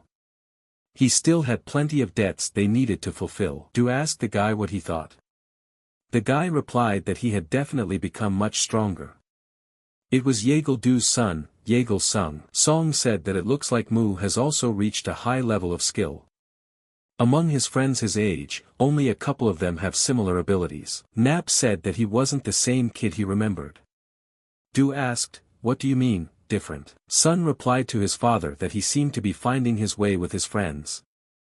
He talked about it in his letter to erase the shadow of the past. Du said he had to meet her first.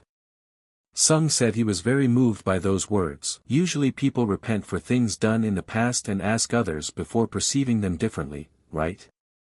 But he said he would accept his past as it was and was ready for any solution. Father himself is well aware that such bravery can only be shown by those who choose to live without shame.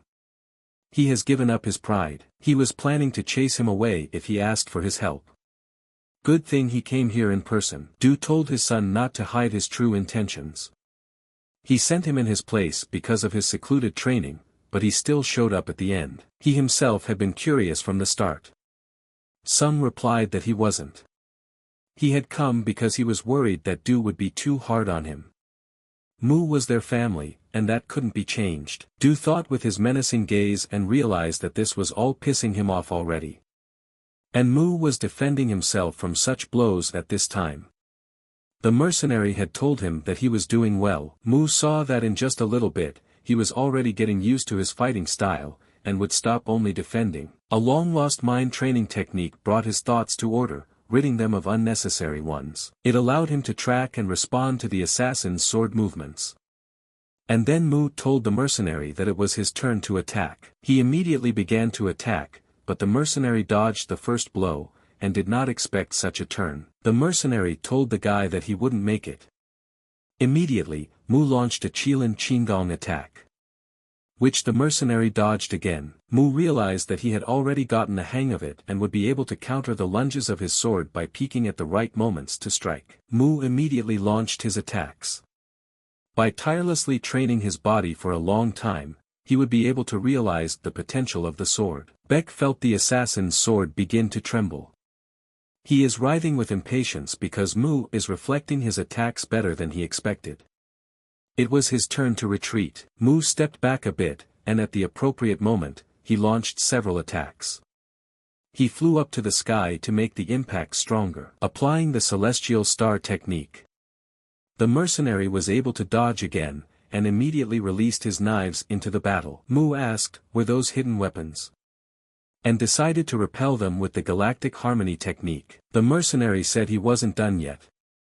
Mu released his hook attack, and tried to counter his sword. The mercenary was surprised at that moment and said that it was impossible. And then Mu saw what weaknesses the mercenary had. Mu decided not to hesitate, and picked a moment to launch an attack that the mercenary didn't expect, and was defeated. Sung saw the sight and said it was magnificent. Beck saw Mu fainting and shouted to him. Sleep brought them to his home and the old man said it was an amazing creature. It seemed to understand who was his friend and who was his enemy. It didn't even twitch when he did the acupuncture and applied the ointment. Sung said, surprised as well. How is warrior Yunho's health? The old man replied that he was exhausted because he had lost a lot of blood. If they had been a little late, his life would have been in danger. Sleep asked, does that mean he will be on the mend soon? The old man replied yes. They had arrived in time, so recovery wouldn't be long. He did acupuncture to get his energy restored faster. Sung said they were lucky. all thanks to their treatment. The old man said that he was just doing his job. Sun said that Mu's development can't be said to have gone like a normal person. He wondered if this situation would benefit their family or be a disaster. He told his father to take care of the murderer and settle the matter with what happened here. Song told Mu not to worry, it's just that it's hard for his father to express his emotions. He noticed that Mu had perfected not only the celestial star technique, but also galactic harmony. It's not easy. Mu told him that he was exaggerating. Song said in reply that he was not. It is indeed an extraordinary achievement. He practiced hard while he was away. Sung told Mu that he would take his friend and the bird to the healer.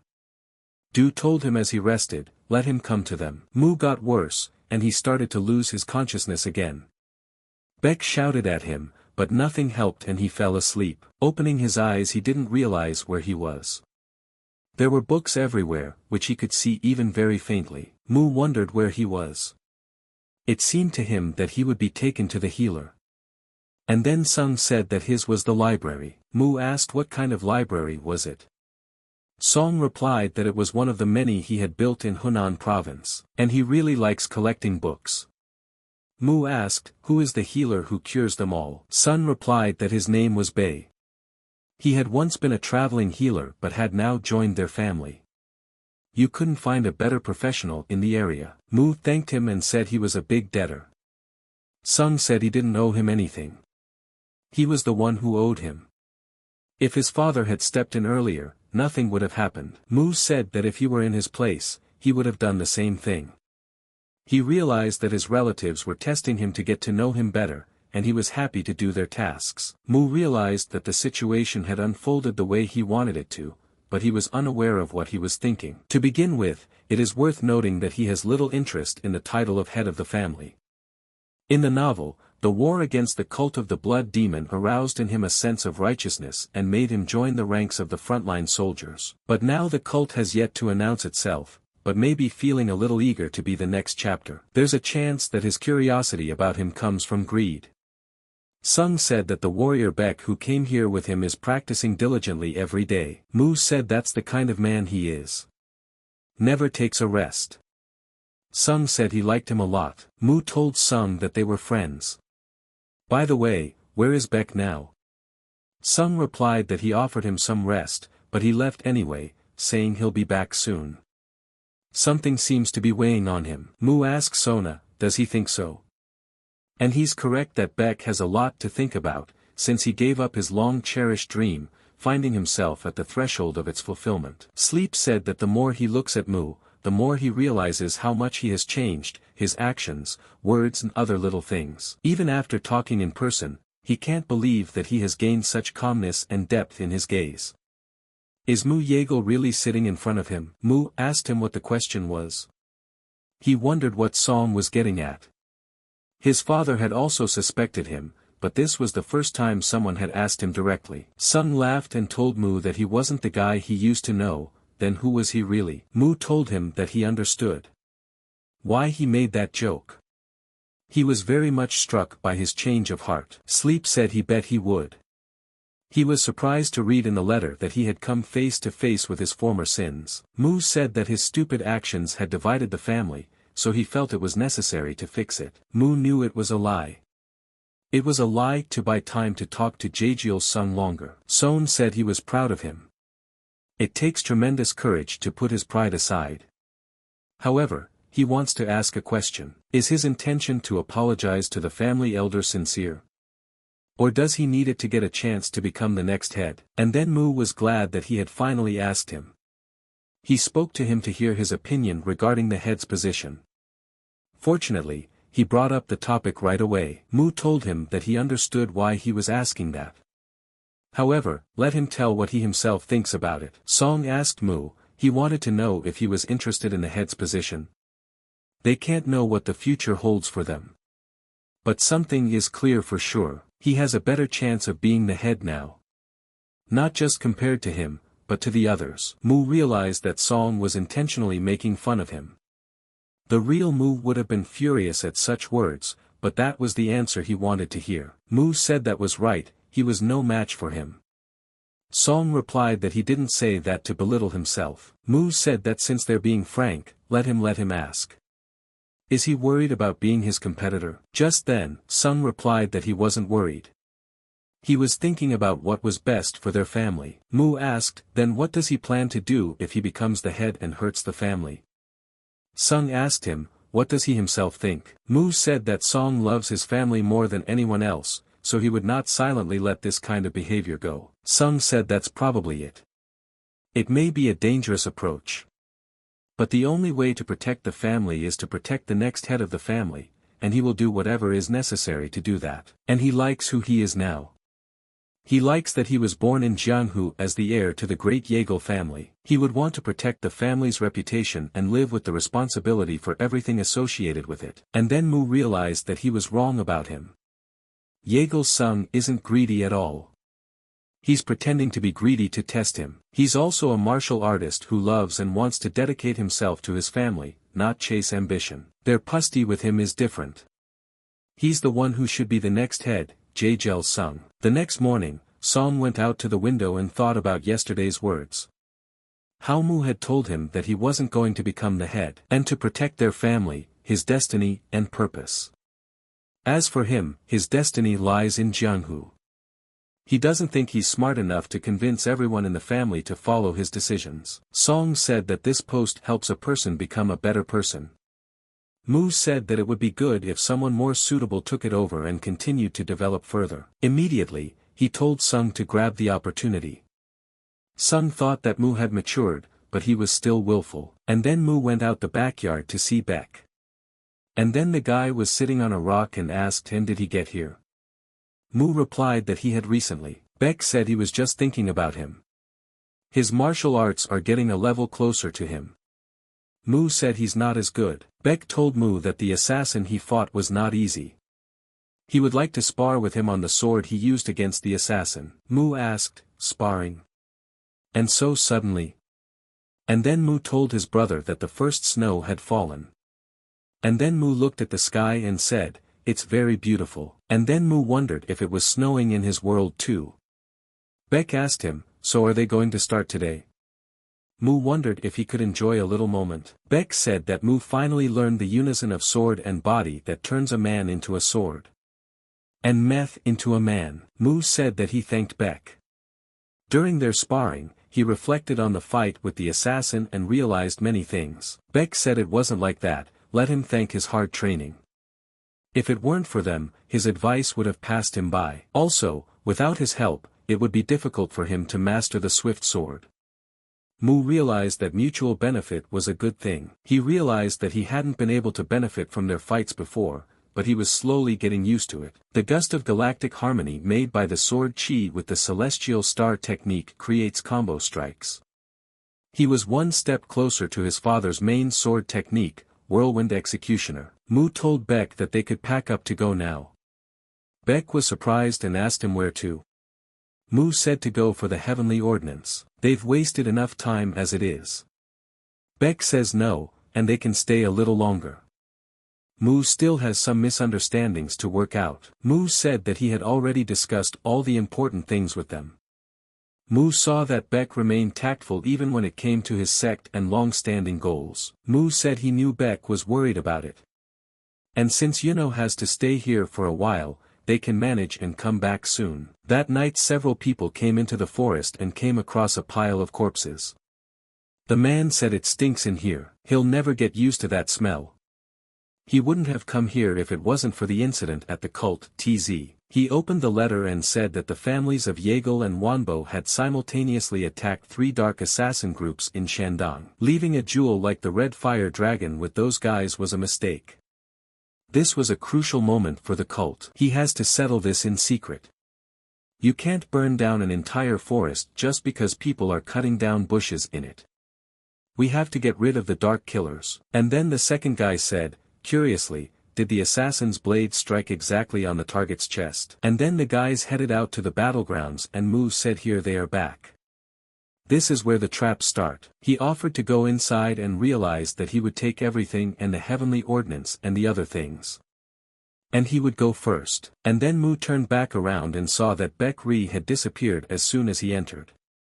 and he assumed that the trap had worked, and then he heard an unfamiliar voice telling him not to go in there.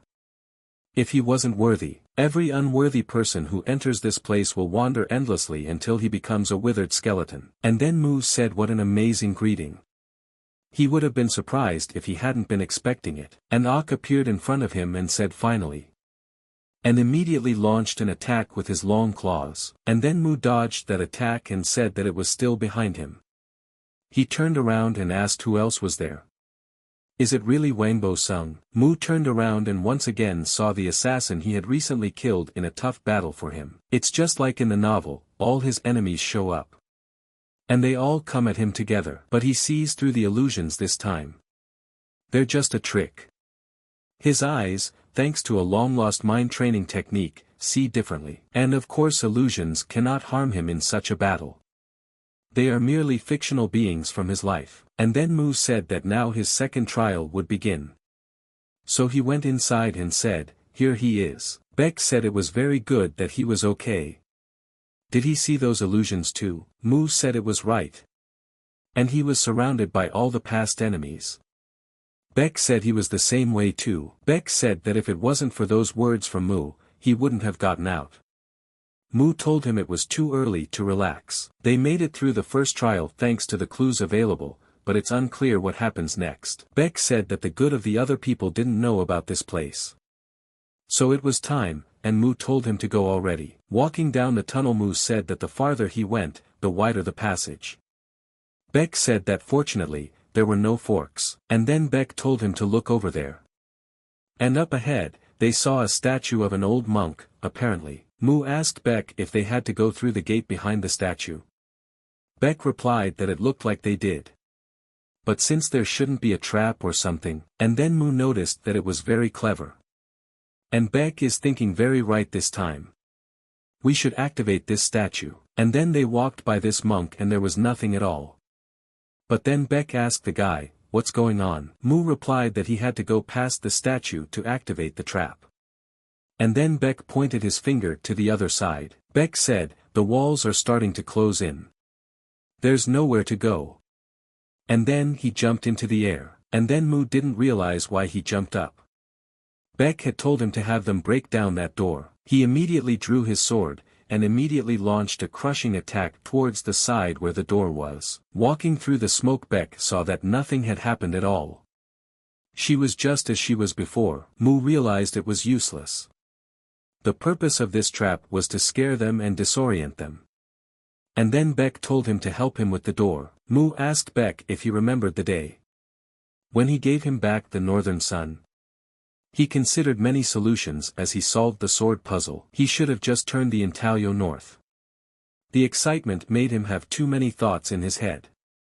What does Beck think they should do? And then Beck thought for a few minutes and said that he understood Mu. Because of his panic, he had misunderstood everything that was happening. He was brought here by a strong and steadfast spirit, and his experience with confronting illusions has shown him that the answer he seeks is simple. And it is found in the Guardian of the North, by Shravana. And that's when Beck said it right. When the fog of chaos clears, it becomes clear how simple the answer is. Just then, Mu walked up to the statue and started pushing him in that direction as he turned his sword last time. And then Beck told Mu if they turned the statue north. And then Mu said that would stop the walls from moving.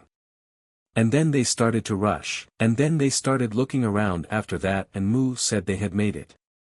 But that wasn't all, and the statue started to crack. And breaking into small pieces, Beck saw that here was the staircase to the basement. It was under the statue. Beck said they passed the second test.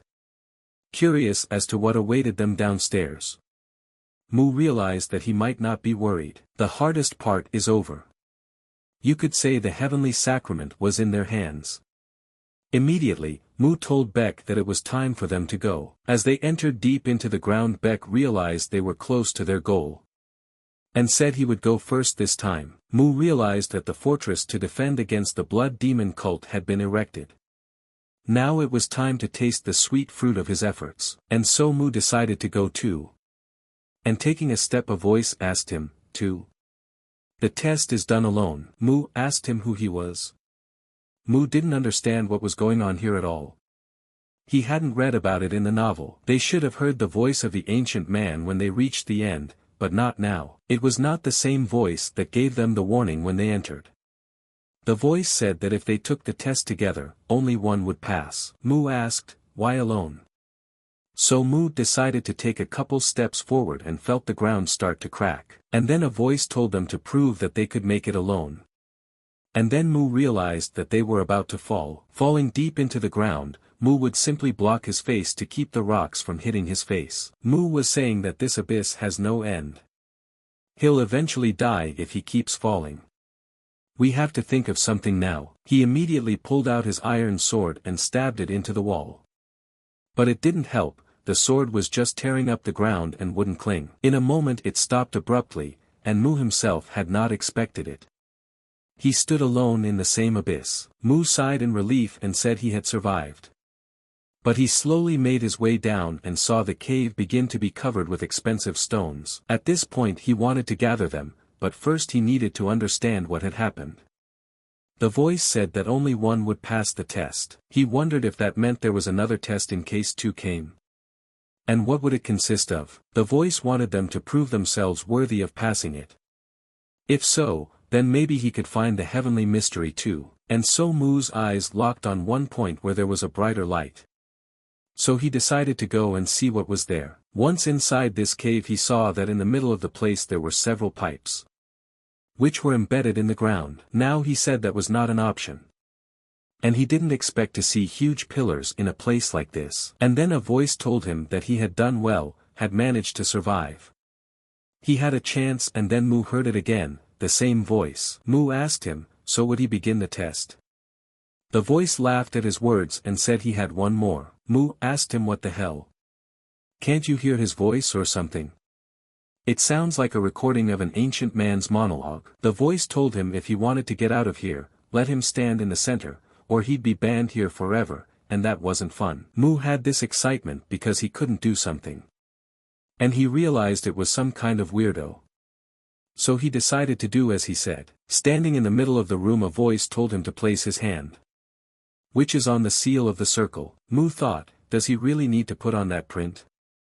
The voice said that if he had the right eyes, he would see something. Mu thought for a moment and decided that it was about a long-lost mind training technique.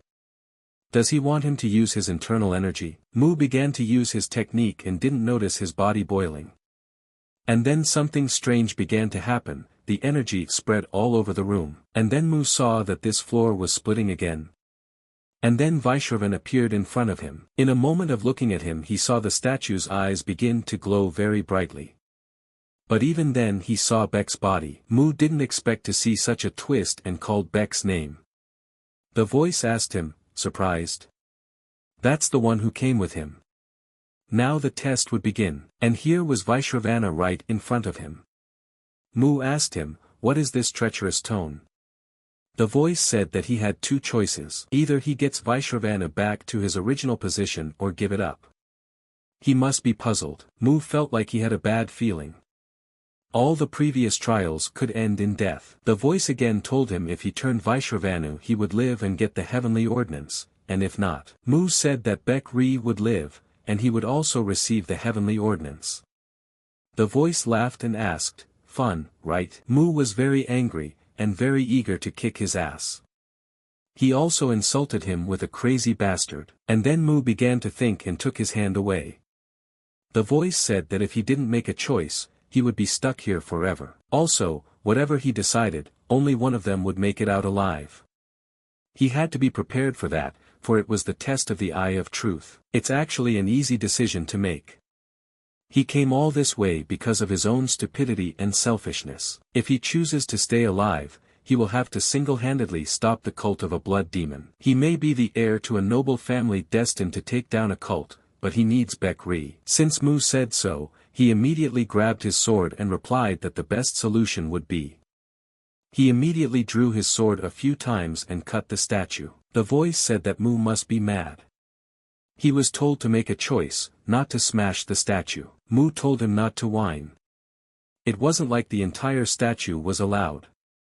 So far, they had passed all the tests calmly, so it seemed to him that it would be the same this time too. He noticed the voice was trying to intimidate him. It said to make a choice, but didn't say what would happen if he chose both options. He cut Vaishravanu in half to unwrap one half and leave the other half in place. And then he started to turn it around and said that just like the voice wanted, the decision was made. The voice started laughing at him and said surprisingly, "He likes his approach." And then Mu was thinking, how would he act now? The voice says very well. It recognizes his eye of truth. And then saying goodbye he said that they would see his successors again. Then Mu came out of the tunnel and saw Beck in front of him. He asked Mu if he was okay.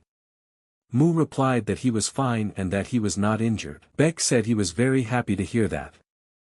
Heaven must have helped them. And then Mu saw that Beck was crying. Mu asked him, did he come here following the statue? Beck asked, following what statue?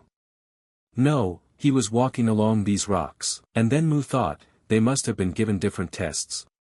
Mu asked him what happened to him. And then Beck replied that he'd better not ask. Beck said that he thought that the owner of the heavenly ordnance would turn out to be some worthy person or aristocrat. It's good that Mu did well. By the way, Yuan has something to show him. Mu got curious and asked what. And then they entered a room where there was a big pipe.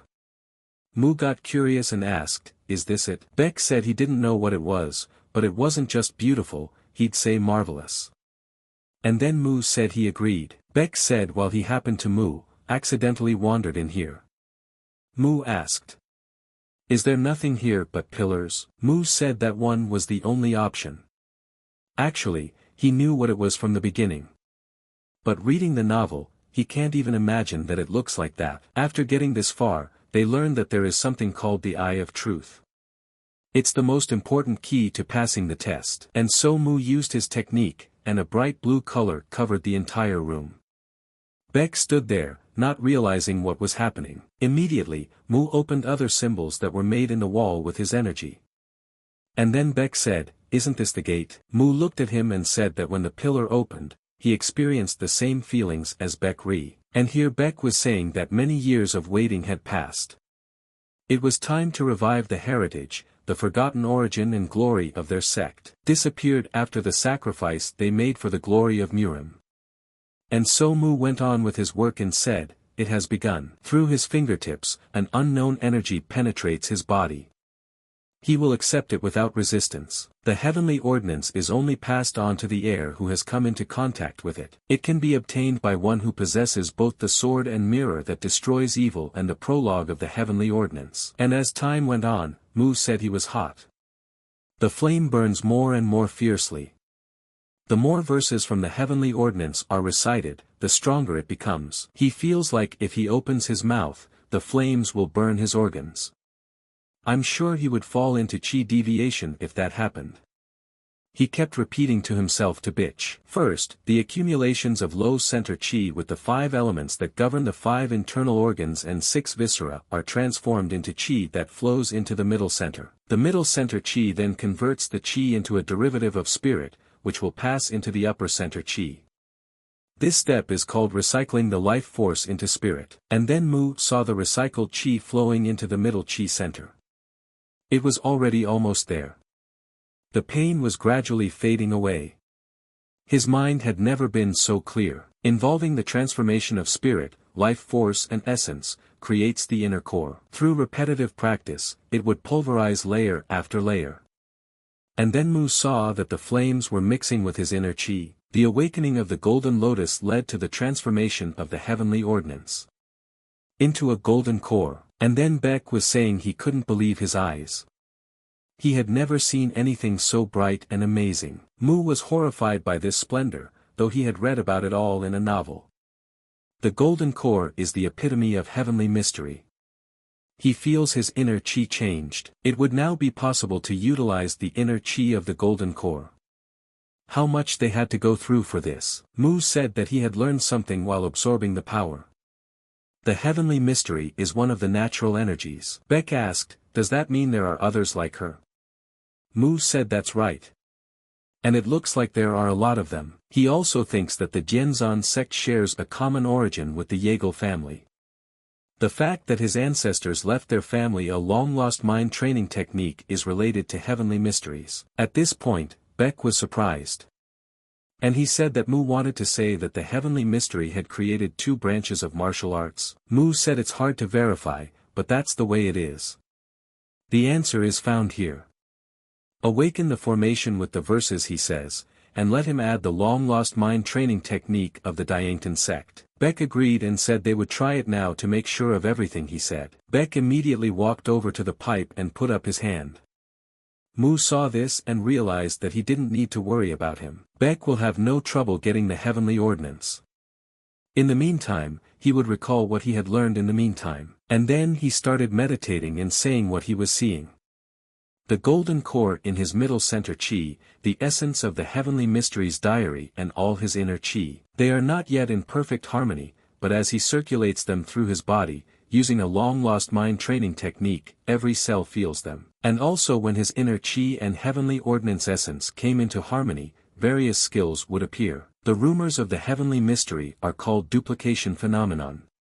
Its skill can dull the enemy's senses.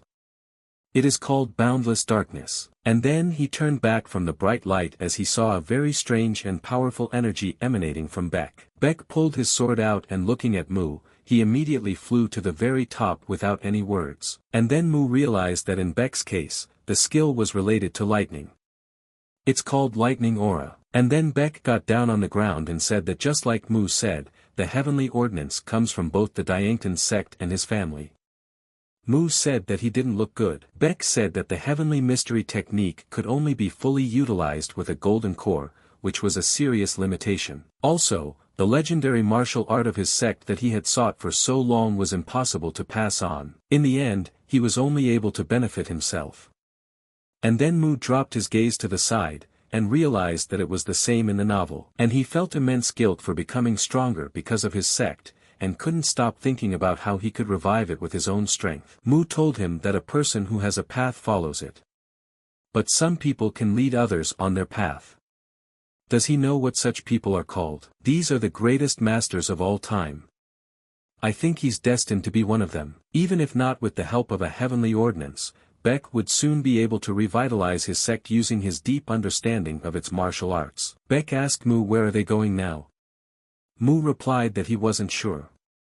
He hadn't given much thought to how long he would be traveling through the Murim. And now they'd better get out of here for now. It says Northern Sunshine in plain text. He thinks all they need is a sword to stand up. So he asks Beck if he's ready. Beck immediately stuck up his sword and said that of course he was ready. And now it was time for them to get out of here. At this time, Yunho was dreaming, and like a voice telling him that his sword would not reach him. Let him realize his insignificance while he bled. With such fear, Yunho fell to the ground, and broke into a heavy sweat. He told himself that he would become stronger no matter what it took. The guys got to the shelter and Mu asked Yunho, was he crying?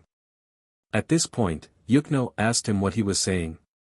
Mu replied that he thought he was crying. Yunho said he didn't cry for how old he thought he was. Mu said it's okay to cry at any age. And then Yunho got angry and said that he wasn't crying. But Mu mocked him and said he was still crying. And then Sleep came in and told the guys to all calm down and slow down a bit. Mu asked Song why he was interrupting such fun. And then Sung told his brother that they needed to talk. And then Song led Mu behind the rocks and told him that this was where he was practicing. Mu asked him if he wanted to spar with him. And then Mu said that he wanted to become his older brother's disciple. Sung asked him, is that it? Mu replied that yes. But Sung says he just wants him to take over as head because he's not comfortable with him. Mu thinks he just doesn't understand him. And then Mu realized that he was pushing too hard. Song said that they would make a decision, with the help of martial arts. The loser would fulfill the will of the winner. Mu told his brother that he'd have to do his best. Because he doesn't want to be a victim of circumstances. And Song said that he was of that opinion too. He immediately decided to attack Mu. Mu saw this, and reacted in time for the sword to pass next to his head. In fact, it didn't even frighten him. Their gazes immediately crossed, and Mu moved away from him at arm's length. But Song didn't stop attacking and tried to hurt him. And then Mu realized that his strength had grown, but this was just the beginning. He's sure that Song won't be able to get him now. And then Sun saw his new appearance and realized that it was such a swirling and multifaceted attack, now it would ruin him. He saw that it was an attack that surrounded him from several sides, and suddenly Song's sword flew into the air. Sleep got to his feet and saw that Mu turned out to be not such a weak man. His eyes spoke for themselves. So Sung accepted it and said that he had lost. He realized that he was no match for Mu, and then Sung started spitting blood. Mu was worried about him and ran to him. Sung said he was fine, he was just a little overtired. Sung said that it was a really great martial art. When did he have time to grow so much? Moreover, this martial art was similar to a legend his father had told him long ago. Mu asked, what was the legend? Song replied that the second-generation head of the Idai family, with every swing of his sword, Unmu's greatness could be felt. And then Mu realized that it was a legend, a pretty good excuse. Sung said that however recreating such an Unmu, suited the future head of the family. And then Mu told his brother that he had to keep his promise. And then Song recognized that he had actually lost. And then Mu asked his brother if he could tell him about the sword technique he had just shown him. And then Du came in and said that he would teach his nephew himself. And here no one expected such a turn of events, that Du himself came and expressed his desire to help his nephew. Baek was tending to Yunho at this time, and set out a bowl for him to eat. Yunho thanked him and said he was feeling better. And then Yunho said, but what was that even? Baek said he did his best. Don't blame yourself too much. Yunho said that he had one request. And then Baek said at once that he was listening to him fully attentively. Yunho said he wants to improve his skills so he doesn't fall again. Baek tells him that he understands him, but let him be prepared. It's never going to be an easy path. And then Du attacked and saw that Mu didn't dodge. Did he realize he wasn't meant to be killed at all? And then Mu said no. And Uncle was wrong in that respect. Mu wondered why Uncle was doing this to him. And then Du made an attack and asked Mu why his tongue was so long. And then Mu immediately decided to defend himself. Du made the attack again, but again he didn't dodge and stood still. Du told him to do the right thing. Unless he wanted to smell the incense. And then Mu agreed and said that he would do his best. Du said that even if it was a family legend, if it fell into his hands, it would only be paper. And then he drew his sword and said that he would prove Mu. And immediately he let out a long stream of fire. Mu thought it didn't matter how much his uncle insulted him. But he can't stand it when his efforts are ignored. He immediately pulled out his sword and tied it with his powers, in a white sheet. He didn't wait for a miracle, and immediately unleashed an attack right into the fire. His uncle was surprised, not expecting such a turn of events. Faced with two strong attacks, an explosion eventually occurred. Sleep stood back and took cover from such dust. Raising his head he was surprised. Du stood behind him and held a sword in his hand. The weakened Mu asked him, is he trying to kill him? Du looked down at him and said he was ignorant, because he said if he didn't do it right, he'd kill him. Mu asked, did he get it right? Du replied that not at all. The little things catch the eye. But as he gets older, he gets crankier. Mu couldn't get up from his helplessness, and immediately collapsed to the ground. Du stood behind him and wondered. Sun checked his pulse and felt that the vital points were intact. He didn't think his father would be so merciful. Du said he wasn't. After all, Mu was dodging all the time.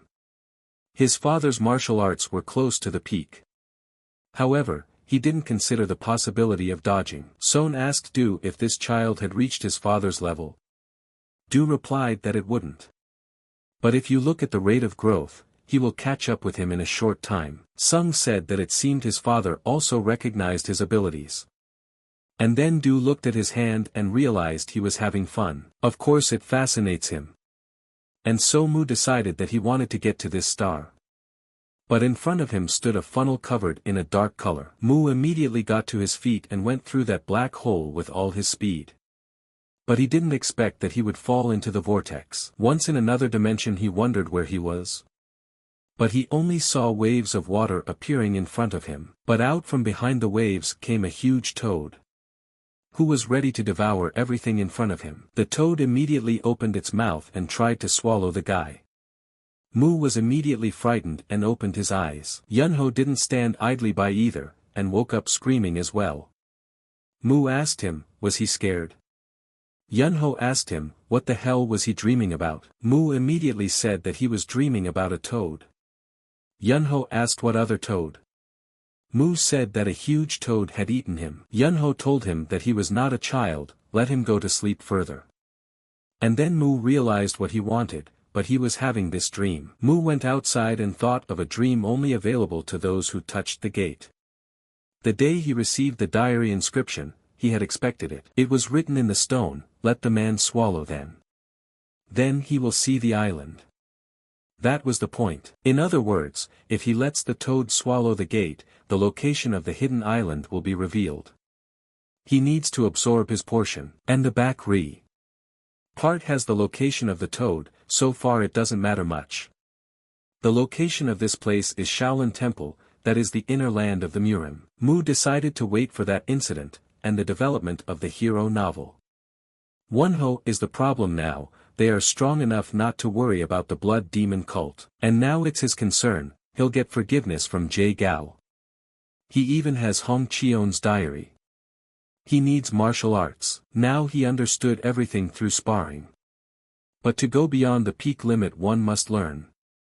Just then sleep came and asked him what he was thinking so intensely about. Mu told his brother that he just couldn't sleep, so he was thinking about different things. Sung said it was obvious that he must have been thinking about the fight with his father. Mu replied that it was right, and he was thinking about it too.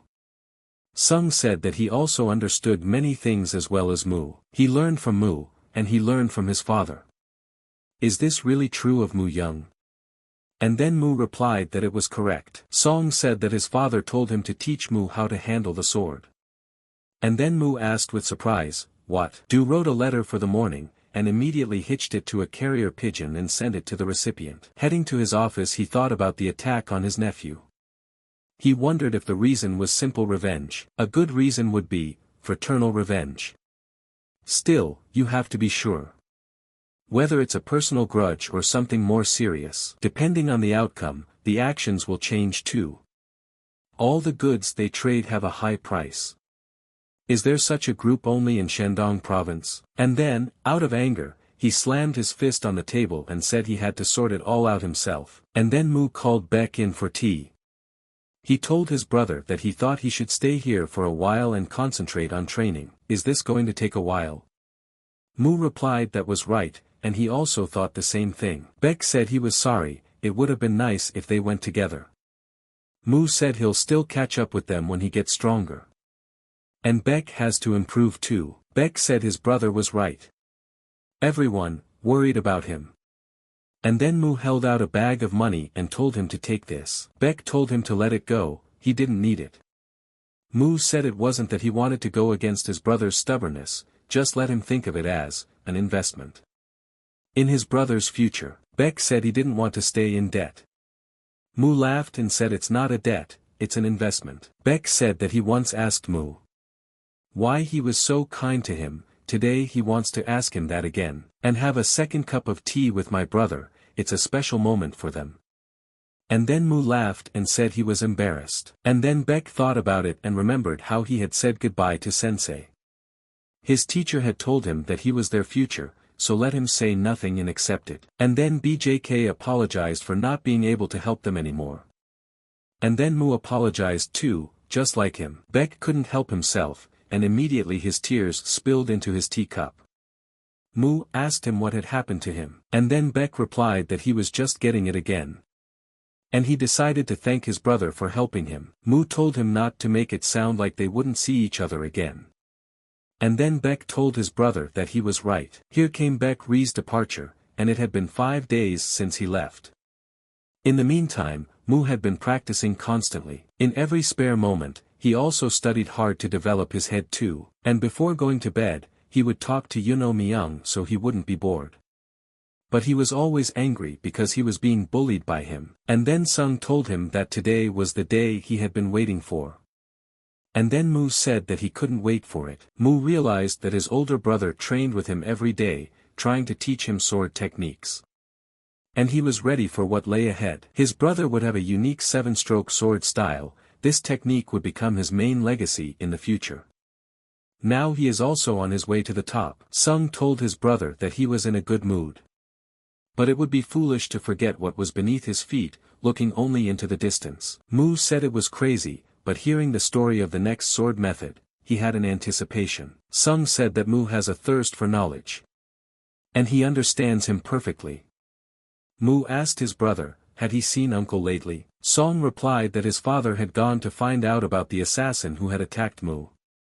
And then Mu thought that if uncle had already made his move, the blood demon cult might show up sooner. And if that happens, all the events he knows will unfold simultaneously. And then Sung asked his brother, is something wrong? Mu was surprised at such a question and said that everything was fine. Sung laughed and said that his brother was as usual. Sun said, and now it was time for them to begin. And immediately the earth dragon applied the first strike in the first second. After making a few circles in the air, Cian immediately showed him around and what an earth dragon should look like. Mu immediately understood, and upon seeing it, he said that it was a dragon lord sword technique. Mu asked his brother, does it really happen in 1 second? Song replied that it was correct. Mu asked how many actions are in a dragon lord sword. Song replied that as far as he knew, it was around 300 or so. Mu asked, so much? Song said, and all the movements need to be done. Mu asked, how many total seconds are there in this technique? Sung replied that it was 10 seconds and 10 punches. And at that moment, Mu just lost all the words he knew. Sun told his brother to demonstrate the first strike, called the Earth Dragon. Immediately, Mu immediately began to demonstrate it. Without any hesitation, he deployed his energy around him. Immediately, Song told him to make a mountain dragon strike, and the third was followed by a water dragon, which Mu also handled by pulling out his mighty sword. Sun saw that he was doing well, and immediately ordered the fourth strike, the wind dragon, to demonstrate. And behind him, Song said that a fifth strike would follow, the thunder dragon. And so all 10 strikes Mu demonstrated on his technique. Mu stopped at the last level and remembered what he had been told, if he found an absolutely perfect dragon, let him take care of it. Let him find him, and if he doesn't, then he'll have to forget about him. At that moment, he would understand. And so Song told him to make the 10th strike. Immediately, Mu made an unrivaled dragon, and then Song saw it and was overjoyed, for he had finally made it. Mu took a break from being so tense. After that, Mu immediately fell to the ground from fatigue, and closed his eyes to rest for a while. Song walked over and said that he was providing him with his congratulations. Finally, without taking a break, he had finally mastered the skills of wielding the Dragon Emperor sword. Mu said it was all thanks to his brother. Song looked at him and said that his brother was just flattering him. After coming to his senses, Song asked Mu, was he going to go now? Mu replied that he had arranged to meet with the guys. After that, Song squatted down and began to survey the beauty of nature. He told Mu that because of this, sooner or later, his name would conquer the martial arts world. Here came the 4th day. After leaving, the whole time he was on his way to Sichuan, every time night fell, he would help this guy with his training. And it seems like right now would be a good time to give him some good advice. And then Mu suggested to Yunho that they should work on his skills. Yunho asked him how would they do that. The thing is, Mu saying to deal with it doesn't mean it will work on its own. Mu tells him that he's finally reached his peak, so just let him do as he says, okay? Yunho looked at him strangely and said he was such a show-off. Mu said to take advantage of it then. Yunho asked him if there was any reason why he was doing this. Immediately Mu answered that there was. Yunho heard this and said that they should do it then. And then he did not rest, and immediately attacked Mu. And then Mu just stood still and saw that his sword skills were weak.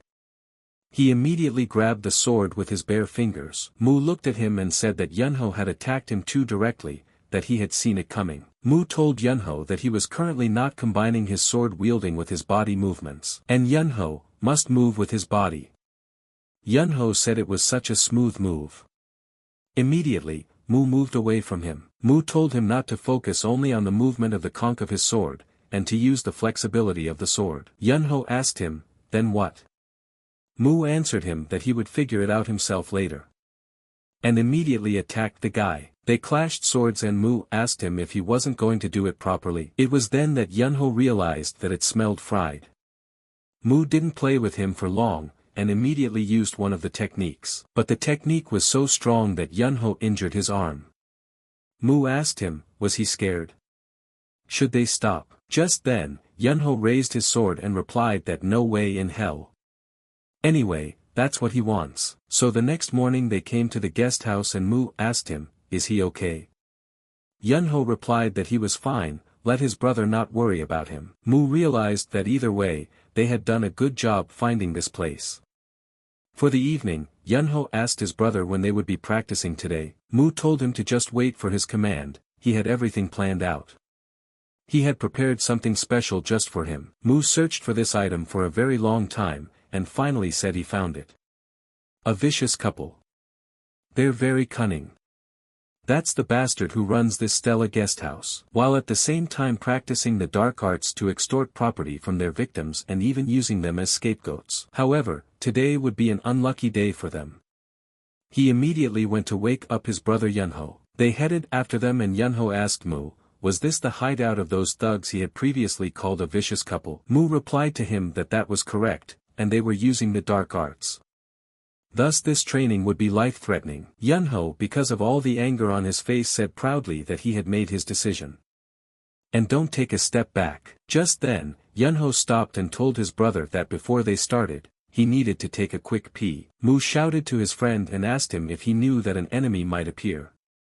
Immediately he sighed, and then Mu turned around and saw the enemy in front of him, ready to kill him. He was right this time. Now this guy is one of the members of a vicious couple. Has he thought about the debauchery? For a thug who is said to be violent, his face looks pretty kind. The man immediately at this moment pulled out his axes from behind his back. Mu saw a very rude guy. Why did he suddenly attack with his axes out of nowhere? Seeing all those blows, Mu just dodged them. The man didn't stop attacking, but he also missed every time. Mu realized that although it was very sad, because he was not his equal.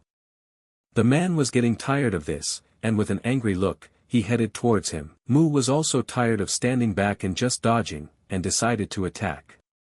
But Mu hit him directly and he was wounded. Here Yunho came out of the forest after hearing a series of attacks from the man. Mu asked him if he had settled all his affairs. And then a girl came out of the cave and asked why is it so noisy here. And then she said that she saw handsome boys coming to visit. Yunho asked brother, is that woman also one of the thugs? Mu realized what they were seeing right now wasn't everything. This is another member of the vicious couple, a slutty damsel. A temptress who kills her victims after performing an essence connection, and soaks them in beeswax alcohol before using them.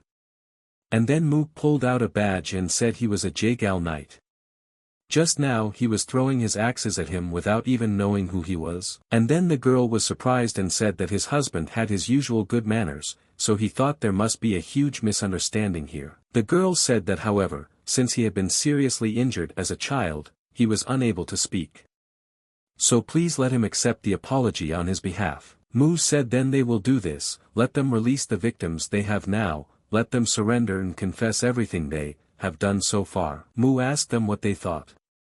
If he heard them say no, then the authorities would know about it. The girl lost her temper and said they were scum, hypocrites. How dare he speak nonsense? Because of them scumbags, they need to hide in these mountainous areas. Why did they follow him to such an extent? Mu told the girl that she's probably the one who doesn't tell her victims, right? It's all the authorities' fault that they guys are dying. She must be saying something like that. She should have said he uses them to replenish his inner strength.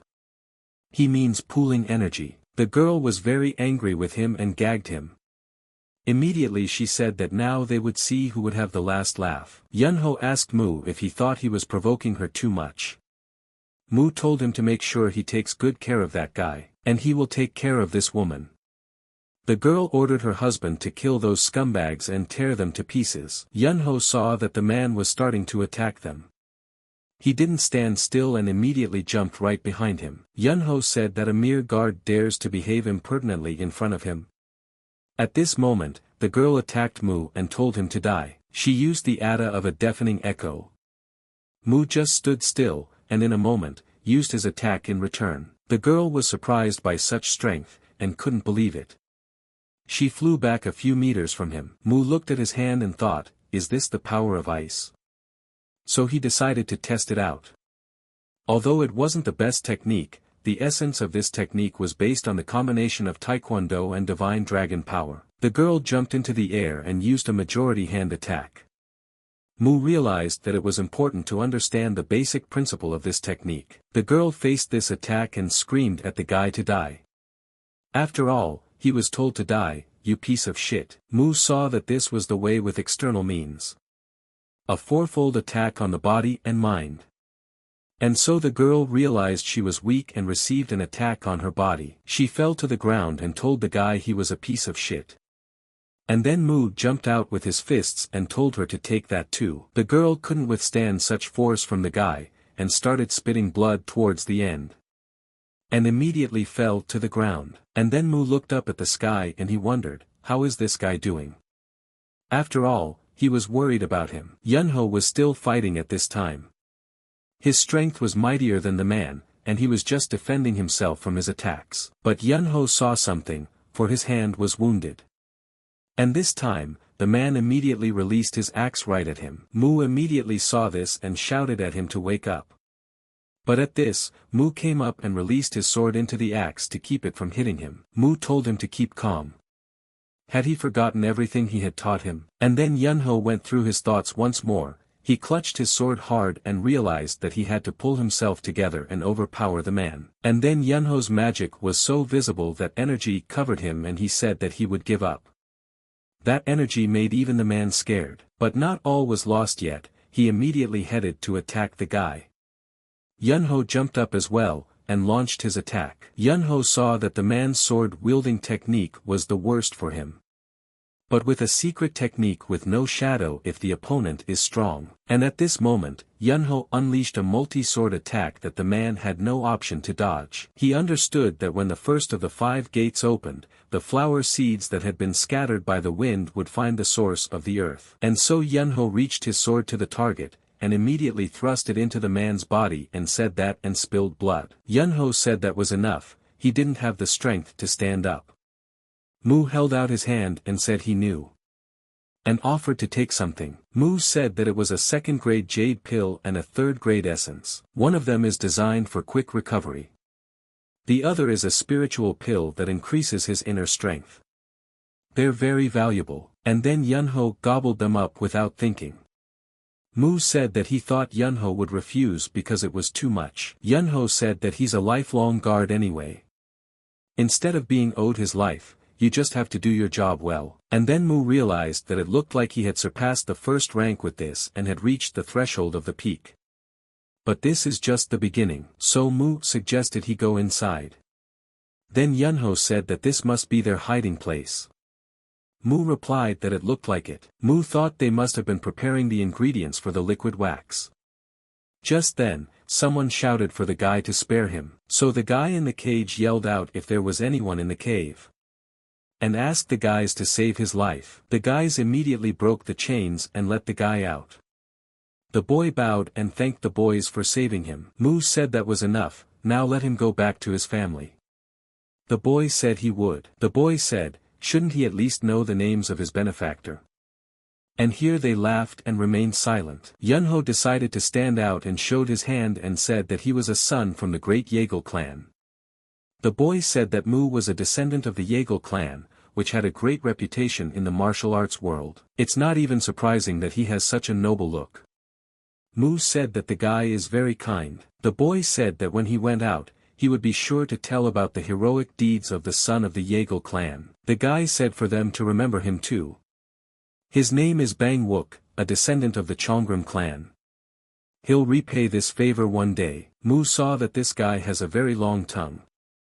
He hopes it won't prevent him from becoming Lord Sagaju. Yunho asked him, didn't he succeed?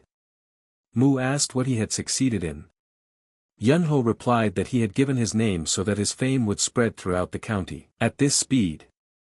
And then Mu said that he would become the Lord of Sagaju in no time. Yunho said that was right, he knew Mu would be happy. Without a word, Mu pulled out his sword and put it down. When Yunho saw this, he was startled and asked, "Is something wrong?" Mu smiled and said that Yunho is very guessing. Does he sense the intention to kill? Yunho replied that it was very good. Mu told him that he was a quick thinker, and offered him a little fight. And out of fright Yunho pressed himself against the wall and began to receive. Once indoors, Yunho said that no matter how much he washes it, it doesn't seem to come off. Mu said that it was the same for him, and then Mu saw that Yunho's aura had definitely changed.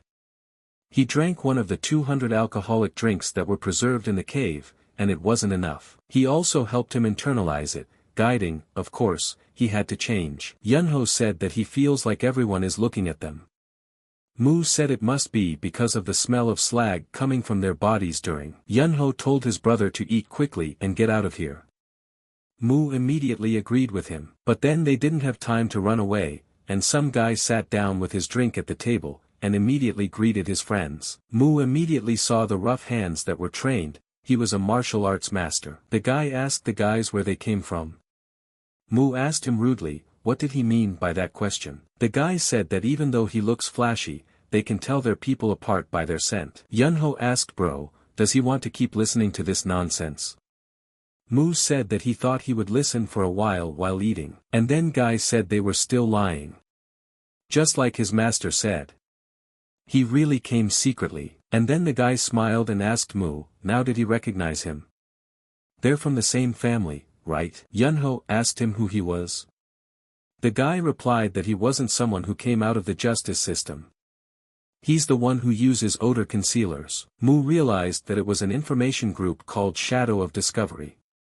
Mu told the guy that looking at the aura, it seems like he is a pretty powerful person. The guy said his master's name is Sunghyun. He's the 8th teacher, Lee. Mu asked him his name again. Lee asked him, did he only now recognize him? Mu now realizes that this man is the key figure in this story. It looks like he's going to be the hero lord. And Baek Ri's ally, but that's in the future.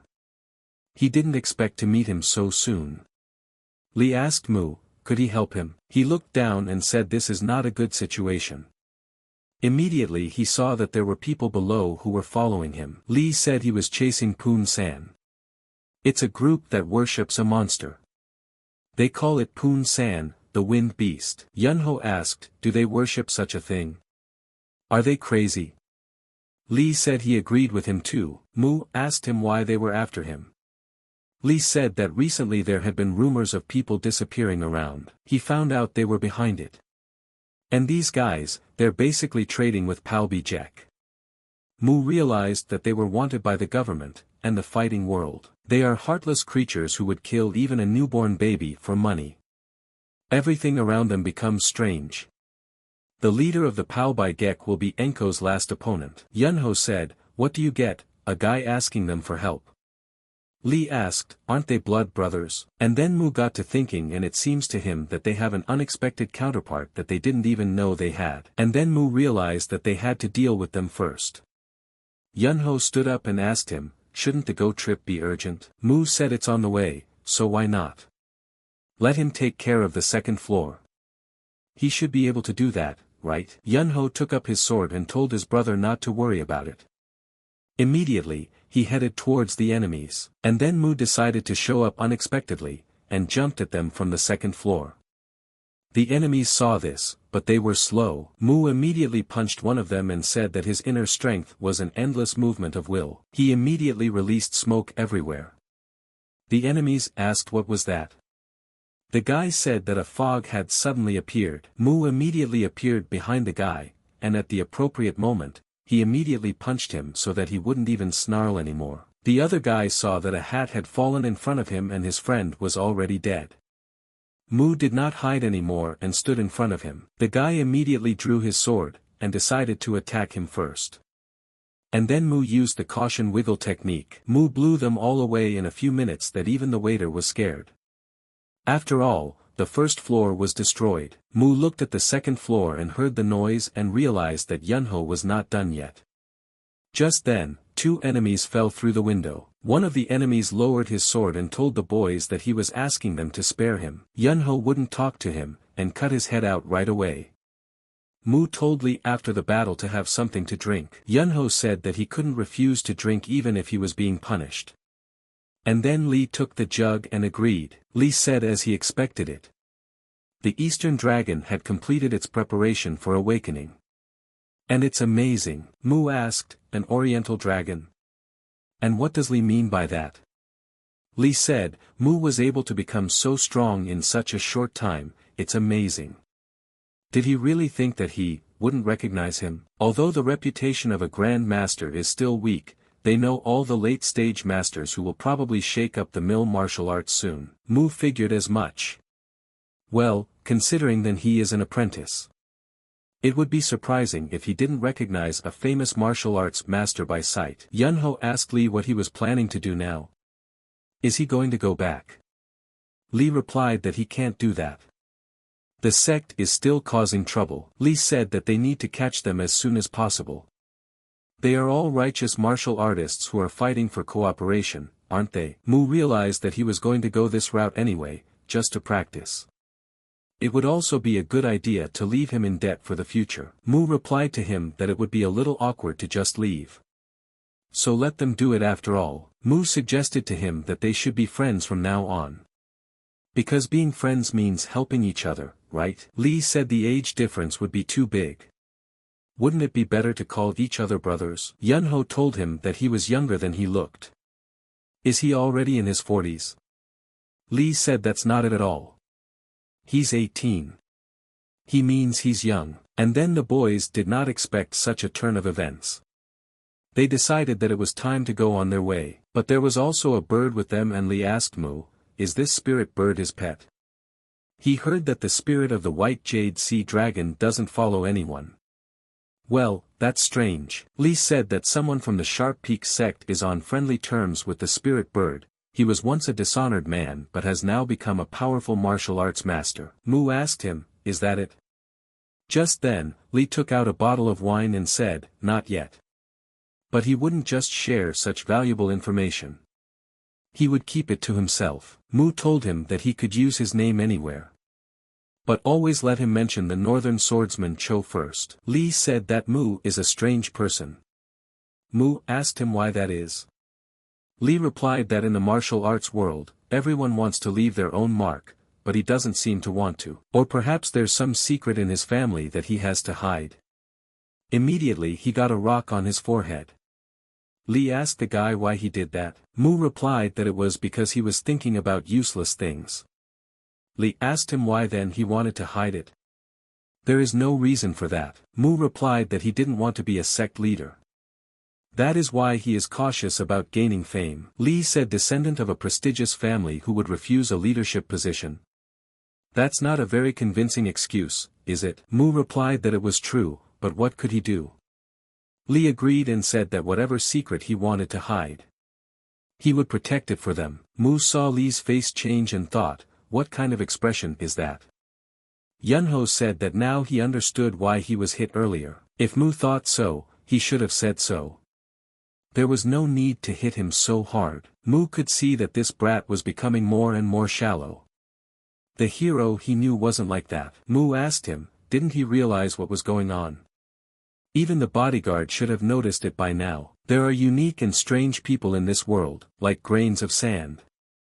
Turns out the master was right. Yunho asked Mu, is his training finished? Mu said his brother must be tired of standing guard. Yunho said that he wasn't really guarding anything. He was just standing there because he couldn't sleep. Mu saw that his brother was being very modest. And this time he would be standing guard, so he should practice. According to Lee Hyung, they will soon enter the territory of the Pung San sect. Yunho asked Mu if he could ask him something. Mu told his brother to ask anything. Yunho said that when he fought with that guy, he emphasized his strengths and gained new knowledge, didn't he? But then he realized something. Should he fight by focusing only on his strengths? Was it impossible to compensate for his weakness? Mu said it's possible. But let him think about it from the other side, strength is weakness. And weakness is strength. Yunho said, compensating for weaknesses is true strength. Mu asked, it bothers him that his sword technique is weak, right? To hide his weak sword technique, he strengthened his sword aura. But it was difficult to approach the powerful axe without getting hit. But how did he manage to win this fight? Yunho thought about it and drew his sword. He said that a blossoming flower must have a fragrance. And so he raised his sword and said that one day the fragrance would spread in the air like the colors that paint the world. Mu realized that once Yunho was ready to answer his question, his skill would reach its peak. And then Li told the brothers that they needed to know about Mangacap first. It's an ancient tree worshipped by the Pengsan sect. It is said to be a manifestation of the spirit that appeared in the living water.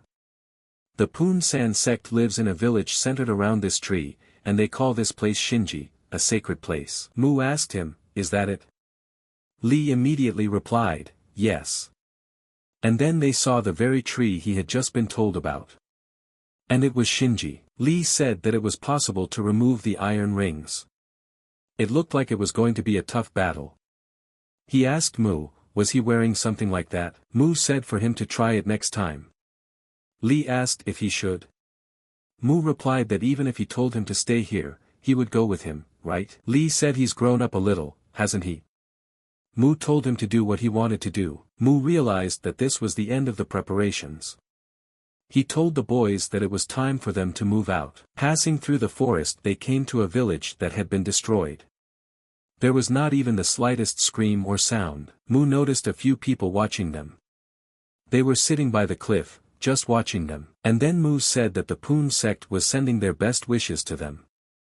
Immediately, a company of soldiers came out in front of them. Li said there were more of them than he thought. Should they change the plan now? Just then, Mu saw Yunho running and said it was too late. The warriors raised their swords and told themselves that they were going to kill them. Yunho released his energy, and applied it to his sword. Yunho was fearless in this regard. And with his long sword, he cut down everyone in his path. When the warriors saw this, they were frightened and realized that they were powerless against them. And then Li, too, joined the fight and slaughtered them all. Li released his energy as well and attacked them with a crushing jade divine palm. Li sighed for a few moments and immediately behind him, a few warriors went and decided to attack. Li had anticipated all of this and immediately used a heart-destroying finger attack. And pointed it straight at them. His beams of energy simply cut the guys to death, leaving them no chance of life. The warrior who attacked Mu said that they were beings with the power of immortality. And he can see the fear in his eyes. Mu simply pulled out his sword and fired it straight at him. The warrior had no choice but to just die honorably. Mu asked him if he thought anyone was afraid of him. And in farewell he told them to get rid of their unnecessary worries. Mu asked the boys, was that it? And then on his way to the shelter, he saw one of the warriors walking slowly towards the tree. Just then, an old man who was not eager to meet them appeared in front of the tree. Mu thought it was the leader of the Zhongbu Shinong sect. The leader asked his warrior why he was lying down. The warrior said he only needed a drop of essence to end this pain. To return to immortality. The leader got angry and told him to go away now. And immediately stepped on his head and crushed it. And that would end his pain. The leader told the boys that they were brats and were interfering with his grand plan. Mu asked him what grand plan. It probably involves his poison. Through this Mangacap, said leader. The story from the hero is that if they bury the corpse of a giant spider named Inmenju, that tree will grow by feeding on its nutrients, and that tree is the Mangacap tree. The leader asked Mu, does he know about Mangacap? Mu replied that he had heard of it. A tree that feeds on blood. It is also said that if a tree feeds on human blood, it grows fast. The poison that is derived from its roots is the perfect elixir for poison cultivators, right? The leader replied that the lad was cunning, but he was too late. Most of the horses had already been overtaken by him. He would take care of the others after he destroyed them. Mu didn't say anything and just stared at his face. Suddenly, the sect leader showed his full power. The sect leader started laughing loudly. He said that the two clans practicing poison are accumulating a taboo on it. Do they know about the poisoner? Mu said that when they reached the level of the first poison, they would be able to hold 100 poisons in their hands and control them. And when they reach the level of the second poison, they will be able to spew out 1,000 poisons with one breath. When they reach the level of 1,000 poisons, they won't be able to hold anything in their hands. Everything they touch will be destroyed. The leader said that when that happens, the whole world will be at his feet. He seems to know very little. Lee said, could it be that he had reached the level of 1,000 poisons? Mu immediately replied that no. If he was at the level of 1,000 poisons, they would already be dead. And then Mu said dragon. Yunho immediately replied that he knows. Mu said that he didn't ask him to fight him. Yunho asked why is that? Yunho thought of something and asked the master. Mu replied yes, the opponent he was going to fight. Black Crane Sword, Ju Huan. The guy who ran away came back on his own. The leader said what he thought, he saved him the trouble. Cho said that he didn't want to interfere. And then Yunho immediately realized that he would fight him and stepped forward. Cho said that it looked like he had no choice. And suggested that Yunho go have some fun. They immediately stood in the middle and began to fight, and use all their best attacks on themselves. Mu believed that Yunho would take care of Ju Huan. The leader said that the two of them would hardly be enough. Mu asked, who said it was just the two of them? And then Lee told Mu that he would help him. Mu told him he was not his opponent, let him step back. Lee started to become indignant. But Mu told him in a gruff voice to step back. Immediately, he drew his sword. The leader said it was very good to have so much courage. It was worth the wait. He immediately jumped on Mu with his paws to attack him immediately with venom. But in a moment, he was surprised at what Mu had in store for him. The leader asked Mu why he couldn't touch him. He is destined to become a great master of poisons. Mu stood behind him and waited for the right moment. The leader sensed it, and didn't expect this. Mu immediately realized that he had been spotted and slashed his back with his sword. The leader then became more angry and turned around to attack. He released his poison again, and pounced on him. Mu was much faster than him, so he attacked again with his sword. The leader said he spread an invisible, odorless poison throughout this area. Like three-leaf weed. Mu remembered it and told the guys that it's an herb that's normally useless, but it's great for neutralizing poison. Especially effective against a poison master like him. The leader said the kid's pretty resourceful. And then the leader stood up and his wounds began to heal on their own. Mu was surprised to see the ability to regenerate. The leader laughed and asked the guy, did he really think such a trick could kill him? Mu replied that no, he had something more interesting in store. The leader asked him what he meant. And then some worms started coming out of his body and the leader asked the guy what he had done with his body. Mu said he gave him a nice little gift. Did he hear about the tricolor dragon toad? It is a spiritual beast that only eats poisonous things. It will corrode him from the inside out. The leader was already very anguished and said it was a very mean act. But Mu told him to shut up. The pain he feels is nothing compared to the pain of the people who have been sacrificed because of his poisonous art. So let him regret his actions, and die slowly now. Feeling the pain of those he sacrificed. At this point, Lee decided to turn to Mu. But the guy told him, let them better focus on this for now. At this time, Yunho was still fighting, and while attacking each other, they were both injured. And he decided that he had a tough opponent. He just had to admit it. But it was different back then. He has to give it his all, if he gives it everything he's got, he can win. And then Cho told Yunho for them to get it over with already. Immediately they both jumped on top to attack each other, like the color with which the world is colored. Once the fragrance spreads, this fragrance will remain like that which makes the earth tremble. And then Cho fell on his knees with a bloody face and said that he had definitely avoided everything. So how? Yunho told him that because the smell can't be avoided or contained. Cho said that reaching the top at such a young age is commendable. And immediately fell to the ground. And then gathering around the tree Lee said that their sect would take care of everything else. Mu said that of course he would leave his care. And then Lee took something out of his pocket and told the master to take it. And it was a sign of kindness. If he ever needs help from their cult, all he has to do is show this badge. Mu saw that it was a sign of kindness. It is definitely a useful thing. Immediately, he thanked him. Lee said then he wished them a happy journey. Immediately, they turned around and headed for the exit. Walking through the forest, Yunho asked Mu, "Is he okay?" Mu was surprised and asked him why he was asking. Yunho said that his complexion had darkened a bit after he ate the tricolor dragon that came out of that guy's body earlier. Mu said that it was tolerable. It was a bit difficult because the earth dragon had absorbed much more poison and internal chi than he had expected, but the roots of the tree he ate beforehand seemed to do a very good job of neutralizing the poison. Yunho said that he felt nauseous after eating the tree roots they gave him earlier, young master. Mu said that because of this, he has reached a state of 100% resistance to poisons. And how could he recover his inner chi by eating this tricolor dragon? Mu replied that the three-colored dragon had absorbed not only the poisonous chi of the cult leader, but also his inner chi. This amount is more than enough to replenish lost internal chi, helping you perform mind-body unity training. To be precise, the amount of internal chi contained in his golden core had increased by 15%. On top of that, it neutralized all the poison. Mu said that he thought he had reached the stability state of 1,000 poisons.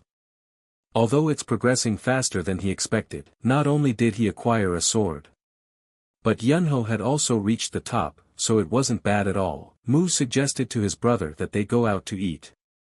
Yunho asked, "Why is it always on him to prepare the food?" Mu said that he wanted rabbit meat. Yunho asked him where would he get him that meat. In the hero's journey, the Jiansang sect has two different bases. The first and main base originally located on Diangtang Mountain in Yunnan province, while the second base is located on an unknown mountain where they settled after the war with the blood demon. People asked the old man, why doesn't he get to the point? Let him hurry up already. The old man said that after 200 years, the Jiansang sect had reappeared, with the swordsman of the northern sun making a name for himself. He comes from a great family. He corrected a playboy from the great Yeagle family and made him his friend. He spared no effort to train this playboy and his companion that even he had earned himself a title. Can they imagine how ashamed this playboy must be, for his companion has earned the title and he has not? Mu told Yunho that he must feel great to have the title. Yunho said that if his brother keeps teasing him, he will tell the truth. Mu said 1,000 flaming swords. He really likes it. How he's doing his job. And then stood in front of the gate. Yunho asked Mu, is this the place? Shouldn't a sect have at least one guard? Anyone who wants to enter can enter. And then going inside, the girl met them and asked them who they were. And then the baby on the girl's back started crying out of fright. Beck raised his hand and greeted them. Mu was immediately happy to see his brother, who was working with firewood. Beck told him that they hadn't seen each other in a long time. Mu asked him if he was doing well. Beck replied that everything was fine. Mu said that he was just trying to catch up with him to accompany him. And then Yunho told them to clear up the situation. Didn't Mu sacrifice a lot to help him with his mind-body unity training and exercises? Beck said as expected. He is really a good person. Mu said that his brother is flattering him. Beck said that now they will go inside and catch up. Mu asked him if they should, and so in the evening they all sat down at the table for a delicious meal. So Beck introduced his little sister. The girl said her name is Cha Yuran, she is a follower of the Biensang sect. And they've seen this girl before, right? The little girl said her name was Shin Sajin, a disciple of the Jianzang sect. The guy smiled and said that he was pleased to meet Lady Shin and Lady Cha. And then one of the Beck brothers said that he was pleased to meet them, his name is Seo Young. Mu said his name and introduced his escort Yunho. Seo said, honestly, he wasn't really excited to meet him. Mu said, then why don't they leave their acquaintance at that and start eating? They must be hungry. And Seo took the sticks and said, what is the reason for the appearance of the first young master from the great Yeagle family, who for a long time had not even honored them with his attention to come here?